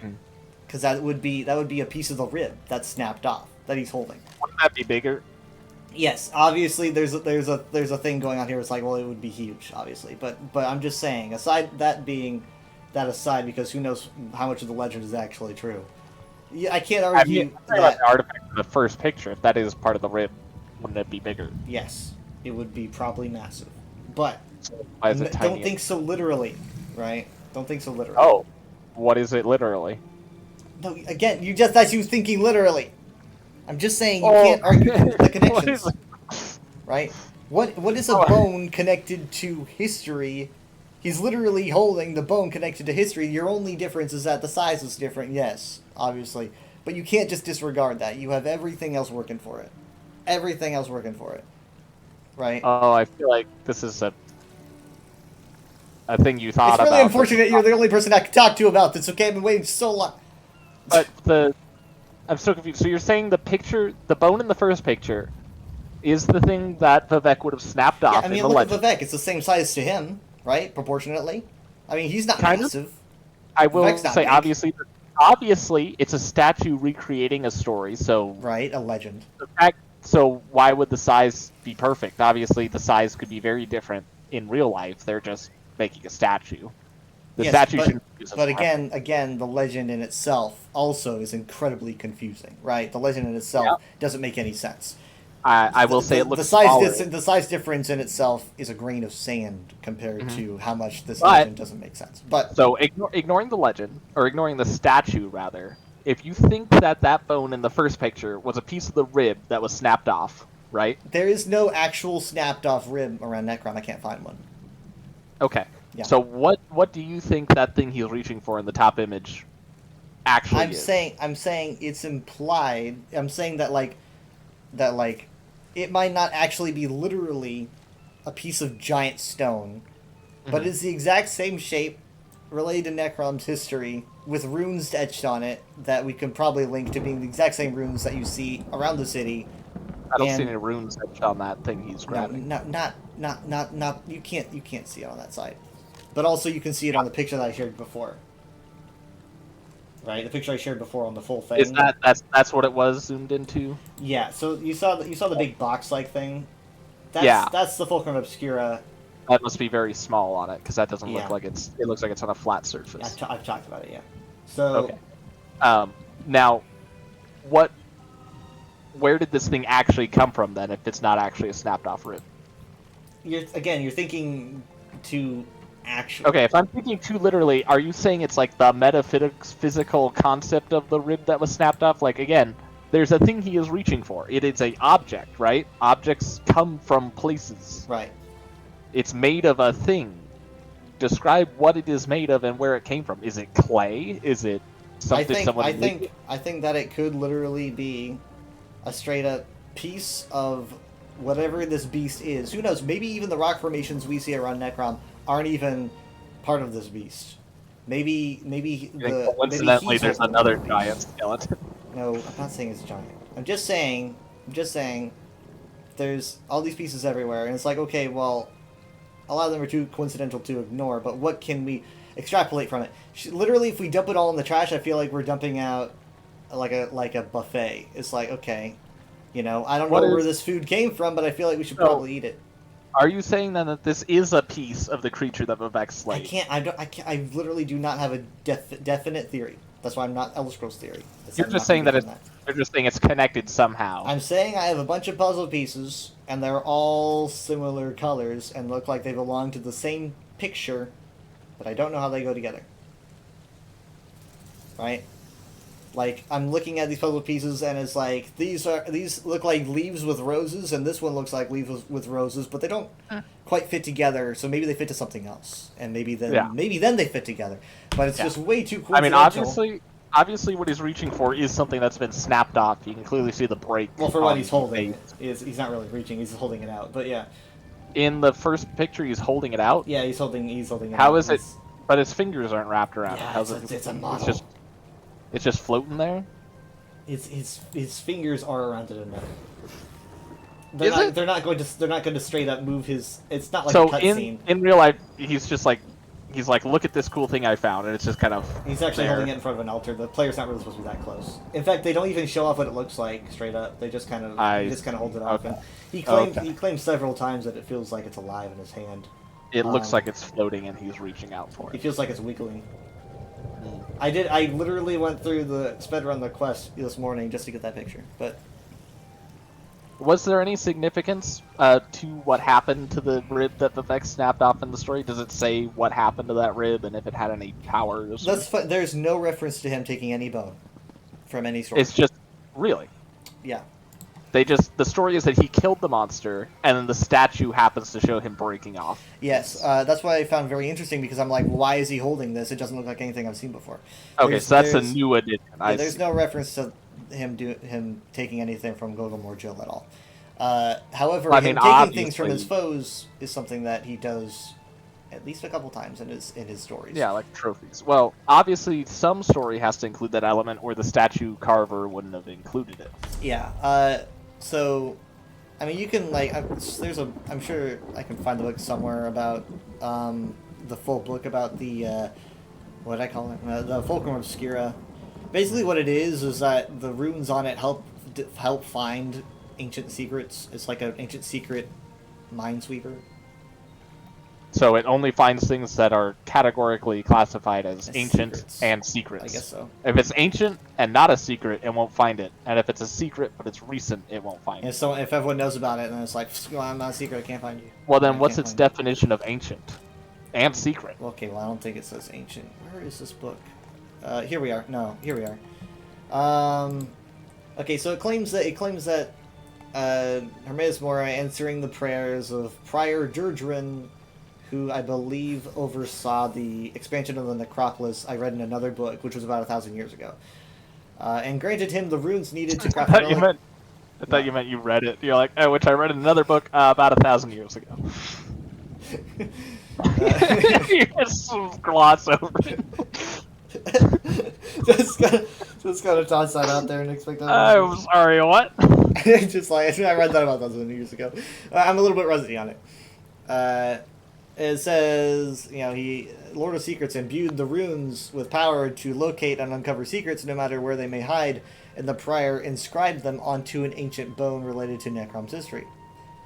Now it is the opinion of the cipher, as in the author of this writing, that the Prince of Fate never intended for the mortal to retain the relic, nor was it meant to remain forever entombed within the catacombs of Necrom. I expect the Great Eye to retrieve the Fulcrum Obscura at some point, or grant it to another of the faithful when the time is right. Until then, allow me to record the miracles ascribed to the relic. For what other gift of Hermes Mora allows a devotee to locate a place desired, or to reveal a secret of great importance, for example, and then it cuts off because in the story, the page that you're reading crumbles to dust, which is annoying. He literally says, like, I'm going to go into all this juicy information, then it falls apart. You're not handling it academically. Or like the rest of the book just like falls to pieces because like it's like a security measure for Apocrypha. It's like you're not supposed to be reading this, so it goes away.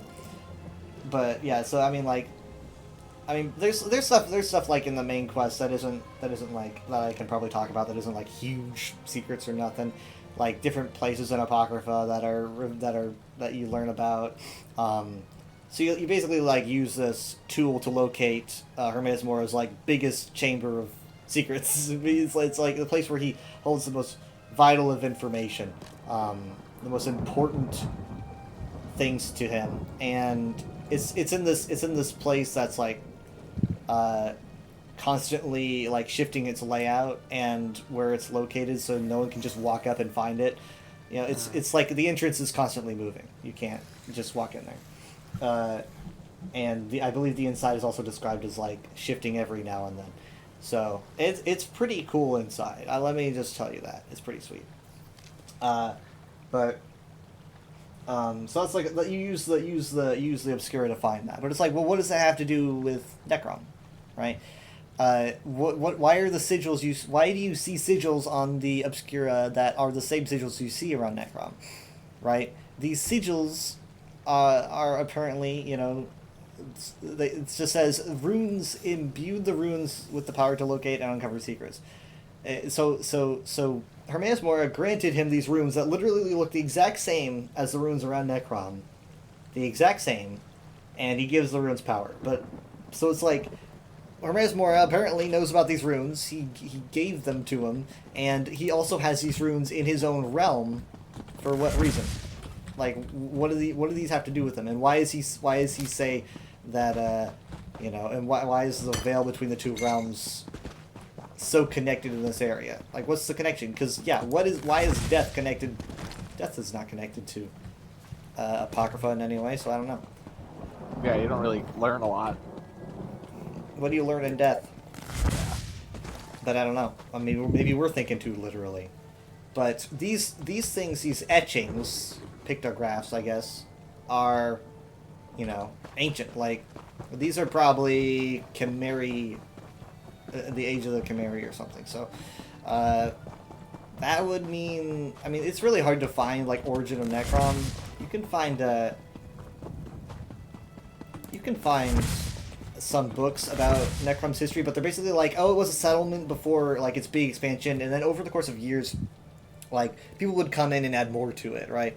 Like 1,000 years ago, that Durdrin or whatever, or actually no, it was probably Voorhees that had added an expansion, and Durdrin expanded the mausoleum or whatever inside it. So there was a lot of different places where, different times when Necrom had its expansions and add-ons, and so it's like trying to figure out its earliest history is so elusive because it's so freaking old, you know, like really old.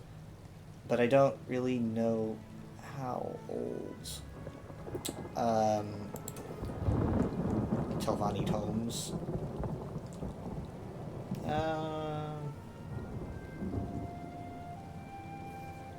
Yeah, because there's literally a book that says History of Necrom.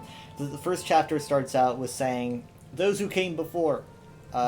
Did you know no one can claim to know who founded the great city of Necrom? It's true. Necrom was a city here at the mouth of the river thousands of years ago." So that's already thousands, right? So, you know, that's multiple thousand.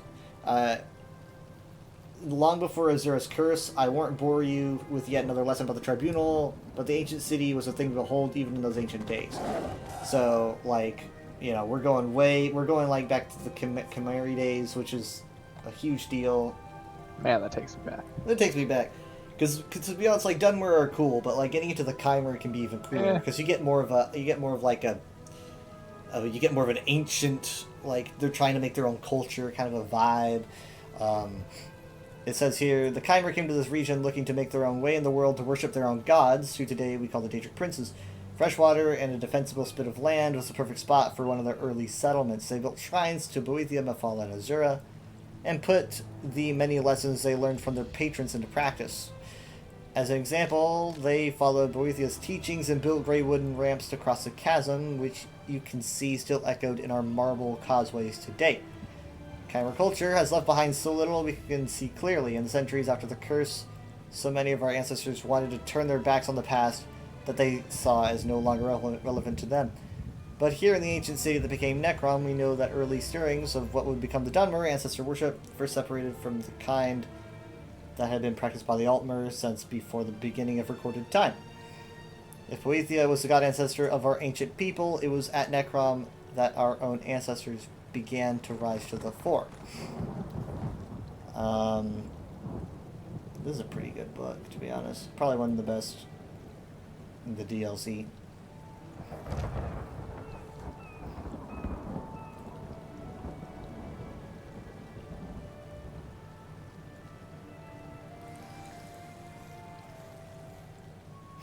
I mean, so something about the city is always called to the dead. Even in the days of the Chimera, the writings of the time speak about how much easier it was to reach across the threshold and speak with those who had gone before. If life and death are just two parts of the same path, the ancients began to see Necrom as a way station of that long and twisting road. The ability to look inward to see the merits of a family or clan's ancestors and elevate them for their triumphs, even beyond death, was a fundamental turning point for our people. This was no doubt happening across Kyber culture. After all, Boethia made for a strong role model, but it was here at Necrom that veneration of a specific family's slain kin became part of everyday life. I read an old story once about a family losing track of a tome that a dead relative had loved in life. They went to speak to his shades simply to discover where he had left it. An amusing tale but written for a purpose.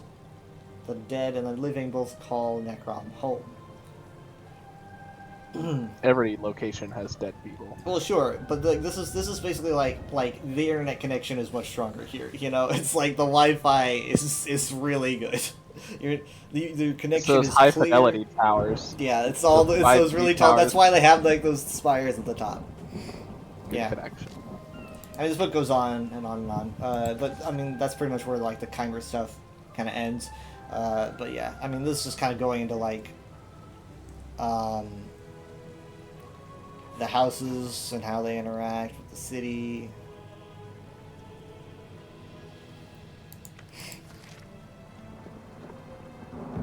Pay no mind to the hawkers and liars who clog the courtyards with claims to know the deepest secrets of those who have gone before.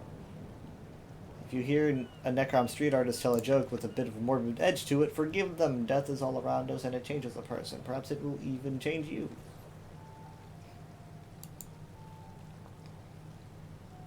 I kind of wish that they would keep Necrom as neutral land. I kind of wish that they chose instead for that just to be a default and not like, oh, this is a new thing.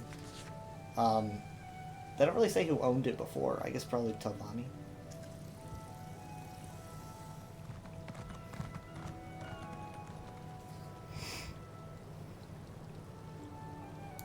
But I just think it makes more sense for Necrom to be like the place where it's like, okay, well, this is one thing this is the one thing we won't argue about.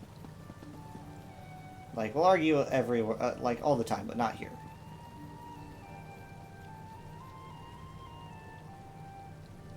Because it's pretty much like, you know, it's such an important part of their life. It's like,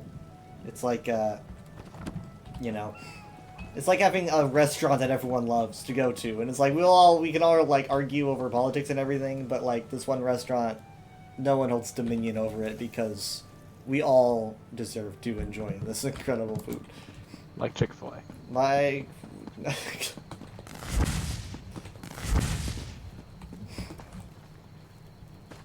I don't know if that was a good analogy because literally every restaurant will be boycotted for its political alignment. Well, I'm mostly saying like in this case, imagine the food was so culturally ingrained, like religiously ingrained, that it was like we literally can't bar people from this, you know. I don't know because they boycotted Chick-fil-A. They boycotted Chick-fil-A because they had a inclusivity program. Wait, when did Chick-fil-A get an inclusivity program? We talked about this. Did we? When did they do this? I sent you the news story about the conservatives that were calling to boycott Chick-fil-A because they uncovered that Chick-fil-A, for years now, has a department where the department's worded like something that made it sound like, you know, it's like that sort of corporate like sensitivity sort of stuff. Yeah, it's just one department that literally every company has, but some conservative grifters, like huge conservative names, took to Twitter and posted screenshots of like, I'm calling all of my supporters to boycott Chick-fil-A for going woke and having a crybaby inclusivity program. I mean, obviously, Chick-fil-A still discriminates against gay people. That's not what the inclusivity program's for. It's for, you know, like racial sensitivities and stuff like that. But do they do that for shareholders or something? Like, why do they do it like behind, like secretly? Like, why did it take everyone so long to figure out that this was a thing? No, it's just you know how like you'll watch if you're working at Walmart, they'll have those videos that you have to watch about like here's how to handle like harassment. Is it legally obligated? Yeah. Yeah. I mean, so to some extent. How long did it take for people to figure out this was a thing? Like, it sounds like something that like. Well, it was a happened. slow news cycle, and they're like, what would make a good again, we've had this conversation I feel before. like I every sent company you has to do that, right? I mean, every company I've ever worked with had to do it. well, to some extent, obviously, as a company that can make their own decisions without repercussions, they're still allowed to discriminate against certain demographics as their constitutional right. I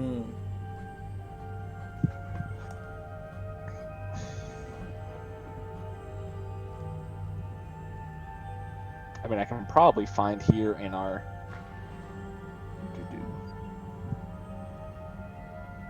search conversation.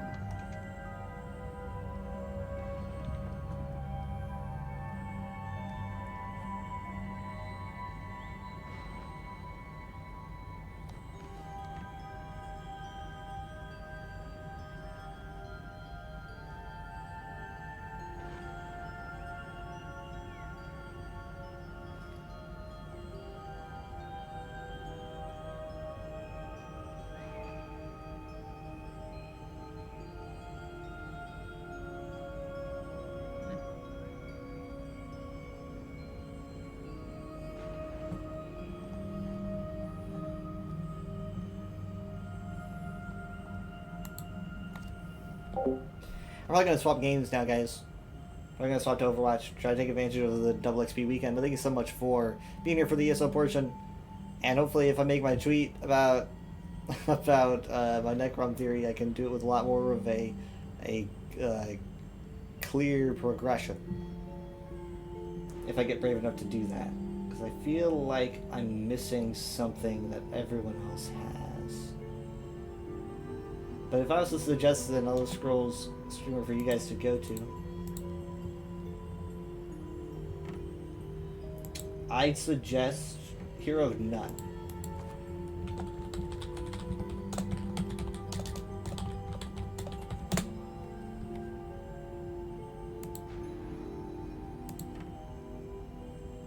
Yeah, here I found it. We had this conversation on June 2nd. That's so long ago. Why Chick-fil-A has become a target for right-wing rage. Chick-fil-A has become a surprise target of right-wing ire following the discovery that the company has an executive overseeing its diversity, equity, and inclusion policies. It joins a growing list of companies that right-wing media and conservatives on social platforms are chastised for so-called woke marketing. Chick-fil-A is unusual as a target for the right wing because the company's conservative bona fides. In a series of tweets, including one that made a transphobic comment, right-wing political commenter Joey Manier, or whatever his name is, earlier this week asked if people will join the boycott of the chain because of the company's DEI efforts. Shortly after, far-right personalities, including Charlie Kirk of Turning Point USA and Ian Miles, whatever, joined in.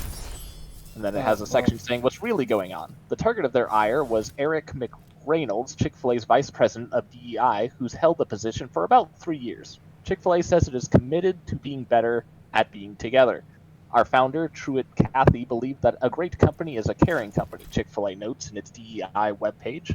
At Chick-fil-A Inc., our commitment is to approach this work with intention and humility, always believing the best in one another and striving for common ground. It's unclear why McReynolds is getting attention from some conservatives now. The restaurant chain declined to comment about the so-called controversy and would not make McReynolds available for an interview. Well, I haven't heard anyone boycotting them since. I mean, if it was on Turning Point USA, how often are you on Turning Point USA? Every day. Just gotta wake up and check Turning Point USA. Charlie Kirk. Charlie Kirk, to see if his face got smaller. But again, they've had, it's just, it doesn't even say like who they're being inclusive of. It's just called an inclusivity department, even though the company is still not inclusive, and they've had it for like 3 years now. For some reason now it's, I don't know, someone just went to the bowels of the website for Chick-fil-A, found it, and decided that would be this week's boycott.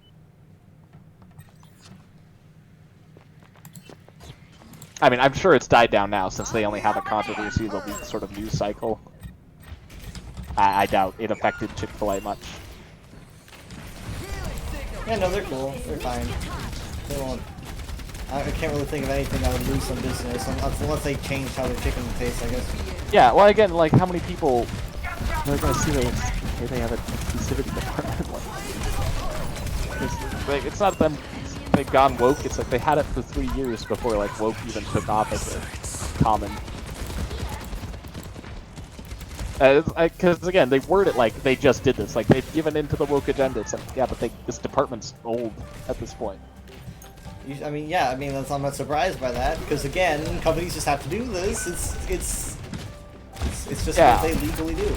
Well, that then gives these Twitter people an infinite amount of companies that they can complain about. Like, now this company's gone woke. Now this company's gone woke. That's not legal anymore. Not legal anymore. Like, what are you doing? Pulling back up and just gone. Oh my god. Dip it in tar and light it on fire.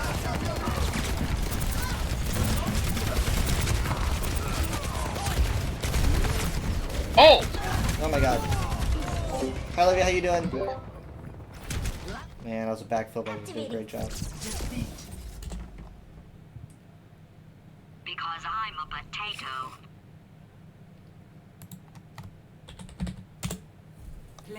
So here's the newest, funnest thing about Twitter. Are you ready? Ready to hang up. Great. So it's basically like Musk is complaining about Threads, I guess, despite the fact that I personally don't see Threads as a threat. I don't see Threads as a threat. I've been on Threads, but like, you know, like you'll see, like, for example, you'll see like Mark Hamill post something and his engagement is like an 18th of what you'd see on Twitter. He's not. I don't think Elon views it as a threat. He's approaching it from an looking strong towards the competition for shareholders. Yeah, well, he apparently claims claims that revenue is down 50% or something. It was already abysmal, so hopefully that's not true. I mean, I didn't believe it, but that's what he says. And I mean, yeah, he might be playing a victim by exaggerating, but... Which is weird because he's giving out money, pretty much. So here's what he's doing. He is basically giving another bonus for Twitter Blue users, because if you're a Twitter Blue user and if you subscribe to Twitter Blue, we will automatically delete your Twitter. It is the only way to delete Twitter. Basically, it's like pay $8 to delete. No, if you want out. Well, pay $8 to make other people want to delete their Twitter. No, so he's basically making it. He's basically, you know, if you're a blue tick, then you're prioritized, right? People see your... He's making up. If he's like looking around, if you're a blue tick, you're prioritized. That's it. People like see your stuff first, right? And even if they don't like Isn't it, that they always see the it. case? Well, no, That's this is step 2 to it, right? So because you're being seen first, that means that, you know, like people who are paying Twitter to add their ads to the site are like having their ads seen by a lot more people because they're just attaching it to like blue tick posts, and so therefore if they're being seen, so are the ads. Yeah, that means that people who are blue ticks are bringing in so much ad revenue that he's paying them tons of money. Like I'm seeing right-wing posters like, you know, like, I don't know, like I hate woke or something at Twitter. Yeah. He's got like $10,000 or something. He's like, I just got $10,000, and he posts the receipt, and Elon Musk will respond like, you know, or it'll be like congratulations or something. And so now not only do you have like horrible people over Twitter, but they're being paid to be the worst assholes you can ever imagine. This will have, I mean, I already said this, like, putting blue ticks in the forefront will have a massive repercussion on society as a whole. Well, again, I believe so. What that? Twitter is a very small platform. Not a lot of people seeing it. Another problem. Advertisers hate high controversy posts like that, and will eventually. What few advertisers are still on Twitter will catch on that these are the posts that are their Well, ads that are might being tied explain to. why his revenue's down. I don't know. But Well, I'm just saying that this is not sustainable. Probably Anyone not. that's having their ads tied to like, hey, we need another genocide sort of post, they're going to find that their ad sponsors pull out. you know that I mean, I've been seeing like the worst, like people that I just hate seeing are making so much money off of me hating seeing them. you know? Well, I don't see them. Yeah, I know. I don't have it. I guess. Why don't you try it? Like, I'm trusting you with this information. I'm just relaying you that this is what's going on and how it's going to affect people. And I do believe that it will affect. Oh, don't die! I don't know if anyone that hadn't been seeing that sort of stuff before is going to be seeing that stuff now. I just personally believe this will radicalize a lot more people. A lot more people are going to want to be the biggest assholes you can imagine. Because guess what? You say something like something very racist or whatnot. You will get so many people commenting, quote retweeting saying this guy's an asshole, or maybe quote retweeting saying this guy's based. And then at that point, you have both people who hate you and people who love you being your engagement, and you're getting so much attention that you're getting so much money. I could make $10,000 over the course of like, I don't know, a few months if I literally made a Twitter account that just like starkly posted. But here's the thing though, you won't do that because you think that's a dumb. You don't want to be that kind of person. There are people who will want to be that kind of person, and they will make our culture a lot more toxic than it already is. Right. But those people are already posting transphobic slurs. It'll get worse. That's my point. It will get worse, right? But I mean, you also have to take into account that, well, this is escalating. The amount of people actually seeing Twitter posts is going down. Maybe. Like, I mean, I hope so, to be honest. But it also just makes you feel awful because it's like I love seeing my friends here. I love seeing my friends' posts, and I love interacting with my friends. And it's like, well, now I'm paying some asshole's bills. It's like, God. Yeah, they're gonna brag about it. I'll be like, hey, thanks for paying my taxes. Yeah, basically. It's like... Again, so I didn't know that any of this was going on, right? Because I don't have Twitter. And, like, that seems like a position you'd want to be in. Wouldn't it be great if you didn't even know if this was going on? That's just not, like, in my sphere of... Ignorance is bliss. Well, it's not like that, but, like, I'm also...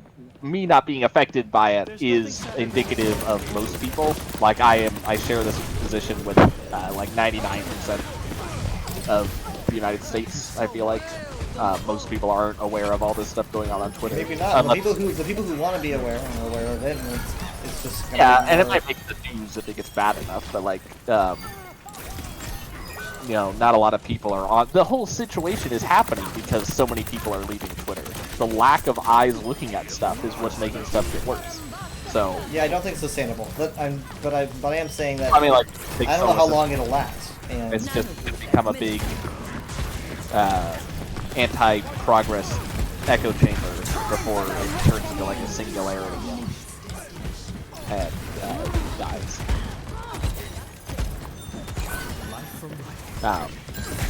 I don't know if you want to be there all the way until the end, but you could just get off the ship at any point. I'm so tired of getting into something and then suddenly, oh, hold on, we won. Hooray. I'm not saying to replace it with another social media platform. No, that's even worse. Yeah, just step off, step out of, the dying planet, and, Look, not everyone wants to be as isolated as you are. I don't want to be as isolated as you are. But, like, people weren't isolated. If you want to be that way, fine. But are you saying that, like, people were isolated before social media came around? They were more isolated. Everyone, like, when like Facebook became a thing, everyone was like, oh my god, look what you can do. You can now get into contact with your high school friends. When, like, people lived as hunter-gatherers in, like, groups of 25 to 50, were they isolated?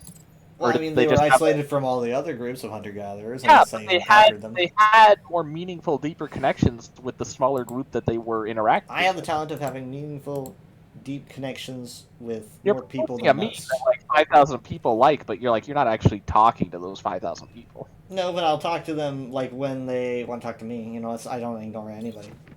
I feel like a lot of these social media problems stem from the fact that humans aren't meant to be interacting with that many other humans at the same time. We're just not built for it. There's a lot of things that the internet have brought us that we are not supposed to be dealing with. Well, you're designed. Humans evolved in small social groups. Yeah. And like best interactions you have are with a small, close-knit social group. And so I'm just saying I maintain a small, intimate social group that I have meaningful connection with. You're trying to do stuff that's unnaturally large scale. you're like pulling the whole like it's unnatural. Like name another animal species that does You're this. eating a lot of chemicals that I can't pronounce, and no, Name another animal that does this. It's unnatural. I can't say that the human brain is not wired to engage with 50,000 people at the same time. It's not how social connections work. It's possible, it's doable in the modern day, but I don't think psychologically.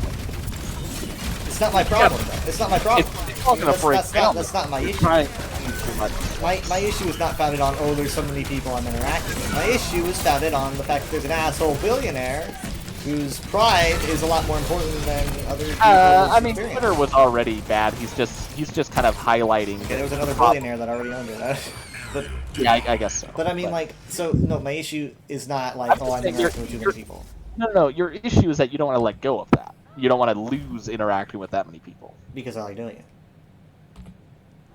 I'm saying it might be virtuous. It might be a more fulfilling life to focus on a smaller group of people. And in the process, by benefit, you also lose this high-stress, interconnected web of millions of crazy people. The only thing stressful about it is now the fact that these people are getting money from. So here's how people are dealing with this. Obviously, it's like all the blue ticks you see, people just tell everyone to block them. That way, if you block them, you don't see them and they don't get money. Most people are dealing with it by deleting their Twitters. Well, no, most people are actually just blocking because it's. Okay. I mean, if they don't want to delete their Twitter, they just block. Yeah. But so I mean, I may have to do that, but it's a long time. Yeah, because it's like there's so many blue ticks, and there's even blue ticks that are like, it's like, can you block people who are like Twitter blue, and then not block people who are verified? Because I don't want to block Mark Hamill. If this becomes a big enough problem, if like the biggest revenue pulls, like the channels that generate the highest revenue are the ones that are getting blocked the most, Elon Musk is just going to remove the block feature. Just remove the block feature. Yeah, he might leave a broken. Oh, you thought you could stop from seeing I mean, like it sounds hilariously like comical, but like he might do that. It doesn't sound like. Oh, I wasn't. That is hilarious. Like imagine a social media site block, like even the like the cheapest games have a block feature. Imagine like a huge social media site like Twitter and removing the block feature. Man, that would make the news if that happens. Because I'm not even gonna say it won't, because it probably could. Yeah, I was gonna say he's doing things that are like on the same level, and yeah, it makes the news. Yeah, there are add-ons that you can use to block all Twitter Blue users. I think it's like a Chrome extension or something or whatever. You can just run that. And so I might end up just doing it. Guaranteed, it's third party. No, Twitter makes it. Elon Musk is like, here's all you can block. No. I know people hate this, so I'm just gonna. No. Yeah, it's definitely third party. Very, very, very. Well, you know what is a first party feature of Twitter? The deactivate account button. That's where he allows that. Yeah, that'll also be, like I said, subscription box. I see you. Like if you stop using your account, he has a bot that starts controlling your account and like starts looking at posts to generate ad revenue. Yeah. Elon loves bots on Twitter. He does if they benefit him. Oh, what? Oh my God! Wow. I mean, is this? I would have thought at this point enough calamities would have happened on Twitter to cause you to abandon ship, but like, what will it take for you to? Because like, eventually you'll have to delete your Twitter. You'll have to abandon it. The site's. It's not like someday the site's going to pivot and become a successful beacon of like good social media engagement.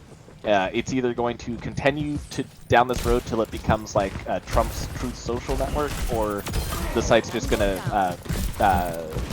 go Chapter 11 and cease to exist. It's funny that like, I mean, at least I forget if this happened, but Jacob tells me it happened. But like when when Musk took over Twitter, one of his big points was he was like, I'm gonna unblock Trump for you guys, and he did, and he was like, you can come back now, and like Trump was like, I'm not coming back.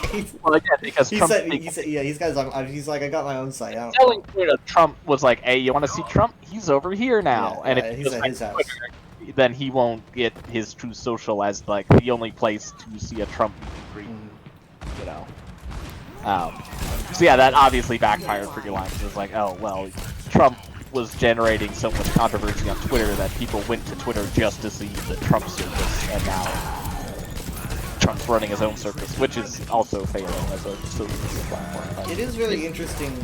it's there for tax development shape. It's kind of interesting that Elon Musk being like what you would expect to be a very you expect a very science-minded person to be a very liberal person.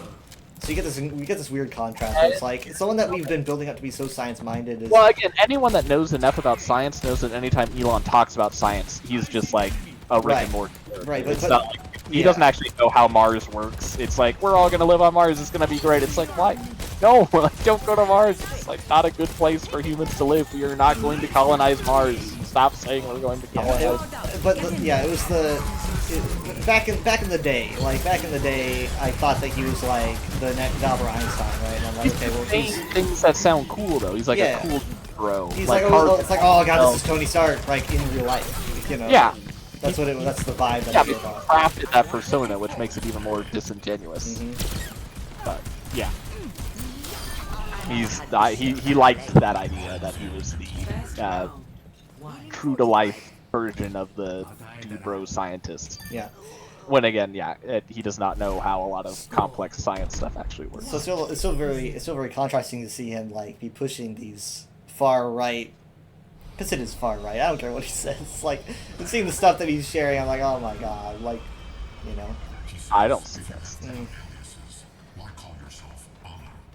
These days, being myself is exciting enough. And part of what he's doing is now he has to fill the Trump-shaped void, right? Yeah, Now he yeah. has to be the one making posts like, Well, if it's anyone says this, it's a slur here now. It's Like, the only people that like supported him. Like I'm gonna be honest, the only people who really like supported him and believed in him were assholes, and so those are his because minions now. those people don't have a place to go, Yeah. and he's kind of like beckoning them, like, come unto me, these you wayward children. I will provide a promised land.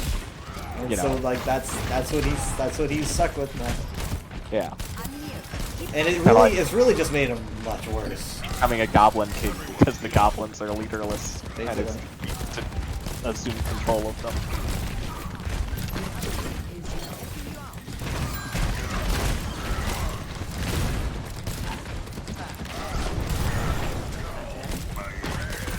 Again, you think I'm making assumptions that you're only there for Elder Scrolls related content. If Elder Scrolls didn't exist, you wouldn't have a choice, basically. Are you like gonna go back in time and do something?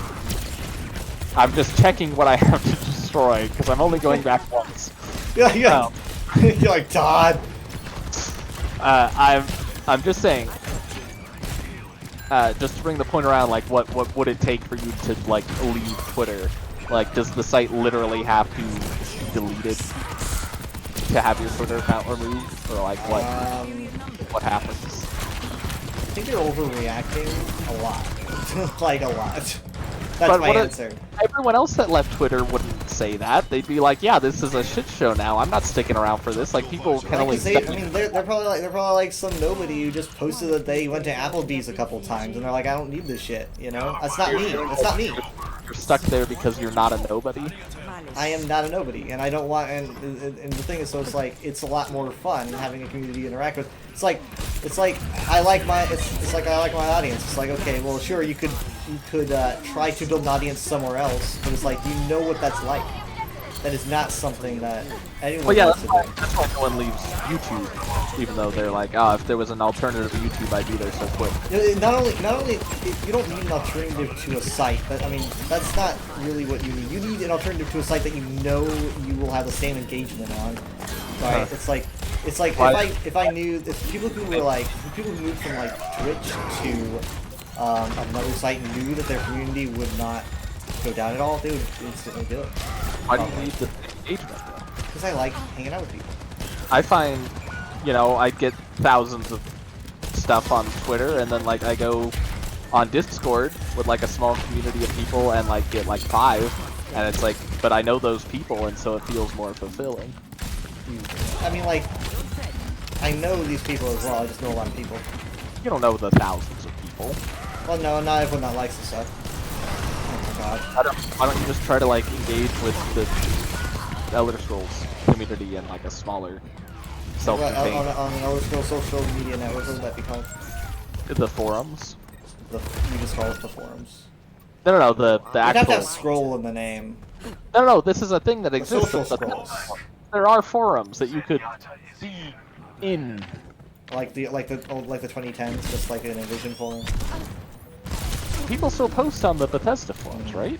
Am I crazy? Yeah, sure they do. But like, I needed that. when everyone started going to social media, it just became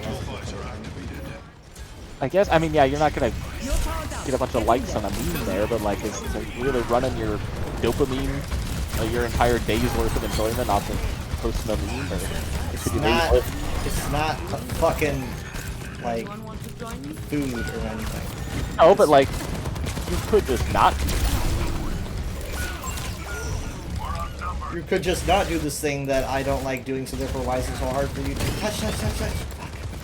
Well, it's, I mean, but by doing it, it's requiring you to be on Twitter, you know, it's kind of creating like a Stockholm situation, or I guess not Stockholm, but like a learned helplessness. You're like, I can't do anything about it, so I might as well just put up with it, sort of thing. Like, it's the only way I can do this. No, I mean, like, I know I could do something about it, I know I could leave. Well, yeah, but you're saying, where else am I gonna do this sort of performance art? I make a forum post, I'm not gonna have the same community as, like, if I make a tweet or something. It's not the same. Like, I do not have it. I don't. Do you know how fucking hard it was to build a community on Twitter? It's like one of the hardest things ever. And so it's like, no, just put that away. But so much of the engagement on Twitter too is also like bots and stuff too. Like, not everyone even likes those are real. I mean, like, if it was bots, I would have had that engagement from the beginning. The people who are following me, you know, Elder Scrolls names. The bots are designed to like latch on to content that is like. They're all fake people. You're right. If we're gonna believe that, then we don't have a conversation. People will notice that after like a bot purge, a ton of their followers go Bots down. are not there. If the bots would be trying to sell me Barbenheimer shirts. That's what they do. They don't get anything from liking a post. No, they will comment and be like, I don't know why, but there is some reason that a bunch of accounts on Twitter that do activity, like, because the thing is, they have to generate some amount of activity to be deemed as, like, human for some reason, and then they do something malicious once they gain that level of trust. I don't know what it is, it's just a huge problem on Twitter where, like, a bunch of people's followers will lose followers whenever the bots get purged, because like a ton of there's just so many bot followers on everybody's well, account. I haven't had that happen. There's been many bot purges. Okay. I would also view, I mean, you know what the sunk cost fallacy is, right? Yes. So we've talked about it plenty of times. You don't even need to you're like you feel like you need to hold on to this because it took so long to build, and like, how is this ever going to happen again? But it's like, you could just let the sea wash your sandcastle away, even if you'll never build one that big again, you know. Why? Because the ocean's made of acid and it keeps burning you whenever you get into it. Am I literally like going, please get me out of there? I'm literally just talking about what's going. You're literally, it's the same thing as like you complaining. It's like complain about Republicans and then someone goes, just leave the country, just go. Why are you still here? You know, I don't complain that much about them because I stopped like viewing, like, I don't get on Facebook, so I don't see all the. It's a conversation. You want me to tell you all the good stuff that's been happening lately that I've seen on Twitter? You talk about Twitter so much though. It's like, I'm on Twitter often. Maybe join a crochet club or something. I do crochet. Well, actually, no, I never tried. There you go. And, you know, maybe you'll find 5 people in that class that you can form a connection. And it's like, I know some numbers are bigger than others, but you might have a better life with those 5 people in The Crochet numbers Con. don't, I mean, like, I get like this many likes. It's not, but the thing is so about getting that many likes is that it means that more people might interact, right? Because it's like, oh, you know, more people interact with me, the more likes the post gets because it gets around, right? So it's like, oh, someone will tell me about something, or I tell them about something, right? The likes kind of just open the door for more engagement. That's why otherwise it's just a number, right? It's just like But what are you reaping by sowing? I mean, like when it comes to the Elder Scrolls, there's a lot of news to share. Honestly, I should probably make a post about news that was announced today about the Quarter 4 dungeon that was announced. You feel like you notice things that other people might not have noticed. Oh man, all the time. Like I was the Necron like news guy. I reported everything. You feel like the more people hear you. I educated a lot of people, and I still do. But and yet you still complain that no one seems to know it. Well, yeah. I mean, like obviously, but there's a lot more people that know things than they would have if I didn't do anything, right? But yeah, there's a lot of people that don't know stuff that other shit. But. You think you're basically like a martyr? You're providing a service on Twitter, and it's like your solemn duty. That's my dramatic backstory. You need to bear through what it does to your psyche to keep providing this news. I suffer this hellhole for you guys. Yeah, so it just wouldn't be so bad if you didn't just keep bringing up that it sounds like you're losing, you're having psychic damage inflicted on you every day from some Twitter drama like that. It's me. It's literally me like complaining about like an ache in my back, and you're like, why don't you just remove your spine? Well, I mean, if all they talk about is how their back hurts, and there's a clear solution, that's not all I like talk about. maybe don't sleep on a bed and rail it. Shit. You just want to hear about bad stuff on Twitter because you want to tell me you dropped my Twitter. I actually didn't start this. I at no point said, "Can we start talking on Twitter?" I did want to bring this up because it is a big thing. It's an important thing that doesn't. It's not just affecting me. It's gonna affect. I think we actually started this conversation like, did you want to hear about the bad what thing on happened Twitter, right? And I said I am ready to end the call. It doesn't seem like I'm trying to get you to talk about the bad thing. No, but and obviously you didn't ask me because there'd be no reality where you asked me about like, oh, how's Twitter doing?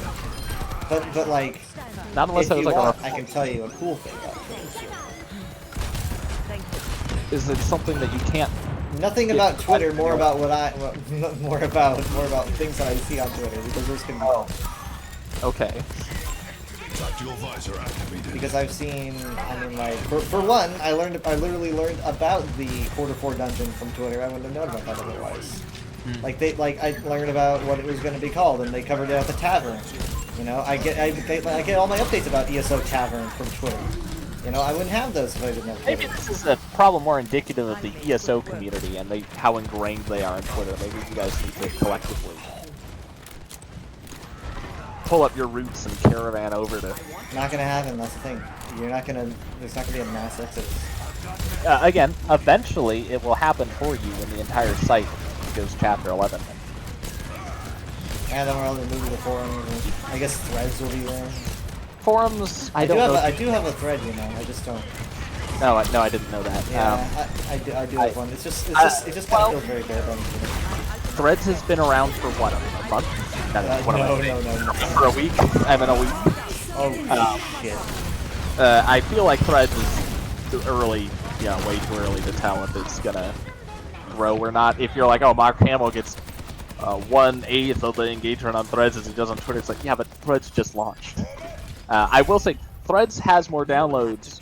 So previously, the website with the most visits in 24 hours, I think they gauge website popularity and how quickly it gains 1 million visitors. The quickest website previous to that was obviously ChatGPT, which I think took 3 weeks to reach 1 million visitors. I forget. I think Threads did it in like less than a day. Threads is now by far the most fastest website.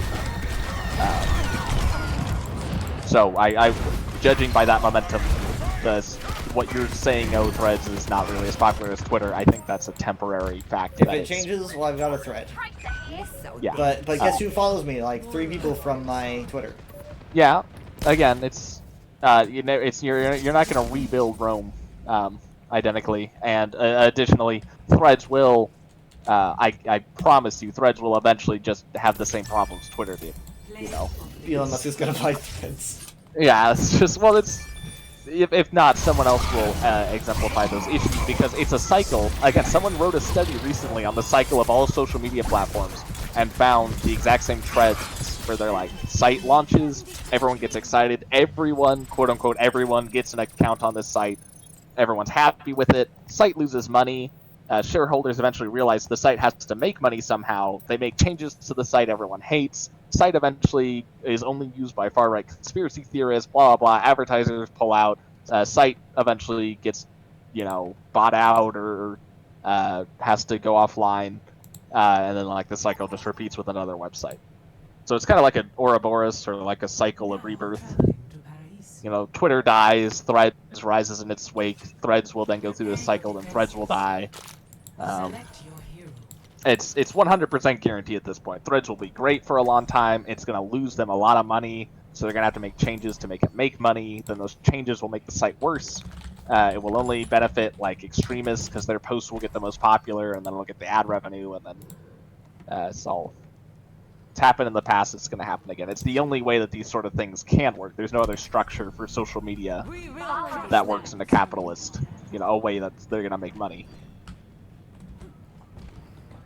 So it's kind of futile, in a sense, to have a social media presence at all, which is why I just don't.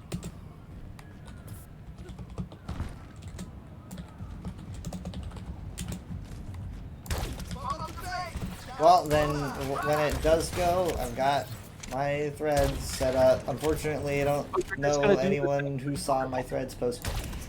But, because, not everyone sees every tweet. A tweet needs to be done, like, I know the right times to tweet, because I wrote a thing about it. What people, one, those are all circumstantial. There's no actual. Sure, there's no, but there's at least better time. Like, don't tweet when everyone's at work or something. Yeah, I mean, there's better times to do it. I usually get more engagement, like, on weekends. There is, it's still just like throwing fish food out in the pond. Like, sometimes you're gonna get a bunch of fish, sometimes you're not. But obviously people will do that thing where like they'll make a post not related to their other platform. The post will get popular. Like you make a meme about pie, right? It's super popular. Then they'll always make a comment on that post going like, "Oh my god, I can't believe this blew up. If you guys like this, follow me." No. That's what everyone always says. You just set me off when I saw one, just by saying that. I do not like because that. if you make a post saying follow me on Threads, no one's gonna see it. What you do is you wait for the post that does get popular, and then you hijack it as an ad for your Threads. But I mean, like, you ever see? Yeah, it was like someone makes a hilarious post or something, and then they always ruin it. Wow, by, this blew up. Check me out. I do this. I think people do that with like a YouTube comment that gets like 40 likes, and they'll literally be like, "Oh my god, I cannot believe this blew up." And especially, I think the worst version is when they steal a joke. That's what always pisses me off. You didn't even think of this. Even if I've never seen the joke before, I just assume every comment is a stolen joke. It's like, oh, that's funny, and then It's just the one that was at the top of the pile. It's just the same joke all the way down. Again, the social media is futile. I'm only original because I feel like if I steal someone's joke, it doesn't happen. That's not how you're supposed to play. Not how you're supposed to play the game. Well, that's why it took forever for me to get engagement, I guess. The engagement is valueless. It's not. It shouldn't be a stat on your life. It shouldn't make you feel better or worse. You're seeing it incorrectly again, but I can't stop you from doing that, I guess, because you're smart. If it went away, you would be sad. It would affect you negatively. You don't want it to go away. So it has power. Because the people would go away, yes. But most of those people you don't know. It really shouldn't matter. They interact with me, and I'm like, okay, I know this person from. I've seen people who's like, okay, well, I know you, and I know you think this and that. Well, if they really cared about you, why aren't they following you? You say on Threads. I honestly have only made one Thread advertisement. I don't. I think most people are just casually using Twitter. If your Twitter got deleted, I don't know how, like, if a ton of people would be like, oh my god, that Twitter's gone now. Like, so many people follow so many accounts that they just don't even keep track of them. I got a DMCA almost the other day, right? Did I tell you? You showed us, yeah. Yeah, I don't know where it came from. I looked over all the tweets. I had 3 tweets that didn't go through that had nothing to do with any copyrighted material. I had them all queued, and they were all blocked.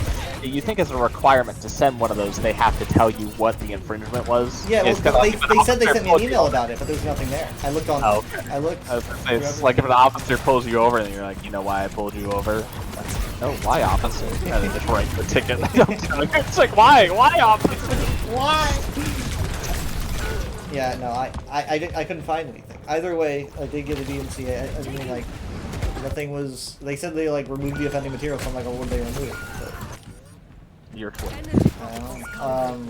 We've removed the offending material.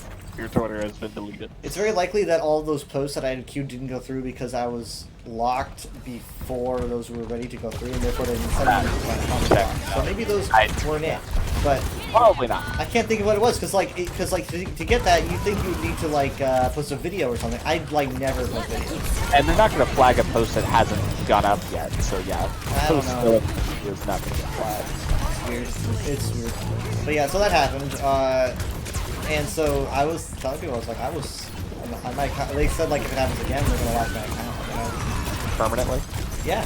Well, I mean, they didn't say like once more, but they said like, you know, you have a certain number of strikes. Usually it's like 3 strikes you're out, but the thing is, if you don't know why it happened the first time, how are you going to stop it from happening again? I don't know, man.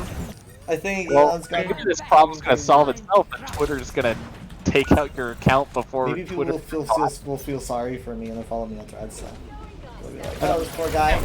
So you're saying you don't really care that a ton of people follow you, like it doesn't matter to you emotionally, but it also sounds like you really care about having somewhere where all these people follow you. No, I do care. Just that you know that they follow. I care. I mean, like I do care because I enjoy being a news source, and like we were talking earlier about Star Wars Theory and how he's like the first person anyone's gonna see when they look up a Star Wars thing on YouTube. Yeah. How popular he is, right?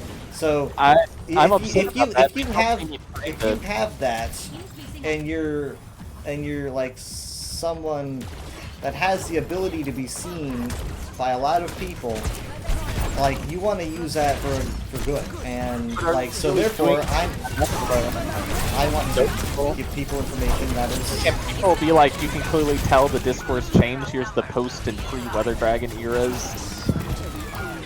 Like, is that a, you know, like if I made a Star Wars, even Star Wars Explained, like he's not gonna ever make a dent in Star Wars Theory's influence. Like just because I have a problem. I think that he definitely has he's made literally people who live in a world with Star Wars Theory a lot happier because. Yeah, I mean, people will say that Star Wars Explained is like the only bastion of like if you're looking for actual Star Wars channels. So he's giving people that care about honest discourse a thing to watch. Yeah, and he has all that attention and he uses it for good. Now it's like so I mean I don't think he would want to lose all that.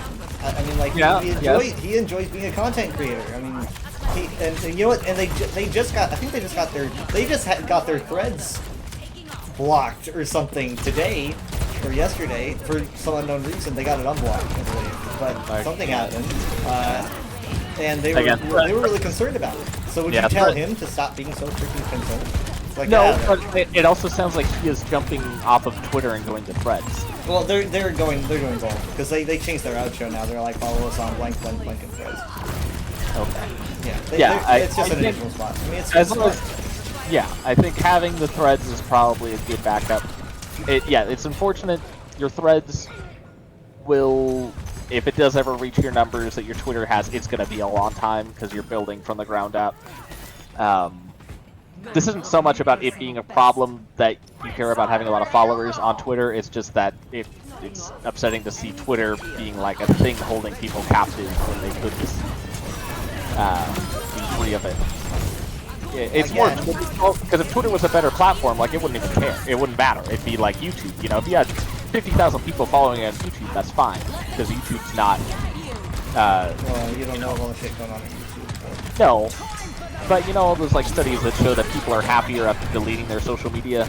Like they did a lot of like huge control group studies of people that were frequently on social media, like constantly, and then they had one group where they made all those people delete all of their social media accounts, Reddits, Facebooks, you know, everything, and then a group that stayed and continued on their usual discourse. And over the course of, you know, a lot of months, the social and psychological well-being of the individuals who completely removed themselves from social media, their lives improved in such a degree where they refused to get back on social media even after they studied the stuff. It was like, they were like, oh my god, I didn't know that it was so much better. Your average Joe on Twitter gets like maybe like two no, likes these are for like, saying no, they went to McDonald's and then they I'm see a not bunch of talking about neo-Nazis, that. right? It does the pros do not outweigh the cons. We're talking about people whose like their lives are social media, not like people who are That's highly unlikely.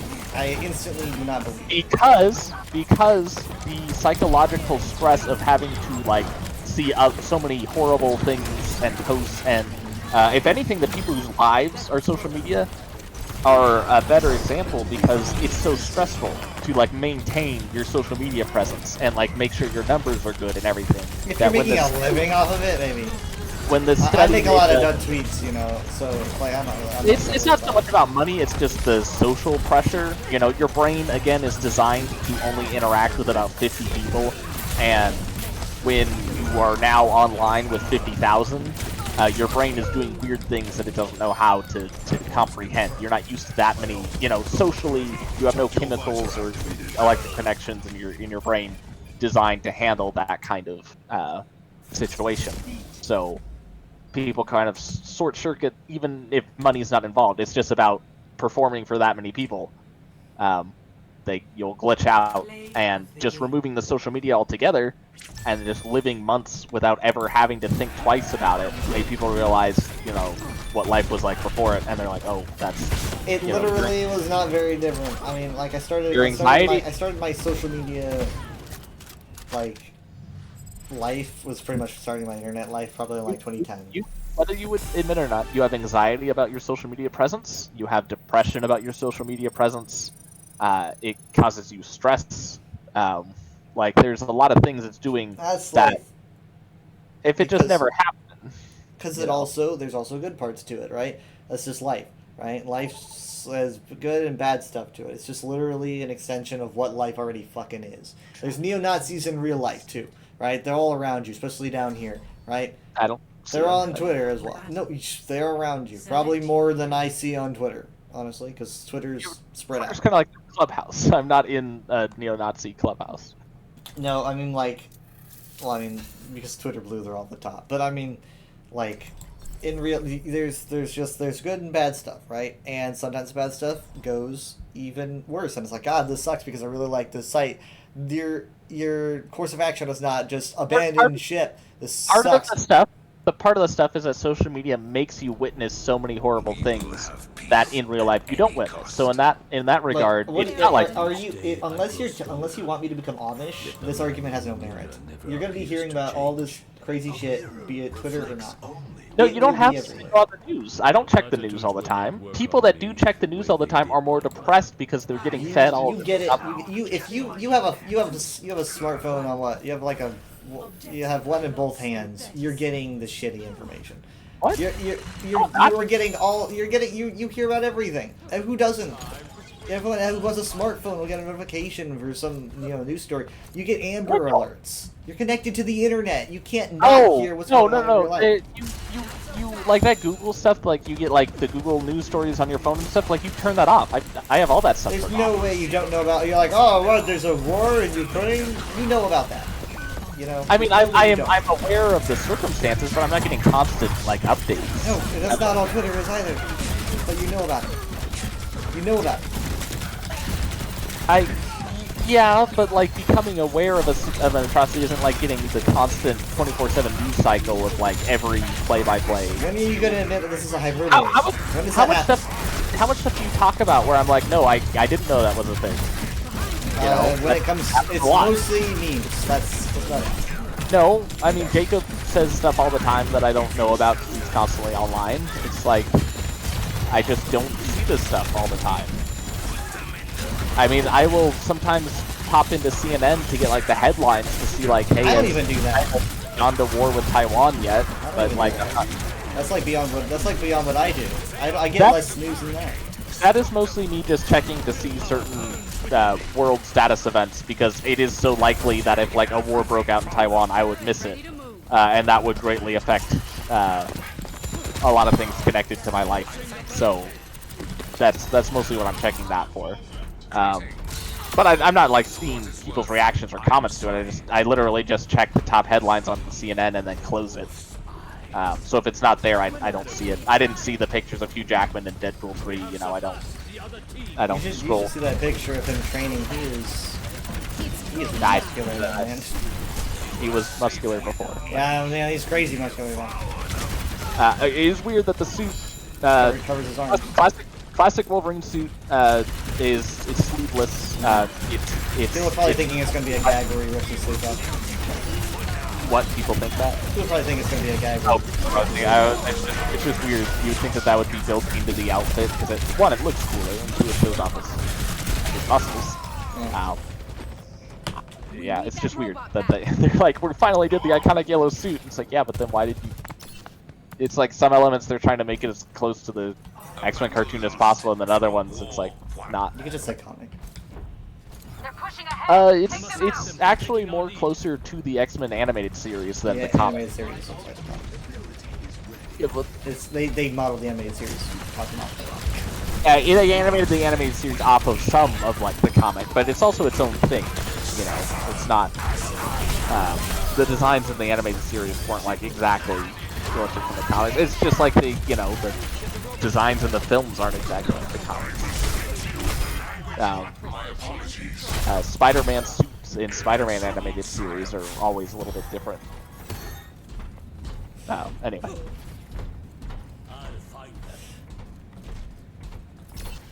But yeah, I really do, like, there is the ignorance is bliss aspect, but it's like, I'm also never handicapped by not knowing all these things, or like what the latest meme or trend is. I always find out about it when it's I am not so soft that any of this shit affects me. I am pointing this out because it is bad for the world. Yeah, but right? That's just, you're like super in tune with like the pulse of the world. Like maybe just don't pay attention. I'm just saying like when there's like another far right uprising like January 6th, this is where it comes from. It's not affecting me at all. I'm not a part of that, you know. But I'm saying this is where it comes from. It's worse. And I'm saying that I'm just giving a warning. And it's like, I don't like that. What?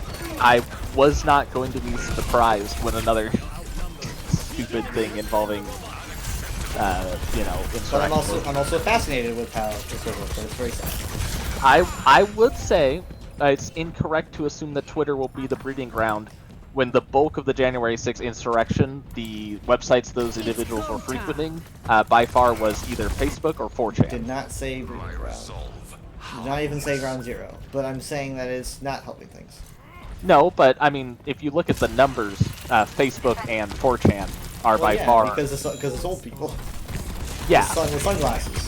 Twitter is mostly just a bunch of like grifters, you know, where they're not really. I don't know how much converts they're getting from Twitter. Everyone's too liberal though. All the conspiracies are being like the petri dish of QAnon and stuff. That's all the domain of much larger. And probably Truth Social at this point now. Truth Social is smaller than Twitter and also failing as a platform. Like I said, Truth Social exists as like a weird tax crime area where like you can commit tax fraud by hacking a social platform. Trump did not make Truth Social because he really liked the idea of spreading. He made it for financial.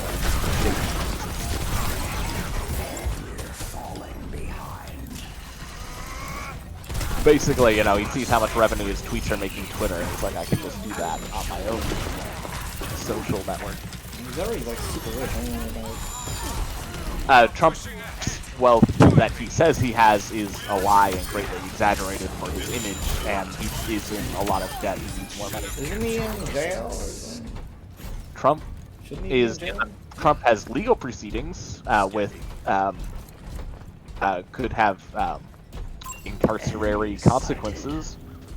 When obviously, most likely, legal experts say people in Trump's position don't actually ever have to face those consequences. But yeah, that's kind of how it works. But he's definitely still got legal hurdles to go through. He has, been convicted of things he's been charged with, and has many more upcoming charges. I mean, yeah, the man's been arrested now multiple times, so.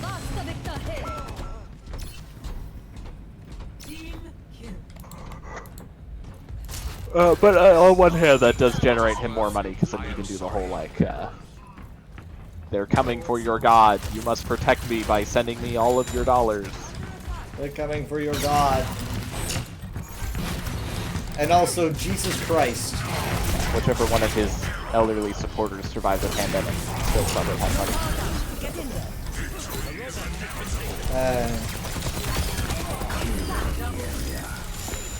Nice.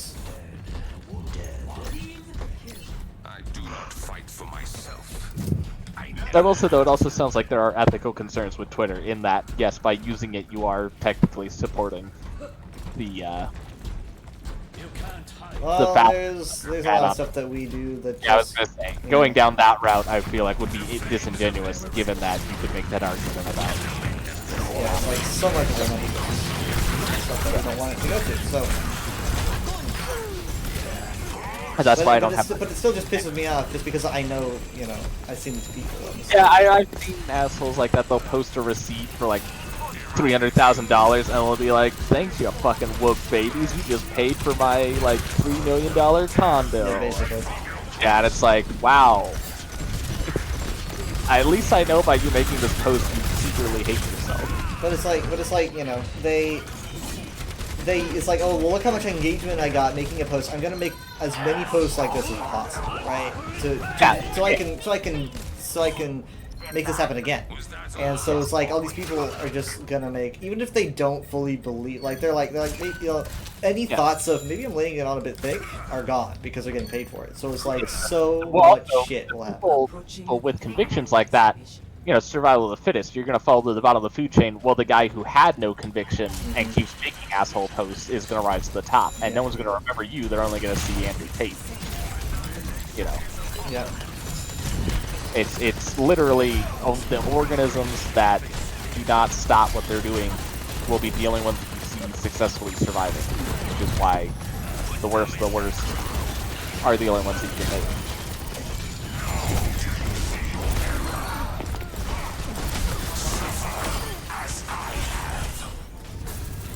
I really think, you're saying it took you a long time to grow a social media presence.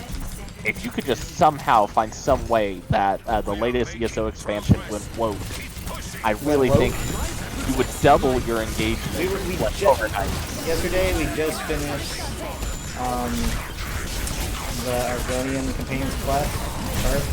Had a lady and a wife. Yeah, see, if you want your threads to reach the level your Twitter is, you really need to lean into that on your threads. Be like, you want to see how ZeniMax is ruining Elder Scrolls? Follow my threads here. And then post Todd Howard with glowing red eyes in a thumbnail. It doesn't even work on ESO. Does it matter? Like Kathleen Kennedy? Yeah, exactly. It's pretty much the same thing, Yeah. It's like, oh god, look what Todd Howard's doing. Here's how Disney ruined ESO.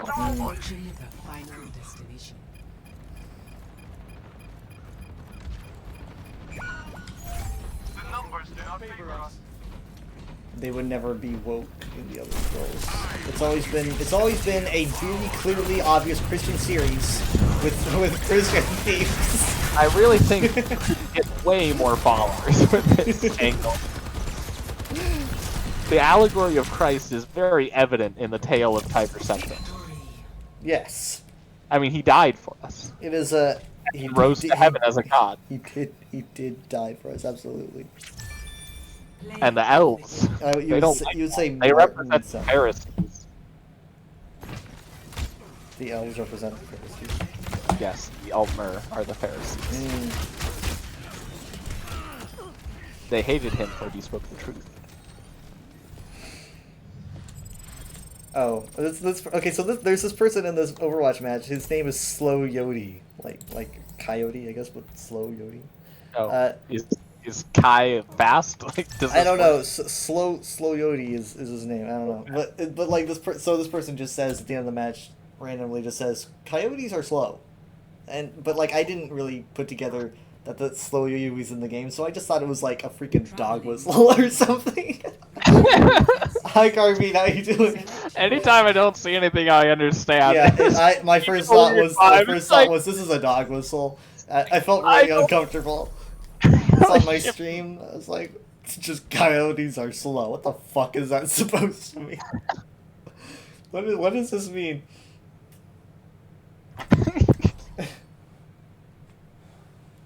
Anytime, someone just says some random thing. Just like side eye, like really like abrupt side eye. Right? Unsettling music. If we do this right, they won't even know what happened. I was gonna say it's either a TikTok thing or an alt-right dog whistle, but really they're just one and the same at this point. So I just love it, like, out of context. Just for those that don't know, the gnome hunting TikTok trend is a far-right dog whistle. It's like, I've never heard of this. Of course this is a sentence I have to read. Never heard of this. That's the thing, is there's just so much TikTok content. It's just like, obviously on TikTok, that's like, everyone knows this thing that's happening, and it's like... I'm just uncool now. 4 billion people are probably aware of gnome hunting. It's not even like a small thing. I can't even say like, oh yeah, sure, the small number of people on TikTok. Those poor gnomes, I think, unless the gnomes are... I would just stop talking about it, considering I do not know what the connotation is. That is true. Let's stop. We don't know anything about this. I'd say be nice. Well, no, I'm not gonna say anything. That is the dog. I can't say anything because I don't know what it means. But I think it can be saved. I think we don't understand what it means, so therefore I don't care. Unless they think that I'm like part of some secret society. That just lets you get away with saying it because you're claiming it's like, oh, I don't know what it means, ignorance, but...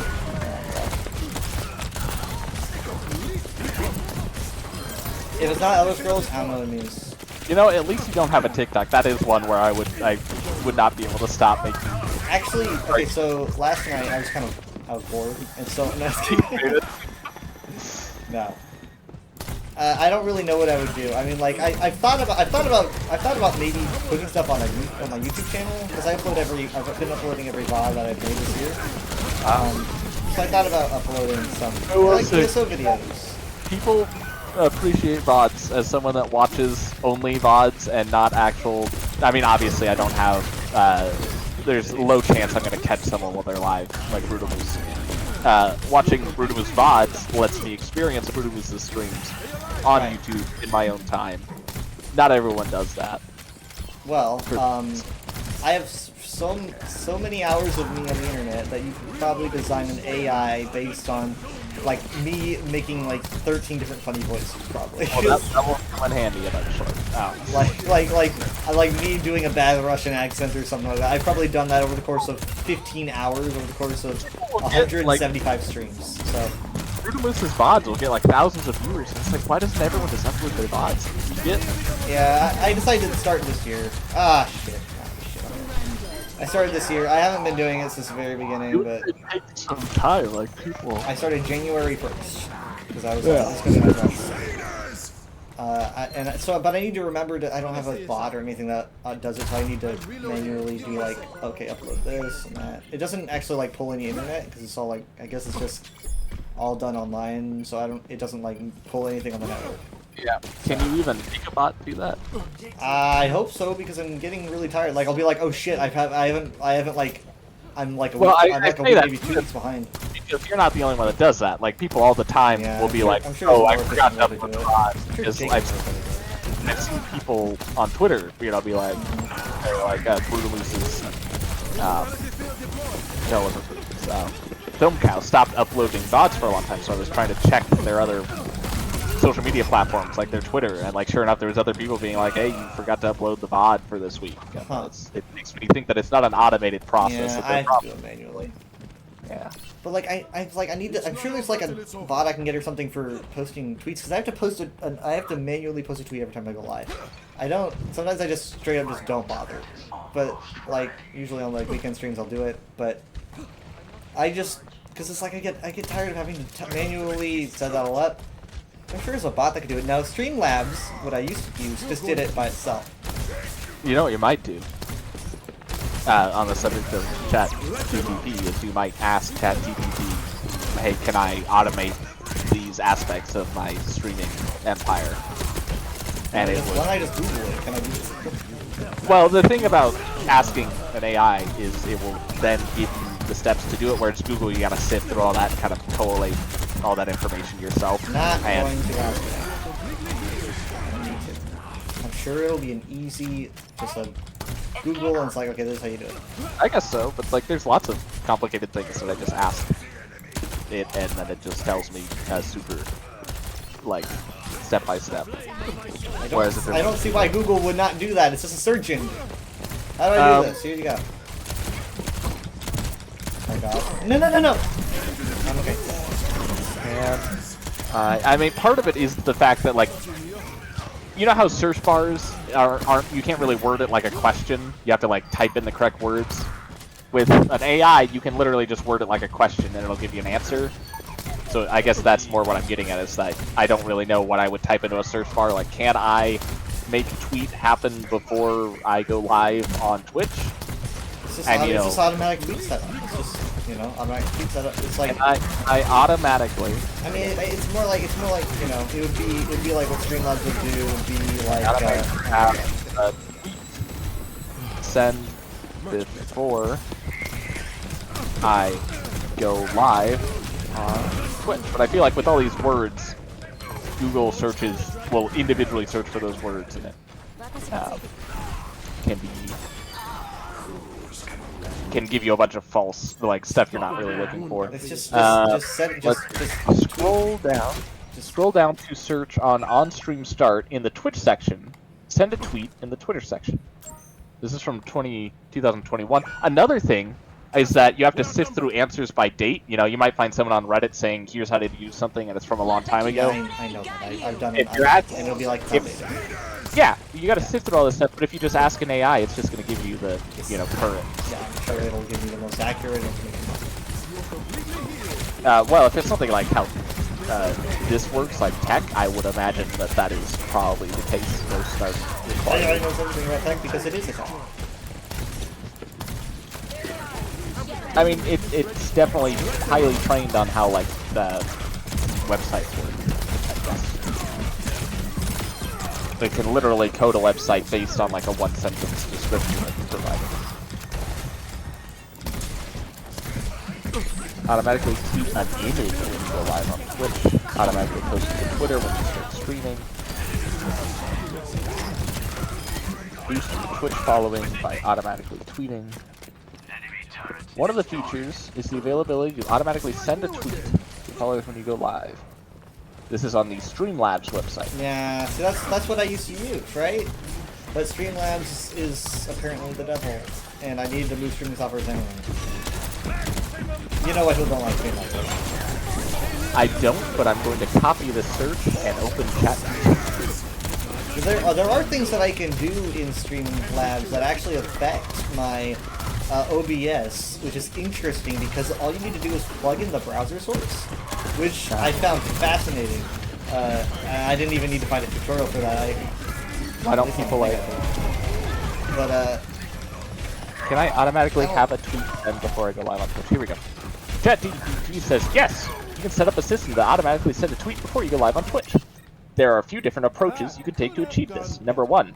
Using Twitch integration. Twitch offers several integrations with social media platforms, including Twitter. You can link your Twitch and Twitter accounts when you start a stream. Twitch can automatically send a tweet to your Twitter followers announcing that you're going live. To set this up, go to your Twitch account settings, navigate to the Connections tabs, and find your Twitter integration option. That sounds like what you're looking for. Yeah, but there is a little bit of an issue with that, and that is I want to make sure that they don't have like a repetitive tweet in mind, where it's like because I have a different stream title each time, right? I don't want to just send "I'm live" with my URL. I want to send "I'm live" with my stream title. That's what I would do with Streamlabs, right? It would say "I'm live" and it would have the lore fact and. So Streamlabs was a third-party tool, right? Yeah, well, yeah, it was. It's basically it was like they took the code from OBS and pretended to be OBS. They took the name. So you might see that they're called Streamlabs OBS, but they're not actually OBS. Brings us to the second option, which is using third-party tools. There are a variety of third-party tools and services available that can help you automate your social media posts. One popular tool is IFTTT, which stands for If This, Then That, which allows you to create automated workflows known as applets. With IFTTT, you can set up an applet that triggers when you go live on Twitch and automatically sends a tweet to your Twitter account. So that sounds like an applet that functions similar to Streamlabs it's not called Streamlabs. Could if you want to use Could you tell me the Twitch thing again really quick? Because I just opened Is Twitch. Option 1. Yeah, what was that? You go to your Twitch account settings Mm-hmm. and navigate to the Connections tab, Mm-hmm. where you will find Twitter integration options. Right. My connection is set to Weather Dragon 1. So what? Do you want me to ask it to elaborate on step 1? Yeah, because I'm already connected. I just don't know what to do. Elaborate on step 1. How do I make this happen? Certainly. Here's a step-by-step guide to how to set up Twitch integration with Twitter to automatically send a tweet and go live. Link your Twitch and Twitter accounts. Go to the Twitch website, which provides a link, and log in with your Twitch account. Click on the profile page. Okay, so you've already done that. You're already at Connections. A pop-up window will appear asking for your Twitter login credentials. Enter your Twitter username and password to authorize the connection. Step 2. Configure Twitch Twitter settings. Once connected between Twitch and Twitter, once the connection is established, return to the Twitter settings page. Scroll down to the stream section. Check the box that says automatically tweet when I go live to establish the feature. Optionally, you can customize the tweet message by clicking on the edit button next to the checkbox. This allows you to add a personal message or include specific hashtags. The last step is save your settings. The step 3 is go live on Twitch to test the integration. Start streaming on Twitch as you normally would. Once the stream is live, Twitch will automatically send a tweet to your Twitter followers announcing that you're live. And then after that, you just verify the tweet is on your Twitter profile. I mean, like, the whole, like, write a custom message thing is, like, that's kind of what it's like, if I have to go out of my way to do that, I might as well just make a tweet. You know? Yeah, but it sounds like it's automated. But I have to write the custom message. How is that automated? You just have the message be generic enough to always fit, you know, saying like, hey followers, I'm live. Something that always fits. Here's what Streamlabs OBS would do. I like calling it Streamlabs OBS, but that's what they call themselves. What they would do is that I would press go live on my in my program. I would click go live, and it would say, okay, I'm gonna go live now. Would you want me to post this as a tweet? And I would say yes, and it would post my stream title that I set in Streamlabs. Now, see, I don't set my stream title in Streamlabs anymore. I have to do it via Twitch because OBS does not allow you to set the stream title via their own program, which is the whole issue. So basically, it's like I want to. Is that why people don't like Streamlabs? People don't like it because people don't like Streamlabs not because they're bad. They're honestly, in my opinion, I think it does take more RAM, but it's easier to use than OBS. They don't like it because it's unethical. Because they stole the source, and they basically are called Walmart, right? They have nothing to do with Walmart, but they call themselves Walmart. Oh, I see. Yeah. Well, when the AI was suggesting third-party tools, it didn't even suggest Streamlabs. It suggested if this then that, which might be an alternative. Have you heard of that? If this and that. Okay. Well, maybe you should check that out. it lets you create. Sounds like a programming term to me. Well, it says it creates. It's a program designed for automated workflows known as applets. So by creating an applet, basically, I mean, even the name of the website, if this then that, it sounds like you make something so that your computer detects if this, like if I go live on Twitch, then that, which would be post on Twitter. I think so you would program applets to do that. I think the issue is that maybe I'm not wording it correctly. An automatic tweet sounds like every tweet should be the same, like the same little message that says I'm live. When in reality, I want to be able to like send a tweet where I set the stream details, because it's like I want the tweet to have my word tag in it, right? So what? I don't really know how I would ask that. Can I? It's more like ask this specifically with OBS, because I use OBS Studio. OBS Streaming Studio might be a good way to put it. Oh, so what was the question about OBS streaming? Maybe sending tweets when I go live via OBS, not streaming. Can I have? Okay, so can I have OBS send tweets when I go live on Twitch? Yeah, I guess so. Although it might try to send you Streamlabs, but I don't know. Well, no, because again, this is an AI, and if I say OBS, it's not going to think I'm talking about Streamlabs. Streamlabs is OBS, they steal the name. So, okay, I didn't know that that's the company they were stealing the name from. That makes sense. I would imagine that if there was such a controversy, that the AI would also be aware that one of the companies is a stolen moniker. So apparently OBS stands for Open Broadcaster Software, is that correct? Alright. So, to start this answer, yes, you can configure OBS to automatically send tweets when you go live on Twitch. To achieve this, you'll need to use a combination of OBS and third-party tools such as Streamlabs, or a chat bot like Nightbot. Here's a general outline of the steps involved. So, set up a Twitter account is step 1. Step 2 is connect OBS to your Twitch account. Have you done that? Yes, otherwise I wouldn't be able to stream. I wouldn't be able to stream if I didn't. Step 3 is set up a Twitch chatbot. You'll need a chatbot to monitor your Twitch chat and trigger the tweet notifications when you go live. Streamlabs or Nightbot are popular options for this. Set up the chatbot and connect it to your Twitch account. Configure the chatbot. In your chatbot settings, look for the option to enable tweet notifications or custom commands. This will allow the bot to send tweets on your behalf. Step 5. Link your Twitter account. In the chatbot settings, you'll need to connect your Twitter account. This usually involves authorizing the chatbot to access your Twitter account. Step 6 is customize the tweet message. Once your accounts are connected, you can customize the tweet message that will be sent when you go live. You can usually specify variables like the stream title or predefined message. Step 7 is to test the setup. Start a test stream on Twitch and check if the chatbot successfully sends a tweet. Make sure to monitor your tweet account to see if the tweet appears as expected. Nope. This is Nightbot? It says Streamlabs or Nightbot. It does say note the exact steps may vary depending on the chatbot or service you choose to use. Consult the demonstration or support resources for the specific tools you're using to get more detailed instructions. Remember to respect Twitter's terms of service and guidelines when sending automated tweets, and ensure that your tweet notifications are not excessive or considered spam.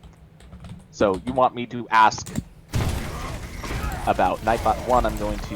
I have Nightbot, I use it for various other... I know what Nightbot is, but you want to know how to make this happen using Nightbot. Yeah, I've just logged into my Nightbot. Okay. What you should be logged into is ChatGTP. Look, just Can I? Okay, I'm going to ask it how to do it. I will say great, implying that I am pleased with its response. Great. God. How can I utilize Nightbot in this way?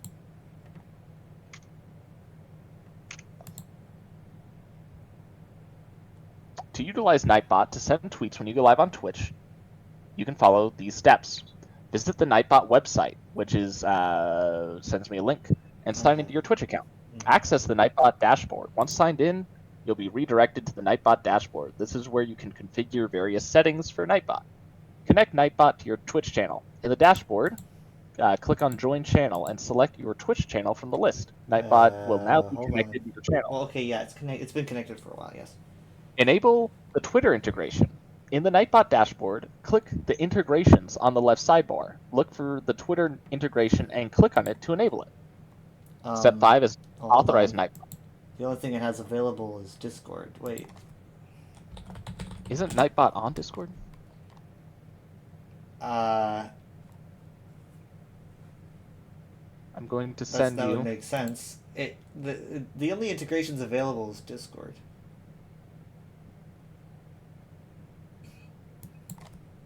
Okay, so you are seeing that though. You're seeing the I'm on the integrations. I'm on the integrations channel, but it just says it just gives me the option for Discord, and that's it. All right, so you're on step 4, which is enable the Twitter integration in the Nightbot dashboard. Click on integrations in the left sidebar. Look for Twitter integration and click on it to enable. You see nothing there. All right, so I'm going to tell it in step 4. I only see Discord as an option for integration. I do not see Twitch. How can I integrate? Or how can I get Twitch as an Twitter option here? Alright, Twitter.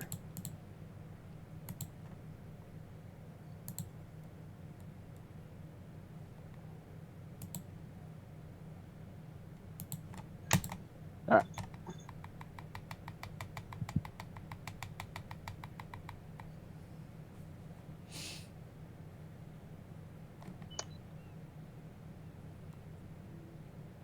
Did it die? No, let's see. How are you going to cheat this here?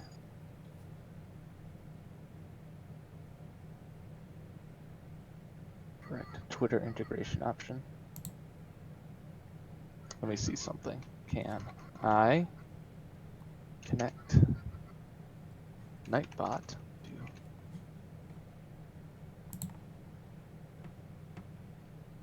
Twitter? Nightbot. Let viewers tweet about your stream. Alright, there's a command. 2018. What I'm looking for.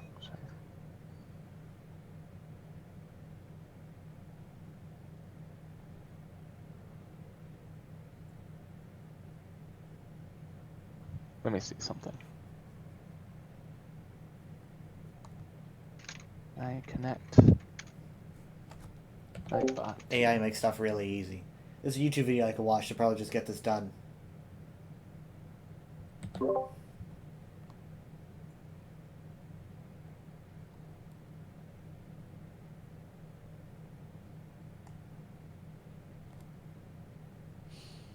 When pressed for further information on integrating Nightbot to Twitter, it looks like Nightbot may have removed the integration with Twitter, is what I'm getting.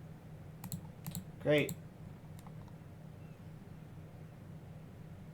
I'm just trying to confirm that that is the case. I am through, like, this is a completely separate conversation I'm having with another instance of ChatGTP.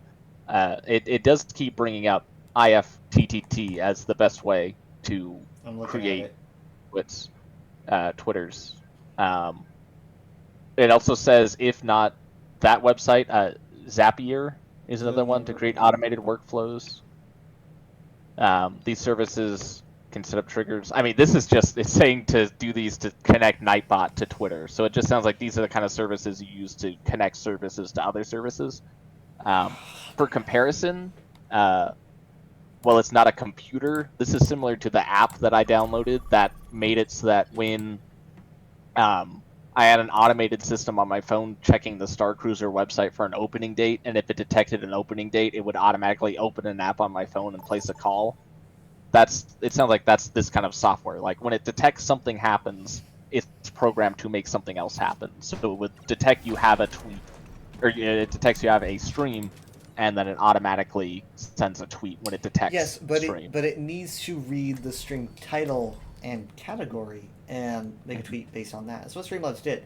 That anything can just make a tweet based on, like, on live. You know, that's yeah. Is it possible that maybe this applet creating website could do that. That it could lead to don't know, but it doesn't. It seems like it wants you to just make one message. That's just like you send. It's like one message that it sends every time you go live. Like, okay, which is like it's like no, because most people who see my tweet probably only care about the lore fact, to be honest. All right. How can we word that as a question then? To like, what's a service to create a title? Tell me you don't mean Cassidy. Can it? Let me see. Is there a service? Is a good way to start it. Is there a service that sends, that can send a tweet of my stream title? Right? And link to stream? Okay, that can make a tweet linking my stream, Twitch stream, I should specify.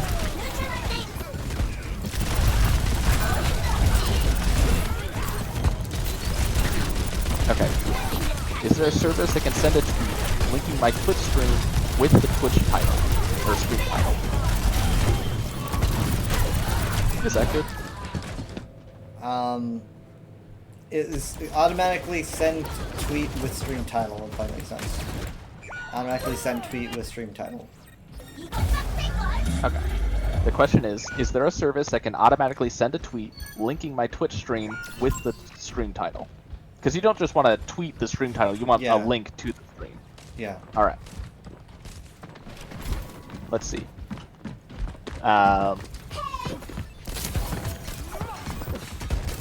I do want to verify. Okay. One option is Streamlabs OBS.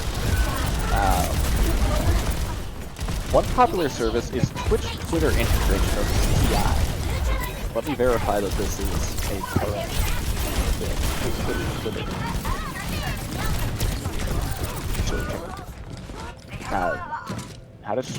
How to share Twitch on Twitter. After the settings option shows up, look at the connections tab and click it. Scroll down to the Twitter section and click connect. Finally tap authorize. Looks like integrate Twitch and Twitter. Twitch Twitter integration with AI. Twitch Twitter.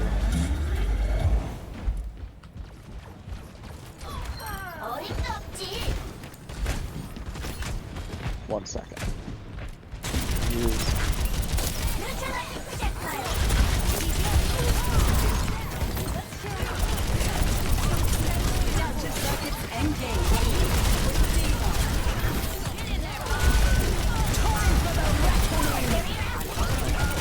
Keeps coming up with if this, then that, or that.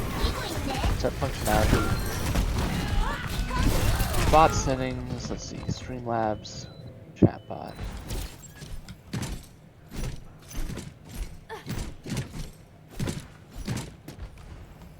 That was only a warm-up. Man, it's funny how Streamlabs can do something apparently that, I mean, like, why is it so hard? Basically, it's kind of hard to, explain, it's hard to bring it up to a bot, I guess. Because it's such a wordy way of describing it, but essentially, the way that Streamlabs would be done is that you would set the stream title in Streamlabs itself. I don't do that anymore, not with OBS. I wish I could, but I can't. Instead, I need to make the title in my Stream Manager manually every time, and then go live and have a program. This is why this comes in handy for situations like this, because instead of typing a query like you would in a Google search bar, you could actually that exact like paragraph you just said, I could just type in.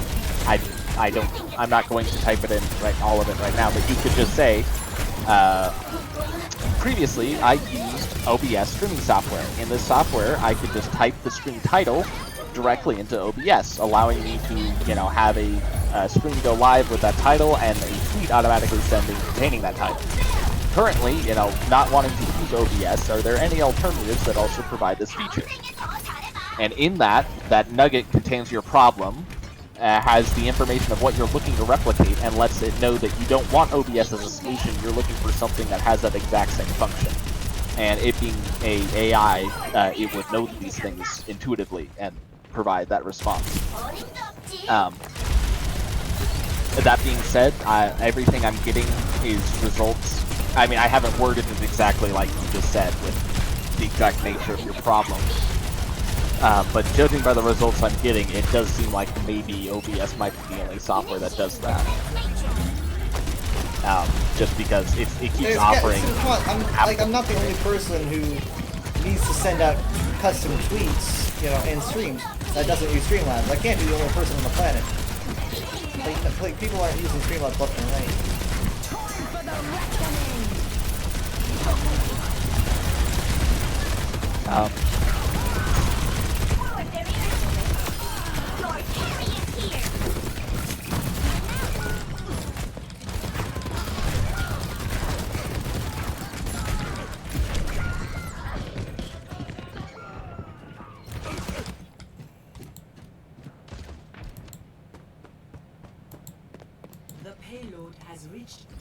Why don't you log in to your account here?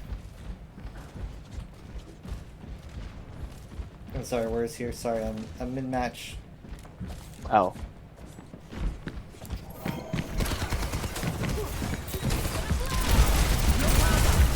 Ah, shit.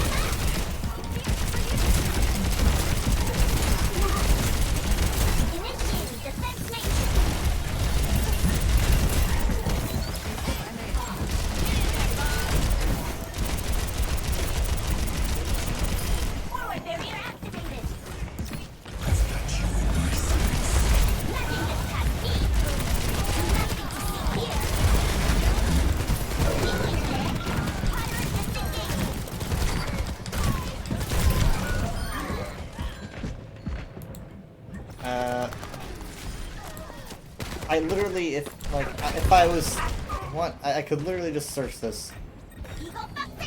It's one of those things where, like I said, it's better to just list a complete, like, multi-sentence description of what your problem is and what you're looking for, and a Google search bar will not process that the same way that a, you know, virtual assistant will.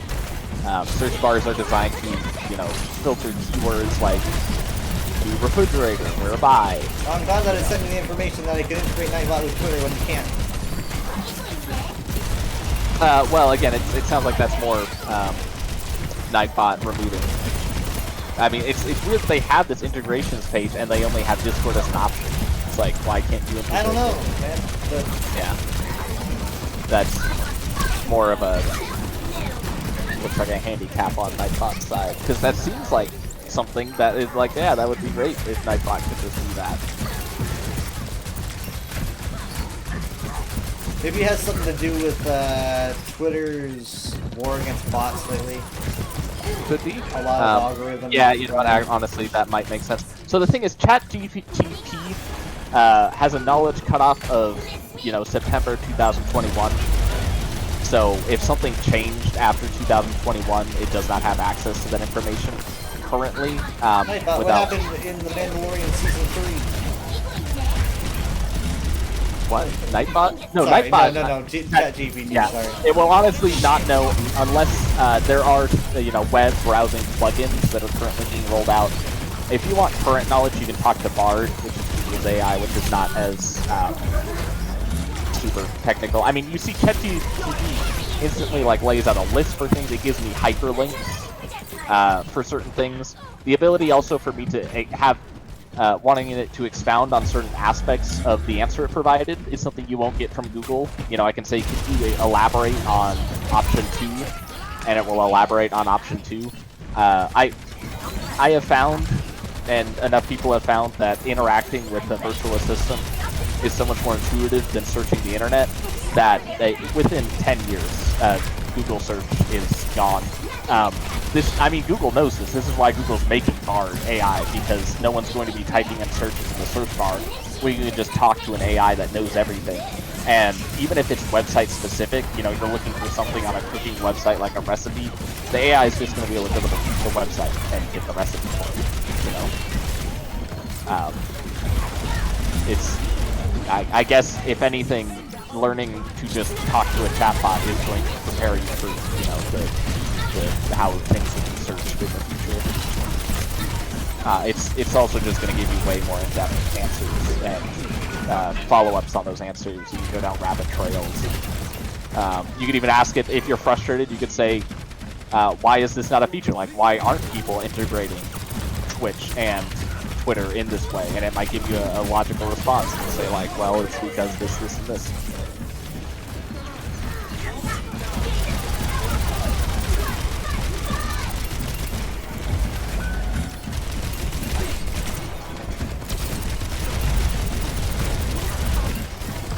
Also, if it's not a thing that currently exists, there's an option. I didn't send it to you, but it was literally telling me how to write code to do what you're wanting to do. It said that it would require a little bit more technical know-how, but if I said, can you expound upon that and tell me how to just write my own script, it was... I don't have an OpenAI account. Oops. Oh well. You can log in with Google. I don't have an OpenAI account either. I just have it log into my Google. I do not remember my Google. I think Facebook is up. You can also log in through Facebook. You shouldn't even have to type the stuff in, I don't think. I just click log in with Google and it just logs in with Google. I imagine you're currently logged into Google with your Google, right? ChatGPT, who is... What is my Google password? What? Do you like him? I'm asking who's Weather Dragon, do you like him? You know what? I've seen a lot of smaller YouTubers ask ChatGPT if it knows who they are, and it will actually start talking to them about their channel and videos, and it's like they'll be shocked that it honestly recognizes who they are. Then I will not share his response. Honestly, you could just sit and talk about Bionicle lore all day with it. You might get the occasional hiccup where it doesn't know something, or it like says something incorrect or makes something up, but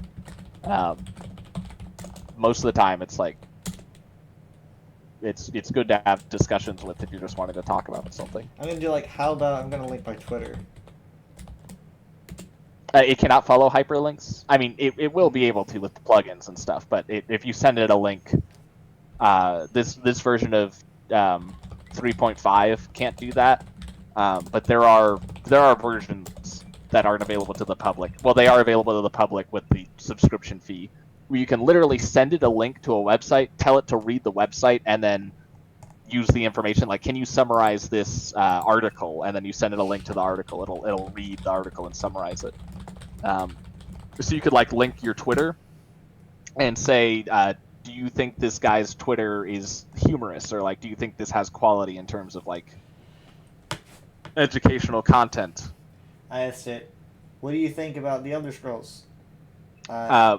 It does. So here's the thing: people will constantly try to get the AI to trip up, like trying to trick it and stuff, which is not helpful. Like, obviously, it's funny to get it to say weird things. Asking it to have its own personal opinions, like, I watched a YouTuber sit there and laugh their ass off trying to get it to talk about its personal opinions, and it will obviously say, like, as an AI, I have no personal opinions, and they're like, yeah, they'll be like, how the fuck is this thing supposed to be the next big thing when it doesn't even have, like, it's just, like, it's so boring, it doesn't even say what it likes, what movies it likes, it has no opinions. And I'm like, it's a fucking AI, like, what, that you think they programmed it to like War and Peace or, like, have a favorite novel? It's like, it's obviously, it was so hard to watch. It's like him just, like, bashing on it, because he's like, every time I ask it what its opinion is, it won't tell me its stupid opinion. It's like, because it's a virtual assistant. You know, you can't be like, is Trump or Biden better? It's going to say, pros and cons of both. It's not going to have an opinion. It's an impartial... It's so weird to hear, like, what people think computers, like, how computers process the world. Yeah, so something never to do... I mean, you can do it. It's something that's unproductive is asking it what its personal opinions are. If you say, do you like the Elder Scrolls? Like, it doesn't like anything. It has no opinions. Yeah, I know people like this. It'll tell you everything about the Elder Scrolls. It can tell you that the Elder Scrolls... You can say, what are some positive attributes of the Elder Scrolls, right? And it'll go in detail. It'll write multi-staged positive things to say. It won't be its own personal opinion, but you can say what are some good things about Elder Scrolls, and it will, it'll say some good things. You could say what are some bad things about Elder Scrolls, and it'll say some negative things, like some fans find the lore too confusing, maybe, or something. Yeah, hold on. What if I took out the word automatically? Because I think automatically is kind of confusing it. Again, do not be afraid to write multiple sentences. You can write. People have sent this thing pages of books and had it process it. So you can literally frame your question as like a super multi-sentence paragraph, and it will comprehend and understand the entire, from start to finish. So just list your problem. You can list your whole history. You can say, I am a Twitch streamer for Elder Scrolls Online, blah, blah, blah. You can give it your whole life story. It will get the gist and provide, whatever the most appropriate thing to say is. Wait. People just don't treat it like a search bar. You don't have to be timid and try to use shorthand, skipping certain words to shorten the question. I will not cut corners or beat around the bush. I love you. I will not cut corners or beat around the bush. This is a serious. I appreciate your kind sentiment, but as an AI language model, I don't have the ability to experience emotions or engage in personal relationships. I'm here to assist you and provide information to the best of my abilities. If you have any questions or need further assistance, feel free to ask. This is the second response I've gotten. You remember what I said yes, it's funny to try to trip it up and get it to say weird things, but that's ultimately useless. Don't be literally. I can do what I want. I can do what I want. I know. You can have fun since it's a new toy, but I go to the Reddit a lot, and so many people just stay off the Reddit because it's literally just a bunch of man children trying to get it to swear or say boobies, and then posting the screenshot when they get it to do something it's not supposed to do, and they'll laugh and be like, "Oh, I got it to blah blah blah," and it's like, "Oh my god." We're at the paradigm of a new era of super intelligent machines, and everyone's only posting about how getting your calculator to say boobs, and it's I asked how the universe was formed. They gave me a very long. Yes, that's the sort of stuff you can use it for. The thing is, this thing can code a website based on a one-sentence description. We're getting to the point where you can literally just give it an idea, and it will tell you how to make it a reality or do it for you. And people just want to get it to say fuck, and it's so frustrating to watch monkeys That's what's gonna happen. That's how we're gonna. It's move forward. literally the Reddit occasionally will be people saying some miracle they did with it. I diagnosed what was wrong with my dog after 9 years of medical, stuff like that. Miracle stories of how AI did something crazy, but it's just one post out of 50,000 people, or people complaining it's too woke. They'll be like, I tried to get it to criticize Trump, and it would do it in a second, but when I tried to get it to criticize Biden, it refused to because it's fucking woke.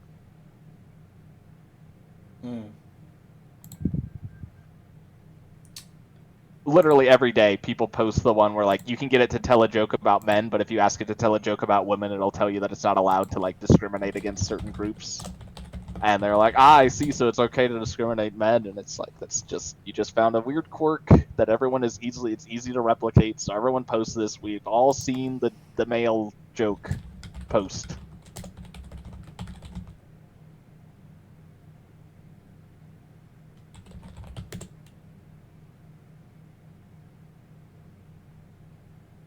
But it's way more interesting to ask interesting questions. You could ask it, what are some similarities between the lore of Bionicle and the lore of Elder Scrolls? And it would intimately know both franchises up to 2021, so it won't know Necrom, or it won't know the Necrom DLC. But it's aware of the UESP, I promise you. I did tell me a joke about men. It says, sure, here's a lighthearted joke. Why did the man put his money in the blender? Because he wanted to make some liquid assets. And then I decided to say, I was like, okay, let's do something random. I said, tell me a joke about trucks. And then it says, certainly, here's a truck-related joke for you. Why did the truck bring a ladder to the party? Because it heard drinks were on the house. AI is also not very good at humor currently. You just take the noun and then just move it over, and you're like, it's about trucks. The truck. Oh, yeah, talking about trains. So a train walks into a bar. Basically, it's the same. It's just like a standard joke format, but you just replace the noun with. Oh my You know what? Honestly, despite it not, so it is occasionally good at humor, but poetry. Weirdly enough, AI is insanely good at poetry. You say, "Write me a poem about blank." Depending, you can say in the style, like write me a childish poem, write me a, Hemingway style poem. Insanely good at poetry, short stories. Hell, it will crank out like page after page of stories. You can make your own Bionicle story. Say like, what would happen if Tahu woke up in Apocrypha, and it will literally just write you like a story of Tahu waking up in Apocrypha. Obviously, you might want to provide more details, like as a horror novel or in the style of J.R.R. Tolkien or something. But it'll do it, and it'll do it quickly.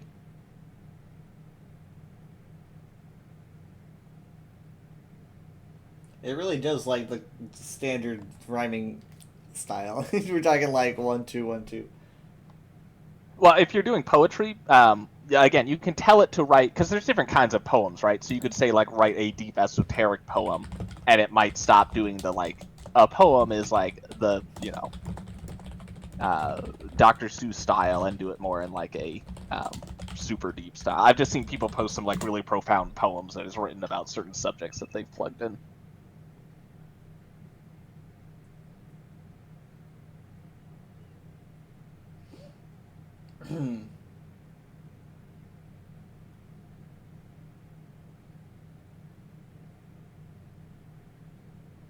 It'll also save all of your conversations. Obviously, it's good to start a new conversation when you're discussing a different thing because, it has memory of what you talked about previously. So if you're like you're asking it recipes for cookies, but then you want to pivot to like a world building project, it'll do it, right? But it'll always have the memory that you started with talking about cookies, which might paint some of its next responses. So it's usually good to like keep things separate. Like this is the conversation I'm having with it about cookies, and then you open a new conversation to talk about your world building project. That's why they have all of those like history tabs on the left.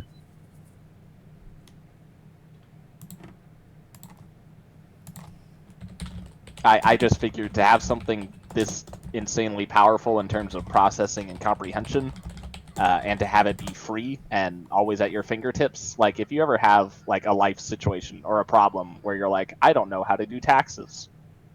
You just say exactly what you would say to a human and put it in the query box, and it will like.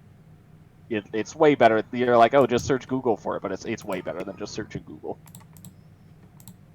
Mainly because you can have follow-up responses and go back and forth with it, because you could say like, okay, I tried that, it didn't work, now what? And it'll say, well, if that didn't work, you can do this. It's just way better than like doing Google, going through pages of Google, looking for a Reddit post that has the exact same problem. And I suppose you won't get angry at me for watching a YouTube video about this because I'm tired of trying to get it to tell me. This guy said, I'm sorry, this guy straight up just tells me that he knows how to do this, alright? How to automatically tweet when you go live. Cause this bot ain't doing nothing for me. You don't want to automatically tweet when you go live. I do, but he's showing it with a custom title that seems to carry on your Twitch. It's not just saying live, it's carrying on the Twitch title. And I want to know how he's doing that. Because what he's showing is custom. How old is the video? Well, it says 2022, but I don't... Okay. DIY Creator Guide is showing me now. Hold on, let me just kind of move it over, and separate the window, and then display this guy. To do that, just head into the services menu on the left and click. Now hold on. What is this? What is this? Is he using Streamlabs? Well, he's using a program. Let's go. Here's what I stream most weekday mornings. Is mostly it playing then old that? video games and talking about the old days. But anyway, let's go. Here's what you need: Twitter and mix it up. Okay, so what was one of the other programs that it mentioned? Zeph? What was it called? This one's called Mixitl. Did it mention that? That's it. And the first thing we're going to do is connect I our Twitter can't. account to That our doesn't Mixit ring a upload. bell. To But do also, that, just again, head its into knowledge cutoff Mix is it up. well before 2022. Yeah, well, So I don't know how new it is, but it's called Mix It Up. Services menu on the left. But and I- click but on I'm already Twitter, kinda and like, as you can see, I'm already logged in. So just yeah, hit that Mix It Up, a login full button or whatever it says, streaming, just to full connect featured with it. streaming It's as bot. easy It's as a that. free Next full up, we're feature going to tell Mix It up. community-driven open source streaming bot developed exclusively for the Twitch streaming platform. Does it say anything about any suspicious, like, do people use it often? Is it popular? What I would do, that's typically when, if I'm looking for a community opinion on something, I will type in something like Mix It Up, safe, Tweet Reddit. out a message as well as update our username when we start streaming. Is On it the worth it to... Okay, this does look like it's been around. There's people on Reddit talking about it, so let's see. It is one word. I should left keep that menu one again, word. choose Is it worth it to events switch and to then Mix It Up Twitch. bot from January 26, 2022? And I couldn't be happier. I removed Twitch element. Is Mix It Up bot useful as a console streamer? Watched 100 YouTube videos on Mix It Up, but I think, to be honest, my learning style is more just jump in and experiment with it. Mix It Up is going to be similar in a lot of ways to Scotty. So Mix It Up as of 2019 was not a thing. It does look like all these posts are around 2022.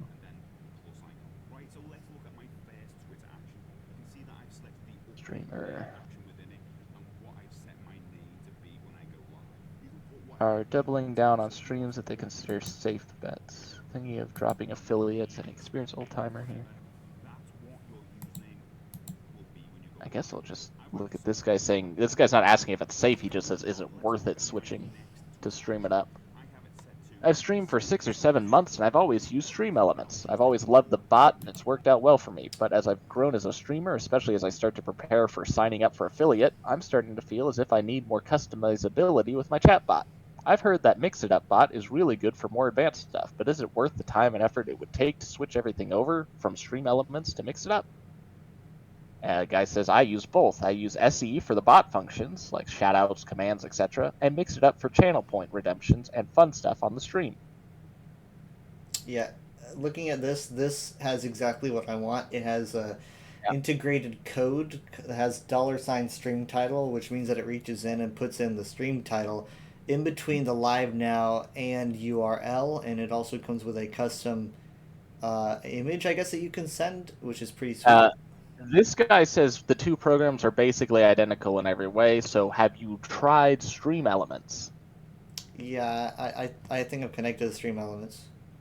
And Stream Elements doesn't have that sort of I've Twitter... never noticed it, but I could check. Okay. It's possible you've always had it at your fingertips, Well, then. let me see here. How would you do it with Stream Elements? Ask your robot that.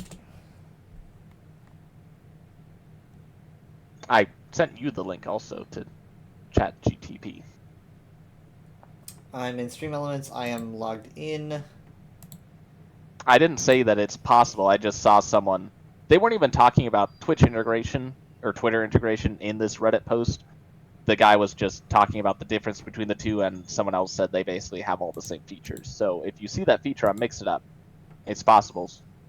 It's also on Stream Elements. I am seeing it personally.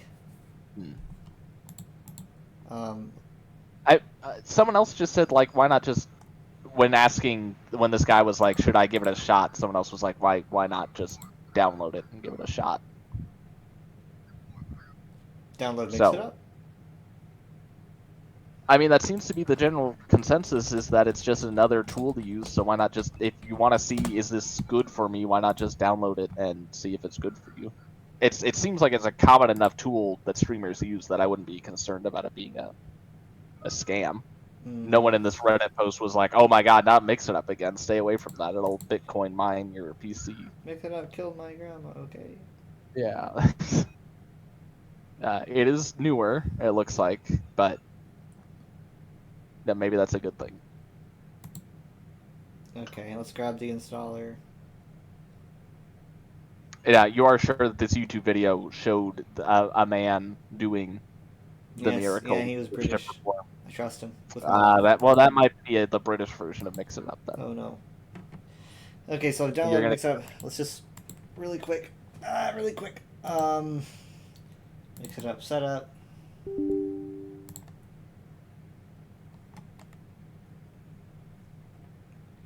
Installer, it says you can open the setup file, which will install Mix It Up in the new user wizard.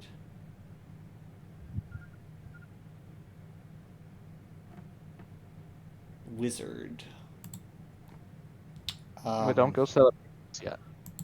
Wizard. No. Let's just make a new profile. Even though I'm not a new streamer, it says new streamer.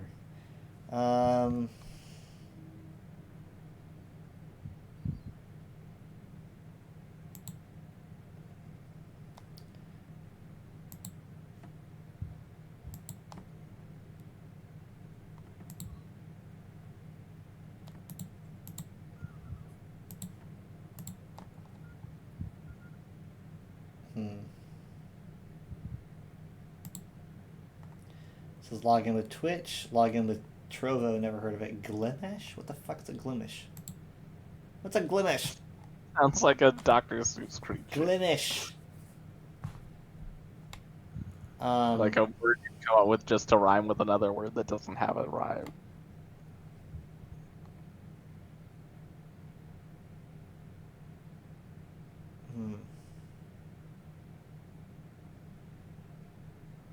I should probably be heading to bed soon because it is past 3 a.m. and it sounds like your problem is in the process of being resolved. Maybe. I mean, if it doesn't work, comment on that YouTube video.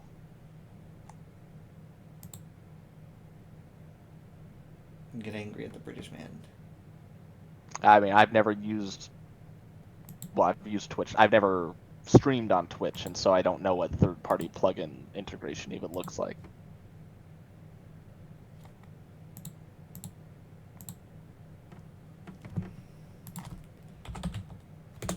Well, here's the app. I want it to connect to Twitch. That's what it's built for, right? Yes. Okay, and then next.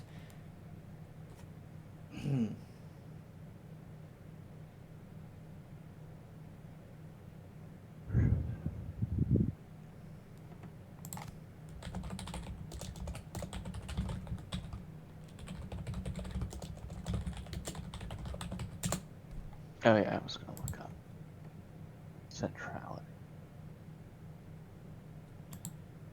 It's trying to teach me to do more complex things than I really, really want. Yeah, most of the people on the Reddit posts were talking about really complicated. It's like, I just want, it's like I don't really care about all the details. I just want it to reach in, see title, and then integrate it where it says $stream title, post URL, bam, we're in. That's about it. So I can see, ooh, hold on, wow, I can see my entire chat details right now. Okay, wow.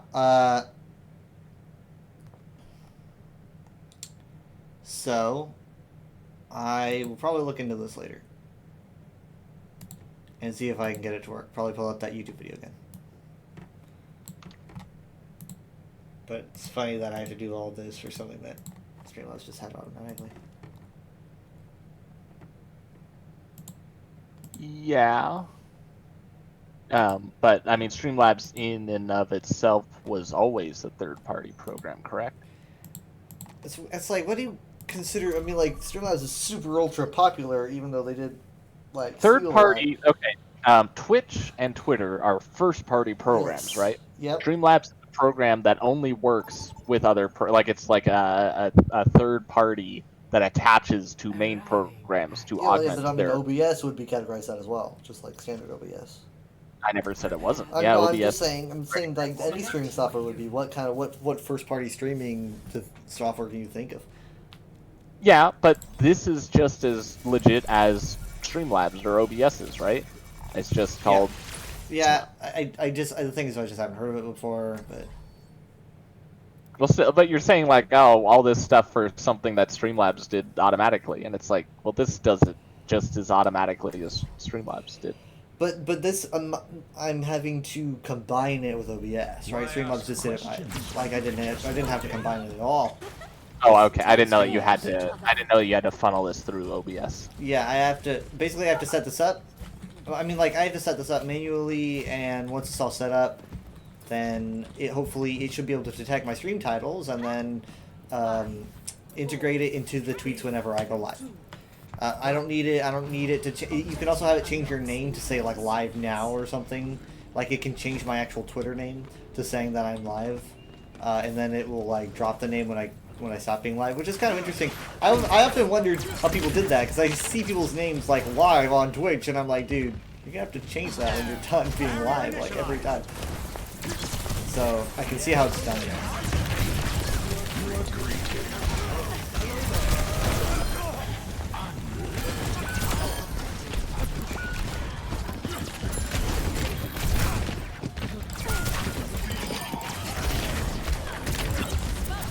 I'm gonna have a stream deck next to me.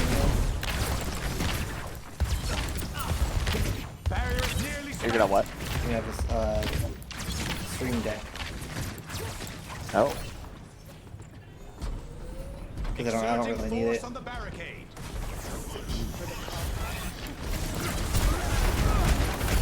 I'm reading that apparently Bosk has a sister that was adopted by Wookiees. That must have been traumatic for him.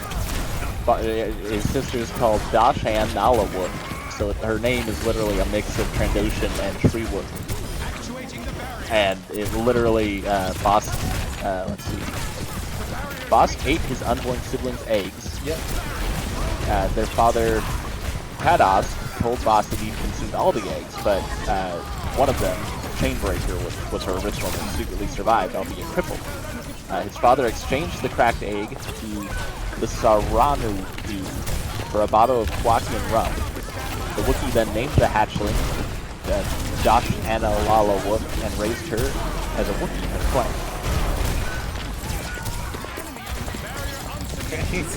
Bosk is like everything's going Wook now.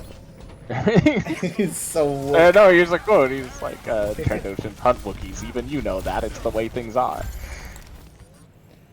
So...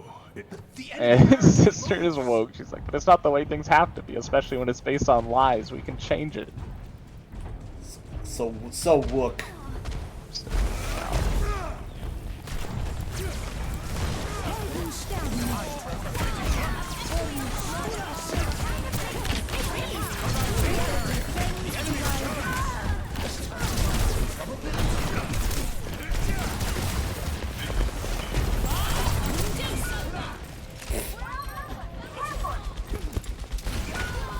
Also, Bosk's name is way longer than just Bosk. Yep. It's Wasak. It's like Thrawn. Yeah. I want to hear Thrawn. Did he ever say his full name? I don't remember. He does in the audiobook, obviously, which you can just listen to the audio. I mean, the book has it, but if you want to listen to him say it... Do they have his voice actor read the book? So, here's the thing about Thrawn's voice actor for the audiobook. It's not Lars Mikkelsen, but what they did is they got the exact same Thrawn, or they got the exact same audiobook reader in canon to read the canon Thrawn novels book as they did, like it's the same guy that did the Heir to the Empire audiobooks. So, because apparently people really love his way with Thrawn's voice. You know, they liked the way Thrawn sounded in the audiobooks of Heir to the Empire. So if you listen to the canon Thrawn audiobooks, it's the exact same Thrawn voice as in Heir to the Empire. Though some people do say he does try to add inflections that make it sound more like Lars Mikkelsen's cadence of speaking. That being said, like the Thrawn voice is the Thrawn voice. He still sounds like Thrawn when he's talking in the audiobooks. It's a country accent. No, I did think that was cool that they actually went out of their way so that people that were fans of the old, you know, audiobooks and earlier from Legends got to kind of have that familiarity of like, it's a different iteration of Thrawn, but it's the same, you know, the same voice reading it.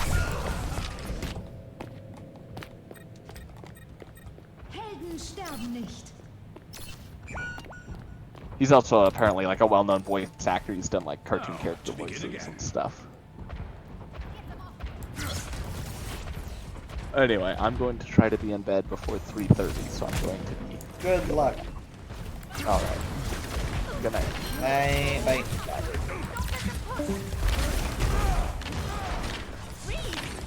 Blizzard in. Going for Port Sigma first. Loser second.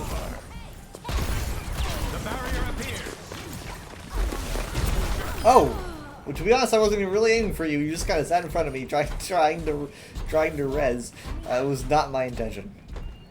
I was trying to get whoever was in the distance there. Was it Ash? I did not mean to hit the Mercy.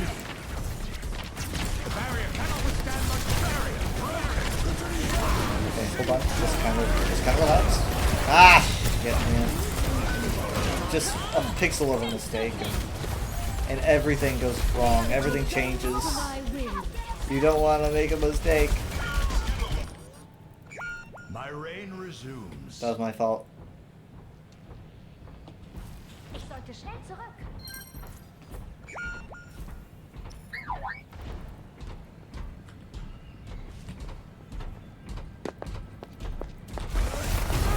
Yeah. Barrier initialized.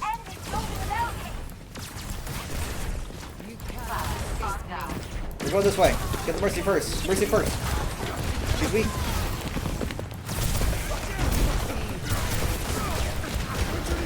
Here we go. Oh, nice try. Oh, I thought you were going to go right off the... Oh, no, you did. Wait, what? No! I wish you did! He was resable because he didn't fall off the edge. He died on the ledge. So he was resable. No, no, no, no, no, no, no.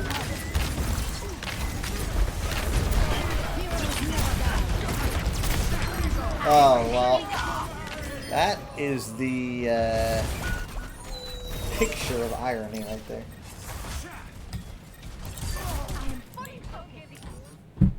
Ow. It seems I lost my balance. Fell off the edge. Can you hear that music? I don't have any music on. Enemy's not finished.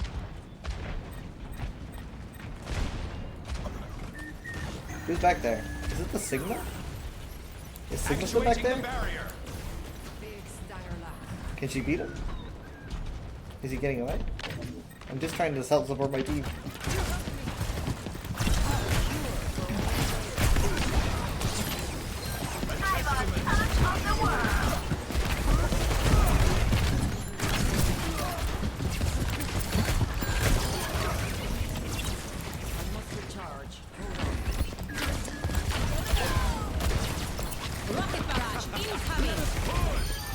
Nice, good job. Full support's down.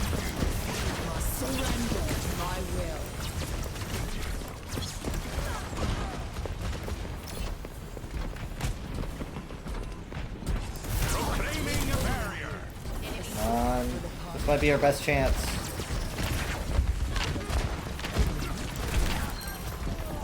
Maintain focus, and the lead will be ours. Gossip.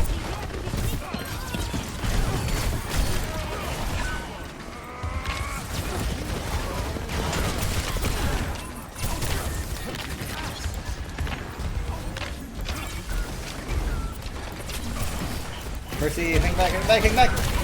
Actually, you know what? That's not safe. This guy's boop thirsty, so I wouldn't stand too close to the edge. She almost didn't make it.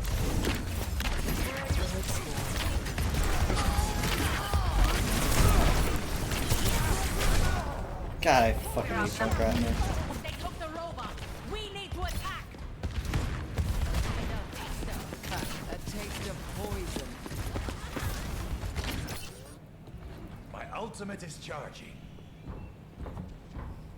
60 seconds remaining. Lucio? Lucio.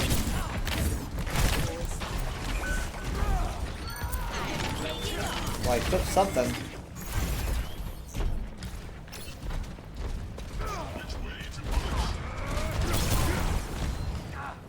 What do you... Hey! Sorry, didn't mean to hit you. The robot is with us. Onward to the barricade. 30 seconds. This is final fight. We push now. Like, come on. Let us push!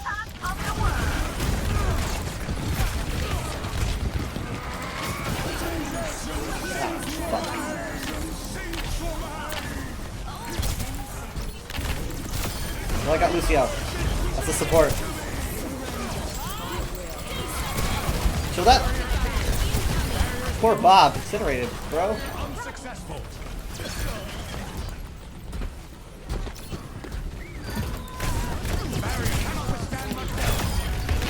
I almost went off the edge.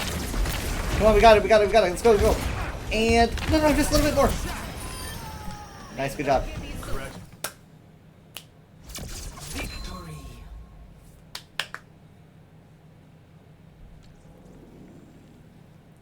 Good stuff. Play of the game. Of course, that's not me though. Side face. Ow, like on the bot.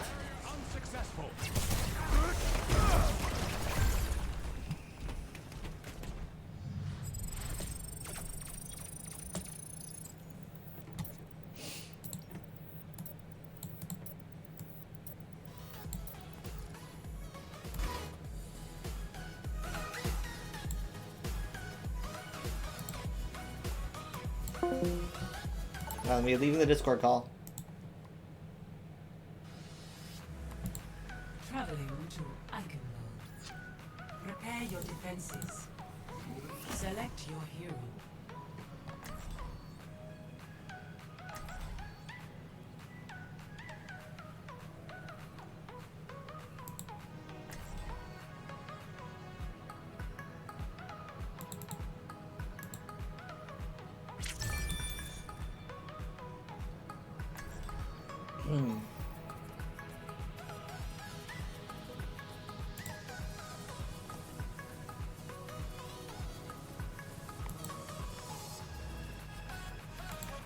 Let's go, Moira.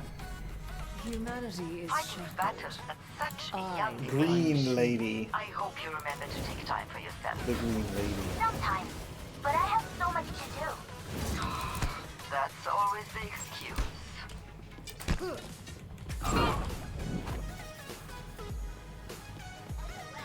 So it's a double EXP weekend. So there is like a huge bonus. Probably gonna get to 100 before it's done. Attackers incoming. Defend objective A. Keep in sight. Pain is inevitable.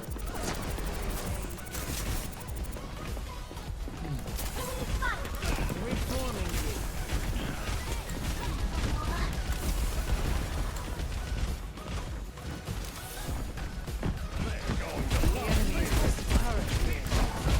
They have a diva, so a lot of my damage rolls aren't going to do as much as I want them to. You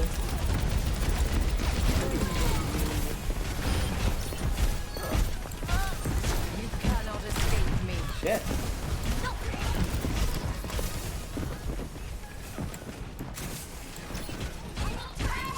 Overwatch the game where Green Lady attacks with evil shield in Dark Room. I'm sure you can do that in a lot of games. Why did I toss a healing word? Up there, up there, up there.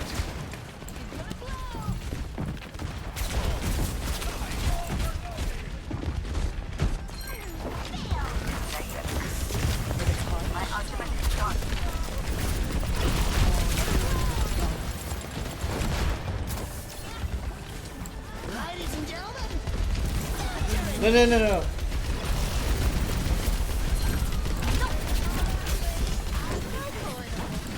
Get back, get back, get back, get back, get back. Yeah. Bomb incoming. Huge. Well, okay, got a turret in person. Bigger than any bombs I get.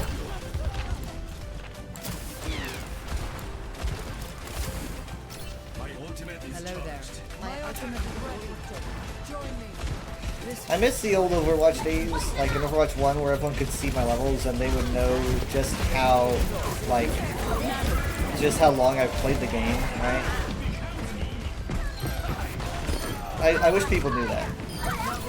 But they don't do that anymore. The only time you can learn, like, see, like, oh, this is how long you was playing, like, in Overwatch 1, you can click on my profile and see, but you don't see it just by looking at me. For all anyone knows, I started yesterday. It's kind of annoying, but I think it's led to me being disrespected a little bit more than I should be. Guy's name is Whataburger. Probably should have used my goal reference a while ago.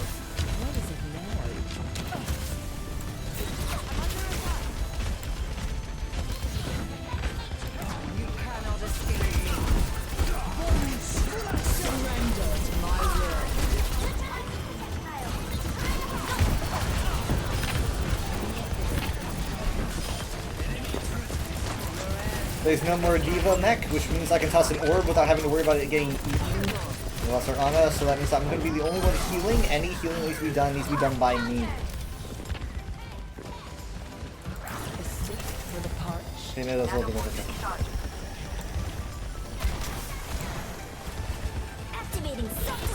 Dom incoming. Ash down, D-Mech in, Lucio down. Huge bomb. Again, no Diva mech, which means I can't eat my orbs. I can toss in my orbs without having to worry about that. Which is great for me.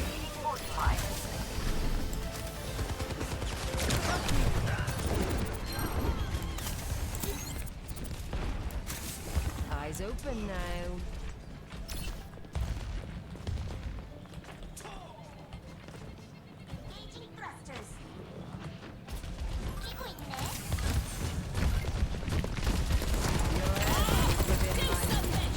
Oh boy. Ah, huge sleep. No, who woke him up? I think the Diva did. Ah, shit, no. No.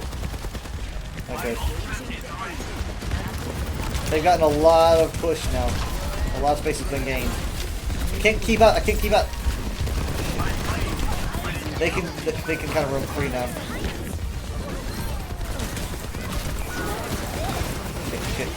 Shit. Don't want a big Bob. Kind of looking at able to enable to play ring stuff. I think they said they were going to change it. I don't really know what they would do, but they talked about changing it. I would just like people to see. I mean, you can see my rank, like when I'm playing ranked. You can see like if I'm gold or whatever. But you can't see my like level. Like how long have I been playing this game? So again, sometimes I make such stupid mistakes that I would prefer if people thought I was a noob. You know how it is. It's like, I would prefer people didn't see that.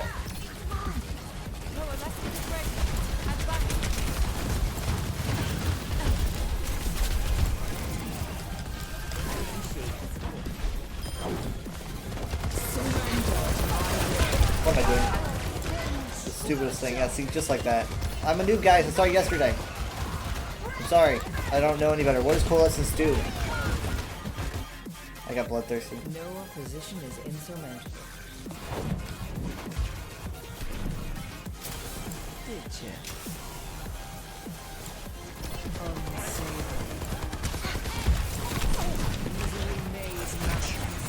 Not good. Not good.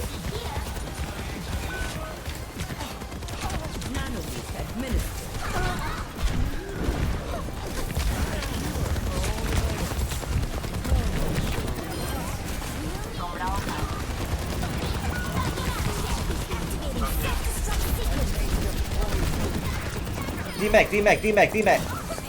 Remech kill. And a D-Mech bomb. Tossing an orb. Nice. Not nice. I'm getting a little bit bloodthirsty there. We gotta be careful that they don't back cap.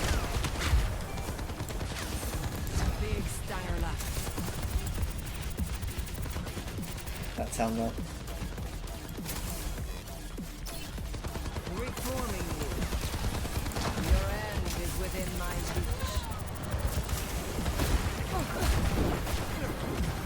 Yeah, they're back capping.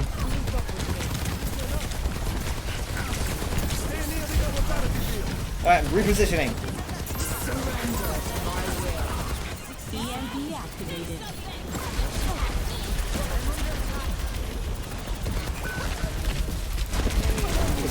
too much. They got too much going on.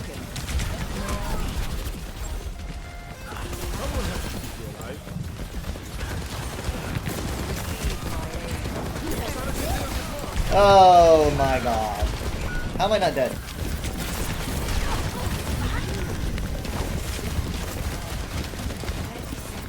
I'm stalling as hard as I can. Yeah, they're gonna be putting those commas back on the numbers too. I don't know why they took them away. Is that a mistake? Looks weird. Time again to try again. Sometimes the numbers look bigger though. Wait. Hold on. Tank is in here. Tank is in here. Whoa.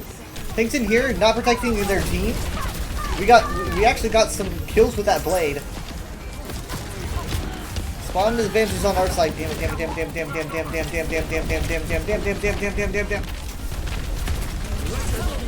Bomb is in. Amplification Matrix is in. Tossing out heal. Remake is a success. Visor is not very effective. Dynamite over by the door. Come on, no! I think their Moira is getting so much value. Man, Sunbarrier's in. Evolution is a painful path to war.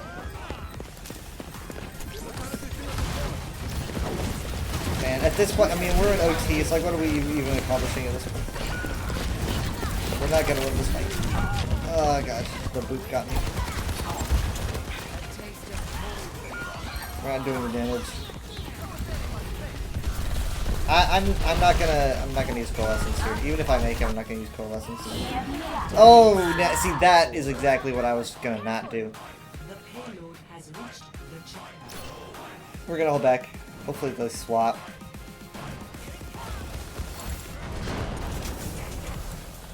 Nope.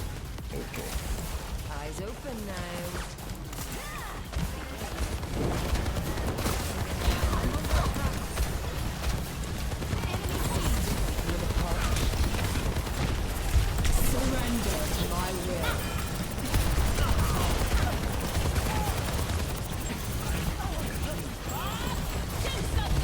Bob's in. Okay. Bob, don't focus me, don't focus me, don't focus me. He's got me, he's got me, he's got me, he's got me. Bob, spare me.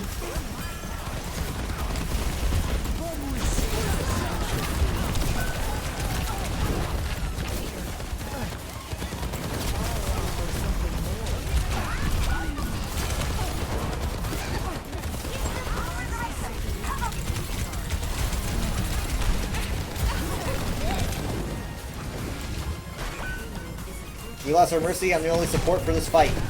Nope, I'm dead. Both supports are down. That is it. GG. GG.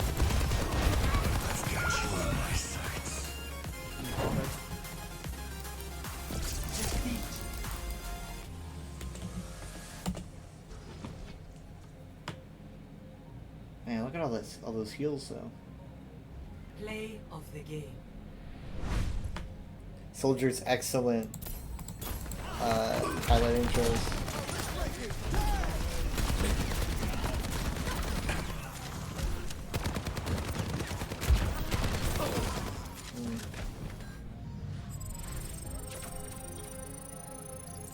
Oh, it's a weekly. That's good.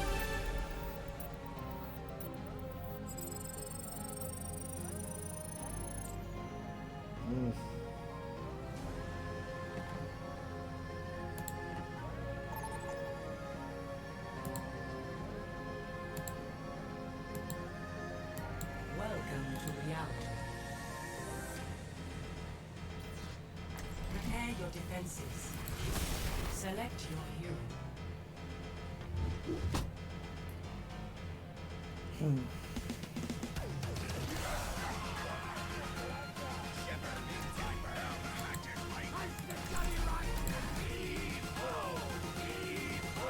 Sea of Thieves. No, Olympus is where I say it. Actually, let's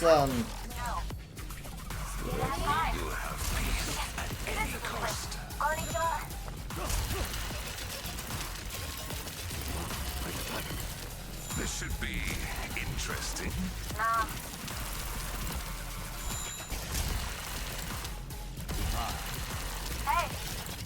good as I am with a bow, How are I you? promise you, I was better with a sword.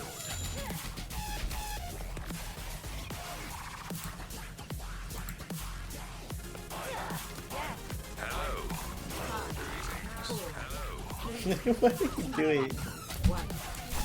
Look at that man go.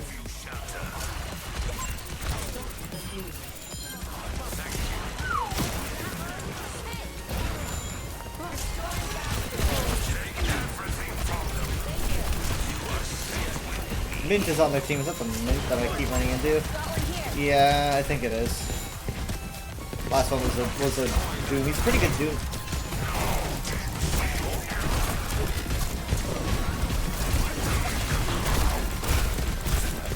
You have one big fist, I have two!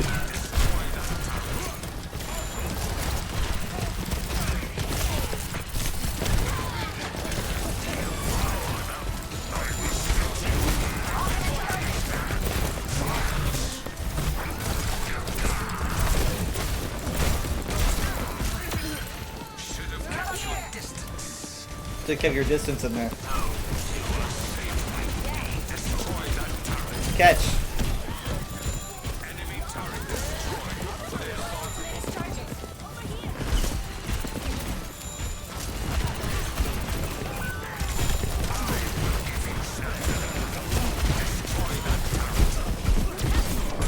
Damn it! Thank you.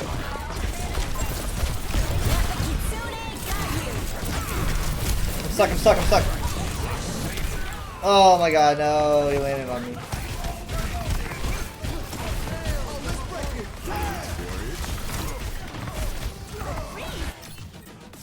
A battle lost for a war won.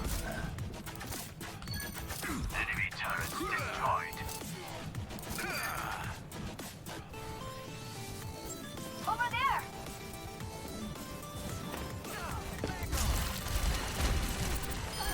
Good job.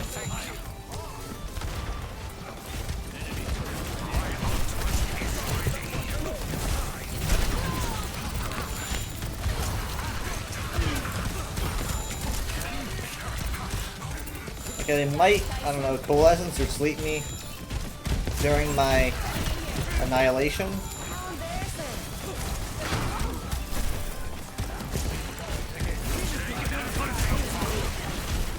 They're all gonna spread out because of the dragons.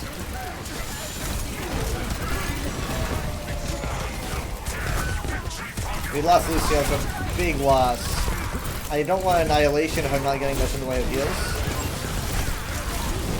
Oh god, I was just pushed into the lava. I'm gonna die. He's gonna squish me, he's gonna squish me.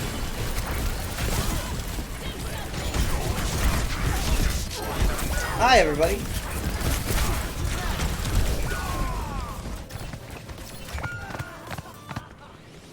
Strange vibes, that's the game. Hi. I did get strange vibes from them. Was that all? Enemy turret down. My ultimate is almost ready. My ultimate is You guys ready? So he probably has a turret set up around the corner. Nope, there's the turret. Turret's down. You're gonna regret pushing me into your team. Literally cannot believe that happened. I'm in absolute disbelief. I refuse to believe that. I'm an atheist about that. I will break before I The heal. Kitsune is ready to be unleashed.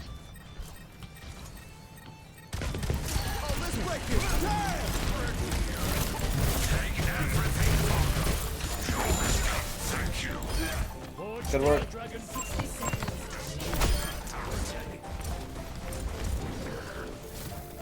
Okay, they have less than a minute. Justice is cruel. It demands sacrifice. I'll find them. Can't do anything about that. I'm just gonna move out of the way, but there's some range with this shit. He's gonna go up there.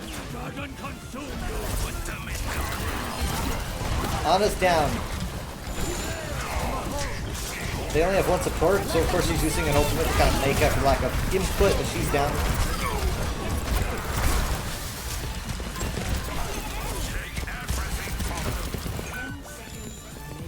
We got to touch. I don't want anyone to try to take this from us. And bam.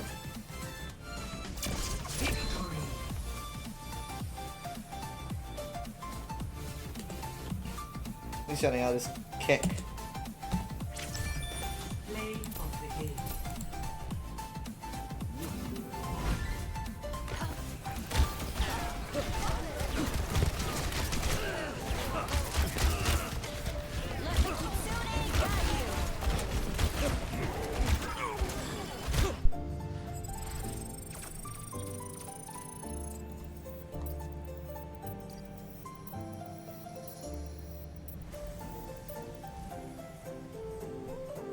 Interesting how the Season 5 veteran player is, it says unranked. Oh yeah, I need to keep, battle passes are called seasons. My brain keeps thinking comp season. So.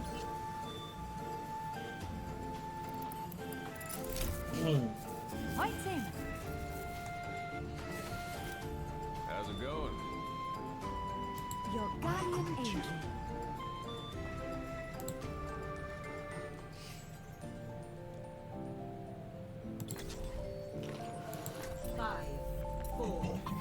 Look how they changed this place. Still can't get over how good this looks.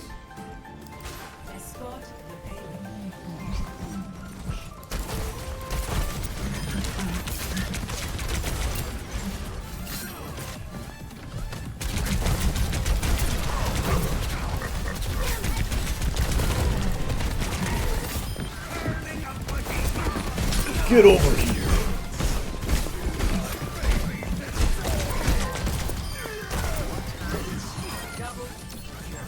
We got her.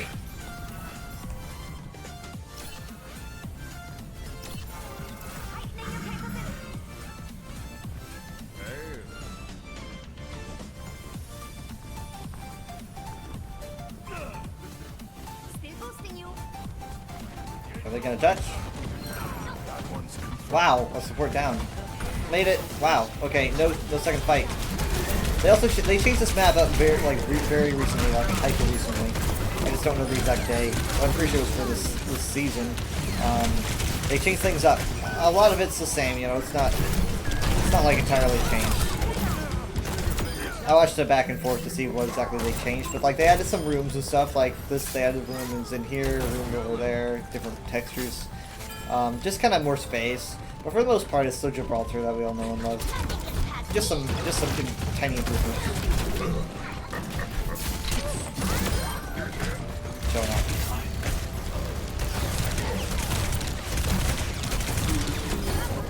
Okay, I don't really have much to show off. Oh wow, we're trancing. Okay. And made it. Not entirely sure what is happening here. By the way, Zed, which means that I want to take the D with attention. Never mind, he went down, unfortunately. I can tank it, that's what I do. He doesn't get the ult charge for that either, because it is an ultimate in itself.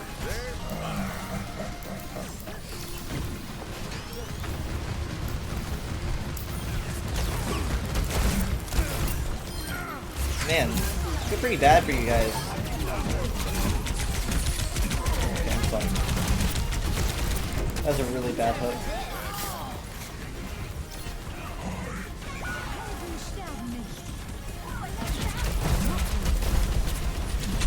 Okay, now that one was impressive.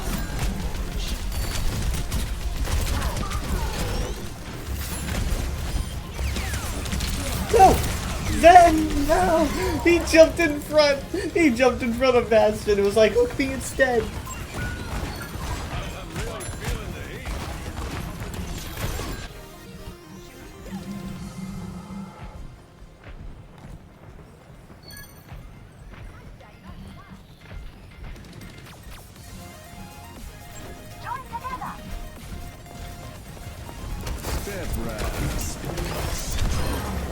Okay, wow, we're using all these ults here. I think we're good, but just in case, I'm holding on. Yeah, they changed some stuff here. Spawn entrances over there. Wow, did they close that entirely, or did that just close because of the match ended? I don't know. I don't recall all the changes. GG.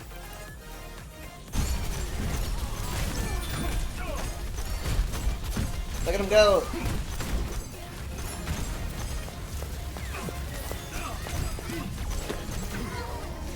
So much kicking.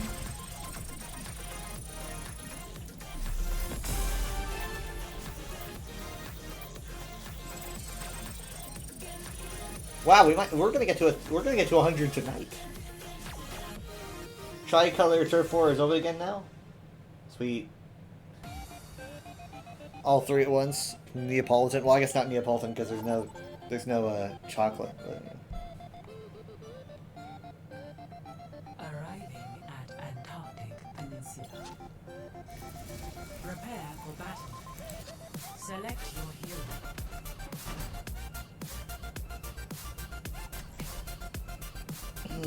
Let's go Rhine.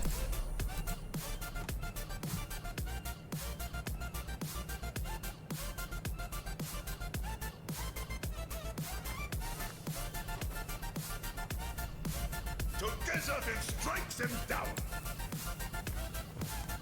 Knock knock. Who's there? Atch. At who? Sounds like you have a cold. Let me heal you up.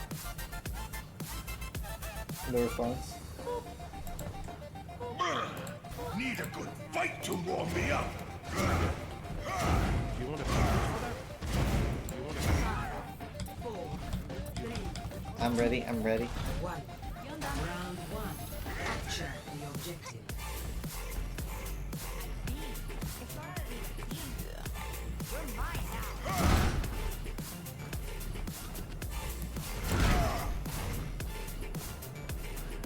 Uncreative.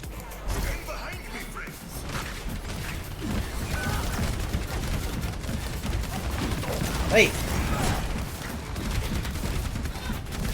We got our Sombra first thing.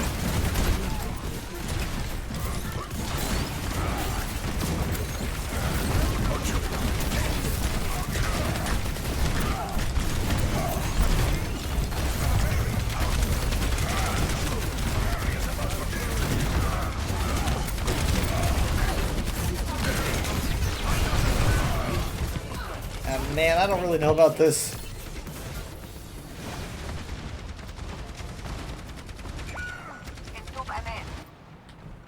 I'm not through just yet.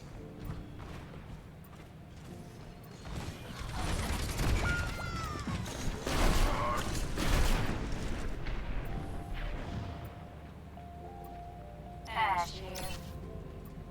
Hey. Do you trust me?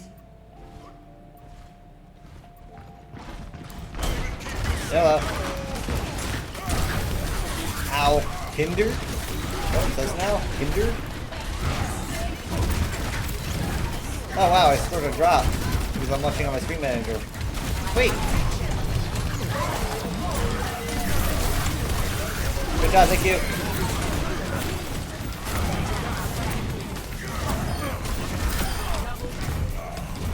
Oh god, I'm dying. Thank you. You have the most Reaper names ever.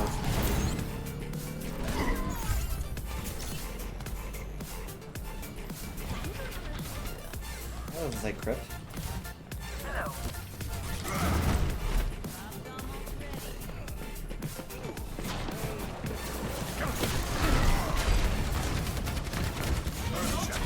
I have Shatter for what good it'll do us.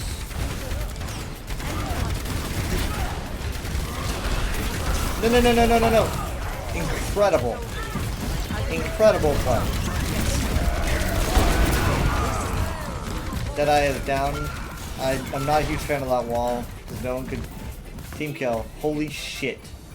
How did it end up that way? How did it end up like this? I shattered, canceled the Deadeye. Huge opening. Man. I guess I let my guard down for a second. I was just mowed down, I guess. It's my fault. gonna drop my shield to shatter. Fuck's sake.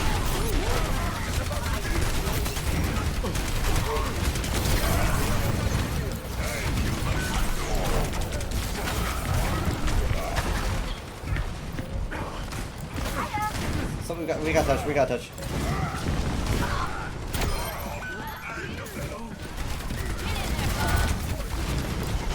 Is Fog touching? I don't see him. I gotta protect my healer.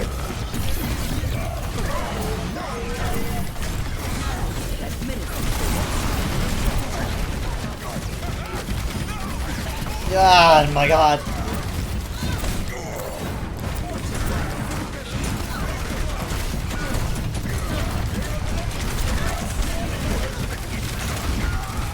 That went down. A lot of our healing just went down. Best round lost.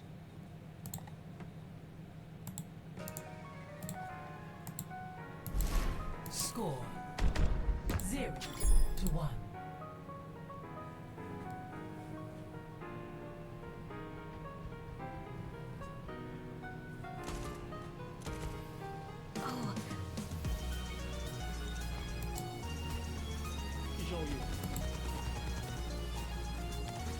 Hey, what's up? Fala tudo.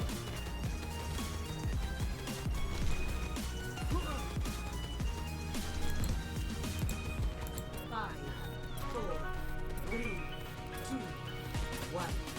Round 2. Capture the objective.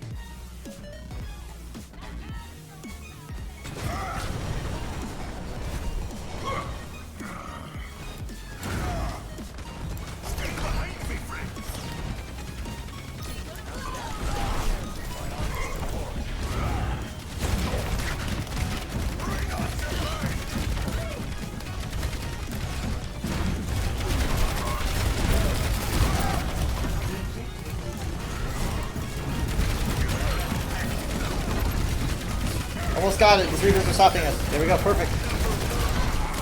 He just, soldier just yelled, "You never learn."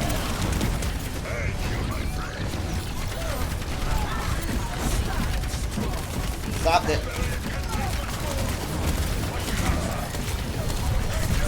Oh, I am so fucking screwed. I just felt the Orisa pushing at my butt when I was trying to get. I was like, oh no, this is it. That was a huge mistake on my part. That spacing by the Orisa was spectacular.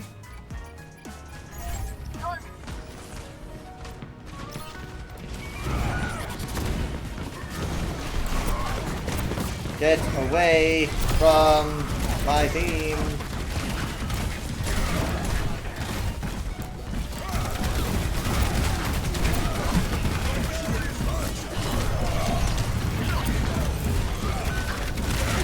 Many kills. I need more heals. I need more heals than this. Fuck you.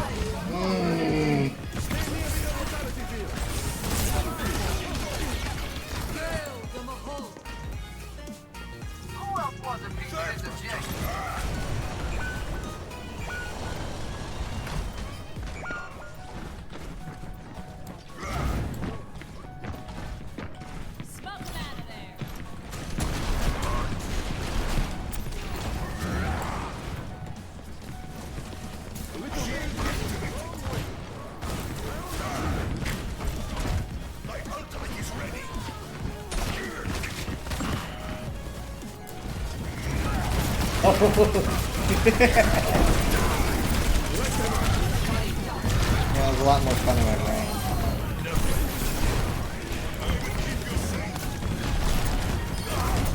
Lost her hat.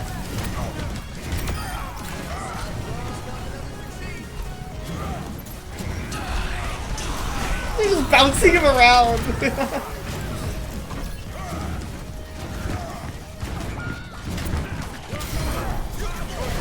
God.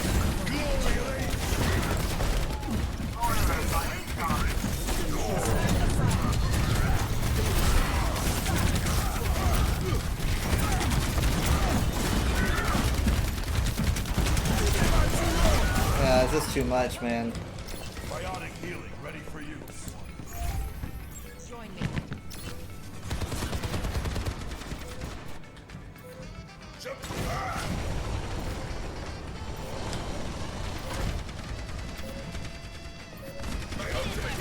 Bob's gonna be touching. Visor's in. Deadeye's in. Back up, back up, back up!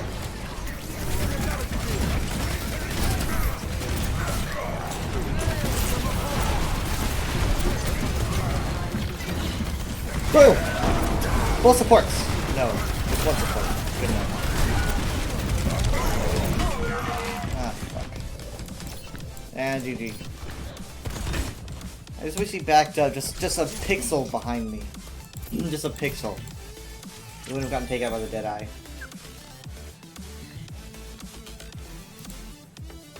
Play of the game.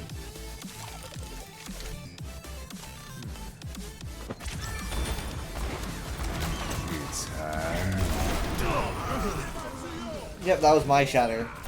They were shielded by our May, unfortunately. But I guess it didn't matter.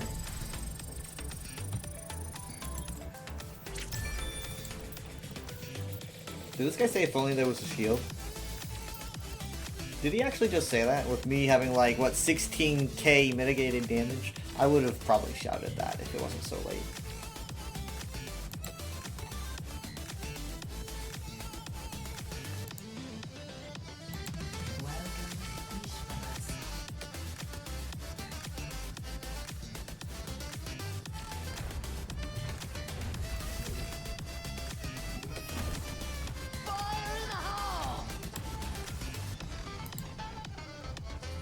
Fun.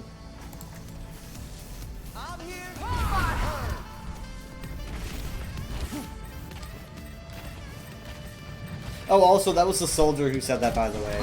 The motherfucker who should have just gone back a pixel so he wouldn't have gotten sniped by my Deadeye. That's who it was. Well, that's not good. Oh, wow. No matter where I go, huh?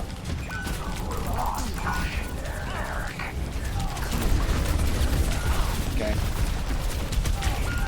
I'm surprised it took that long for me to die.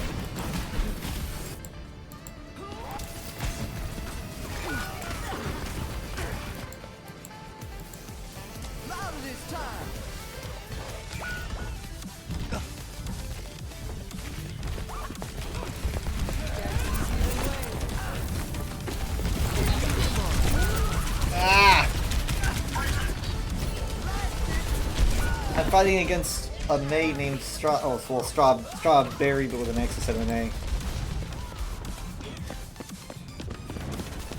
Sock is a good username. Switching track.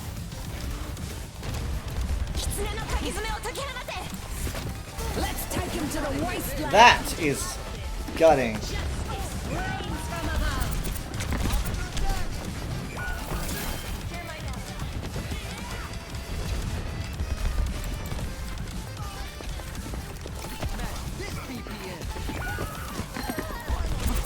You really just can't push ahead without your team. 9 times we haven't lost yet. That's how hard we're losing. It was destroyed anyway. I don't know why I picked it away, but it was destroyed anyway.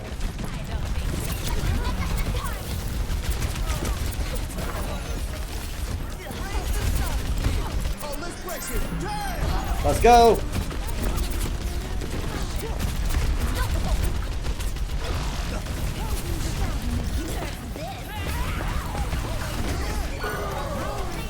Yeah, it's clear.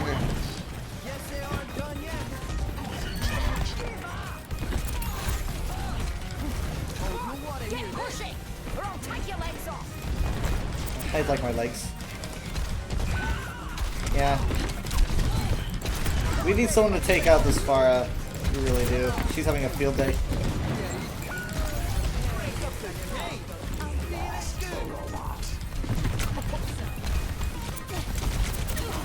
I'm gonna take a headshot from his kunai. Plot twist. You get a little bit closer, huh?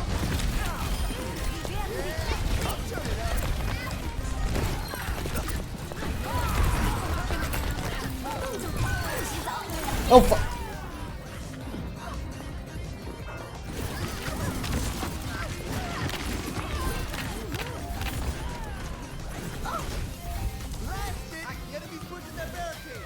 Well, I made a lot of old charge in that life.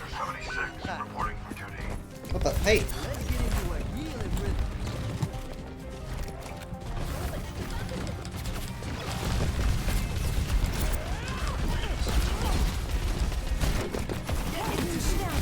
Valkyrie is in. Son of a bitch. Oh, we need someone to take out this Vara. The soldier's here, I guess. Don't die, don't die, don't die! Perfect, let's go. She's not getting any heals from that. Perfect, good, good, good, good. Yeah, I know. I know this Vara is, like, totally going after me. I mean, I'm totally your victim. I think I'm doing better than their last support, though. Hoping.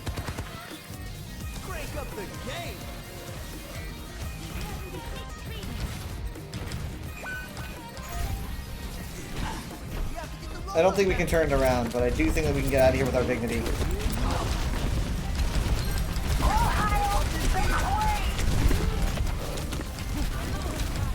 Maybe I can go bat, but like I don't think I have any time to focus on our Mercy. Way too much damage coming out.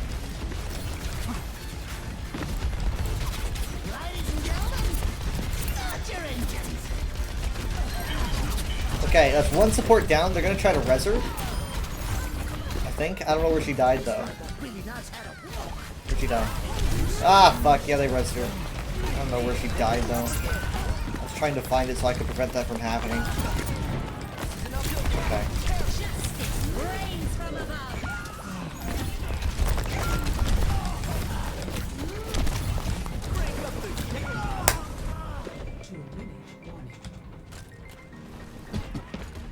I guess this other support's new. I didn't notice.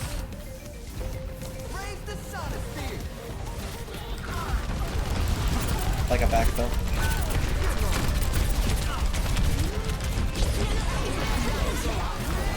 God, it's everything.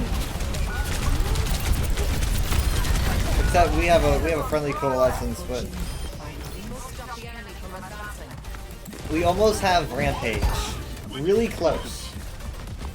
Simon Cowell 1 has Rampage. Just about. Okay, it's looking good for us, for right now at least. Nice.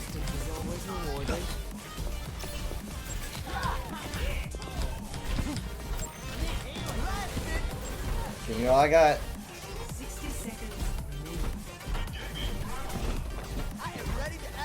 I should probably save this for a bomb, maybe. You think they have bomb? Just in case. Behind, by the way. Everyone's like behind.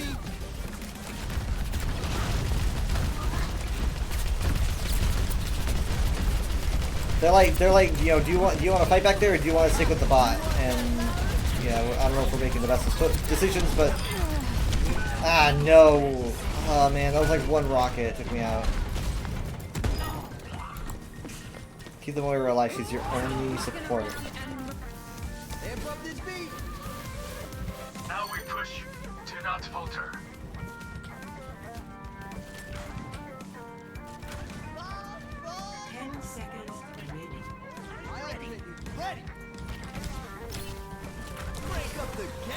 Join me. Did we take the right path? Probably could have taken the other path. Maybe better. They have no support. Oh, fuck. Well, hey, you lived. Somehow. I don't know how. They definitely have self-destruction. So I would go after the debuff first. There's self-destruct.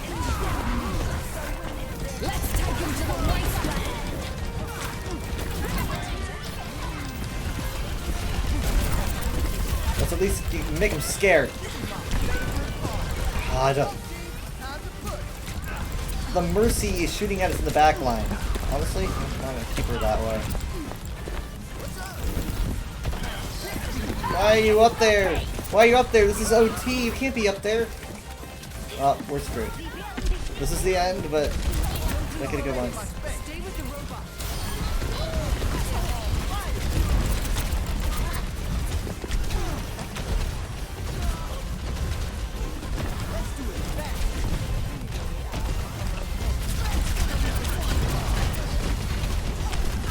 This fire needs to be taken care of. Oh my god.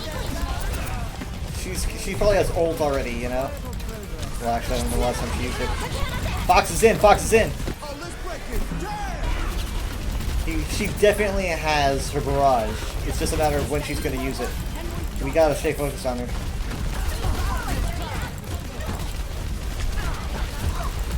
Rez is in! She didn't make it. I booped her away. Barrage is in. It's a little bit high. It's a little bit high. Took her out. Took her out. She's gonna... No, she doesn't have res. Mercy, mercy, mercy. Oh, damn, I thought she was gonna stall herself. If we kill her... Yeah.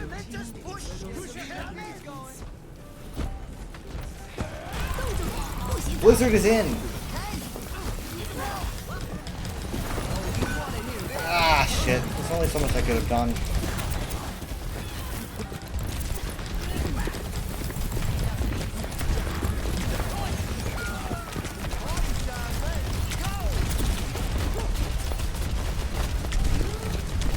God, I was like Noble Sixing it right there. That was... wow. Okay. Good. Well, good try. I think I made a difference.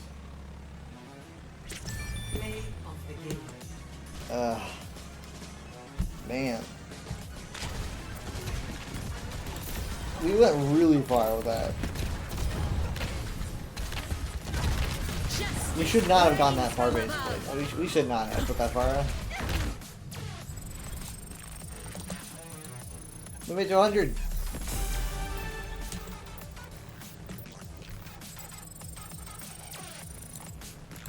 What's the next title again? 105.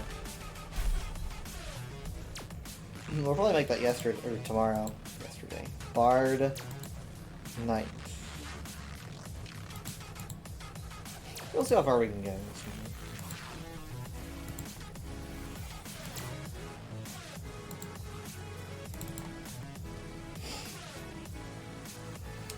What does it think I did well?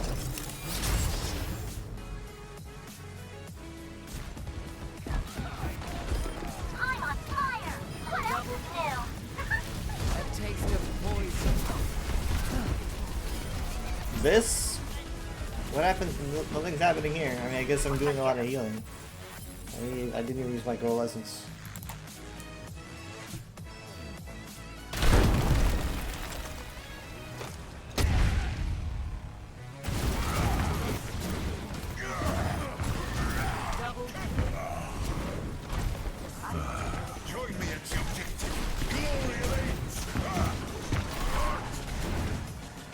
That was only because of all the damage I was doing on one guy.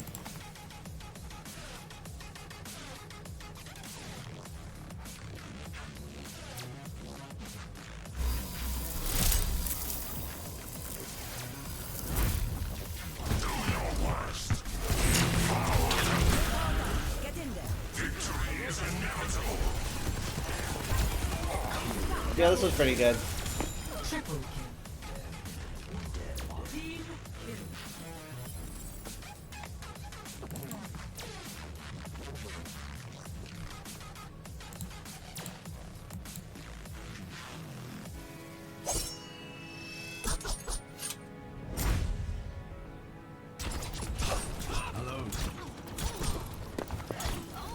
Adaptive circuits engaged. Run. Not everyone escapes their fate.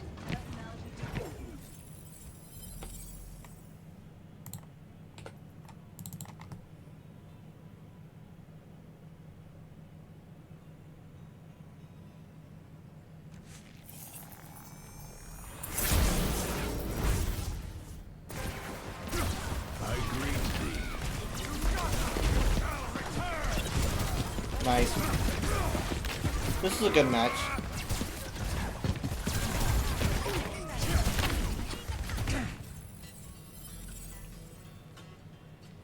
I like that one, but like when it comes to like reports, poor reports. I mean, let's see, like what there's 1, 2, 3, 4, 5, 6, 7, 8, 9, 10, and it's a half and half. Because I don't think the Queen Street was my first. Maybe it was? I don't know. I guess it could be worse.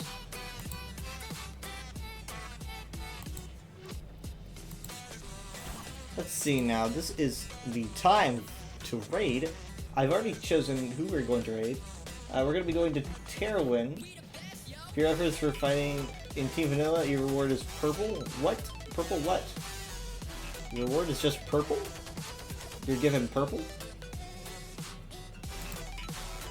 Here is purple, enjoy. Purple.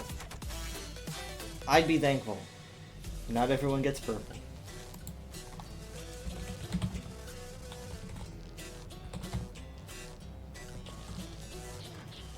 Thank you guys so much for watching. I'll probably be live. Honestly, tomorrow it might be later than usual. Like, I know I do 7 p.m. Central Time. But it might be later than that. 8, maybe 9. We'll see how things work out. Because the schedule's going to be a bit different tomorrow. But we'll see. Thank you guys so much for watching. It was appreciated. I will see you all next time. And hopefully I can get the tweet thing set up. If I figure out how to do that.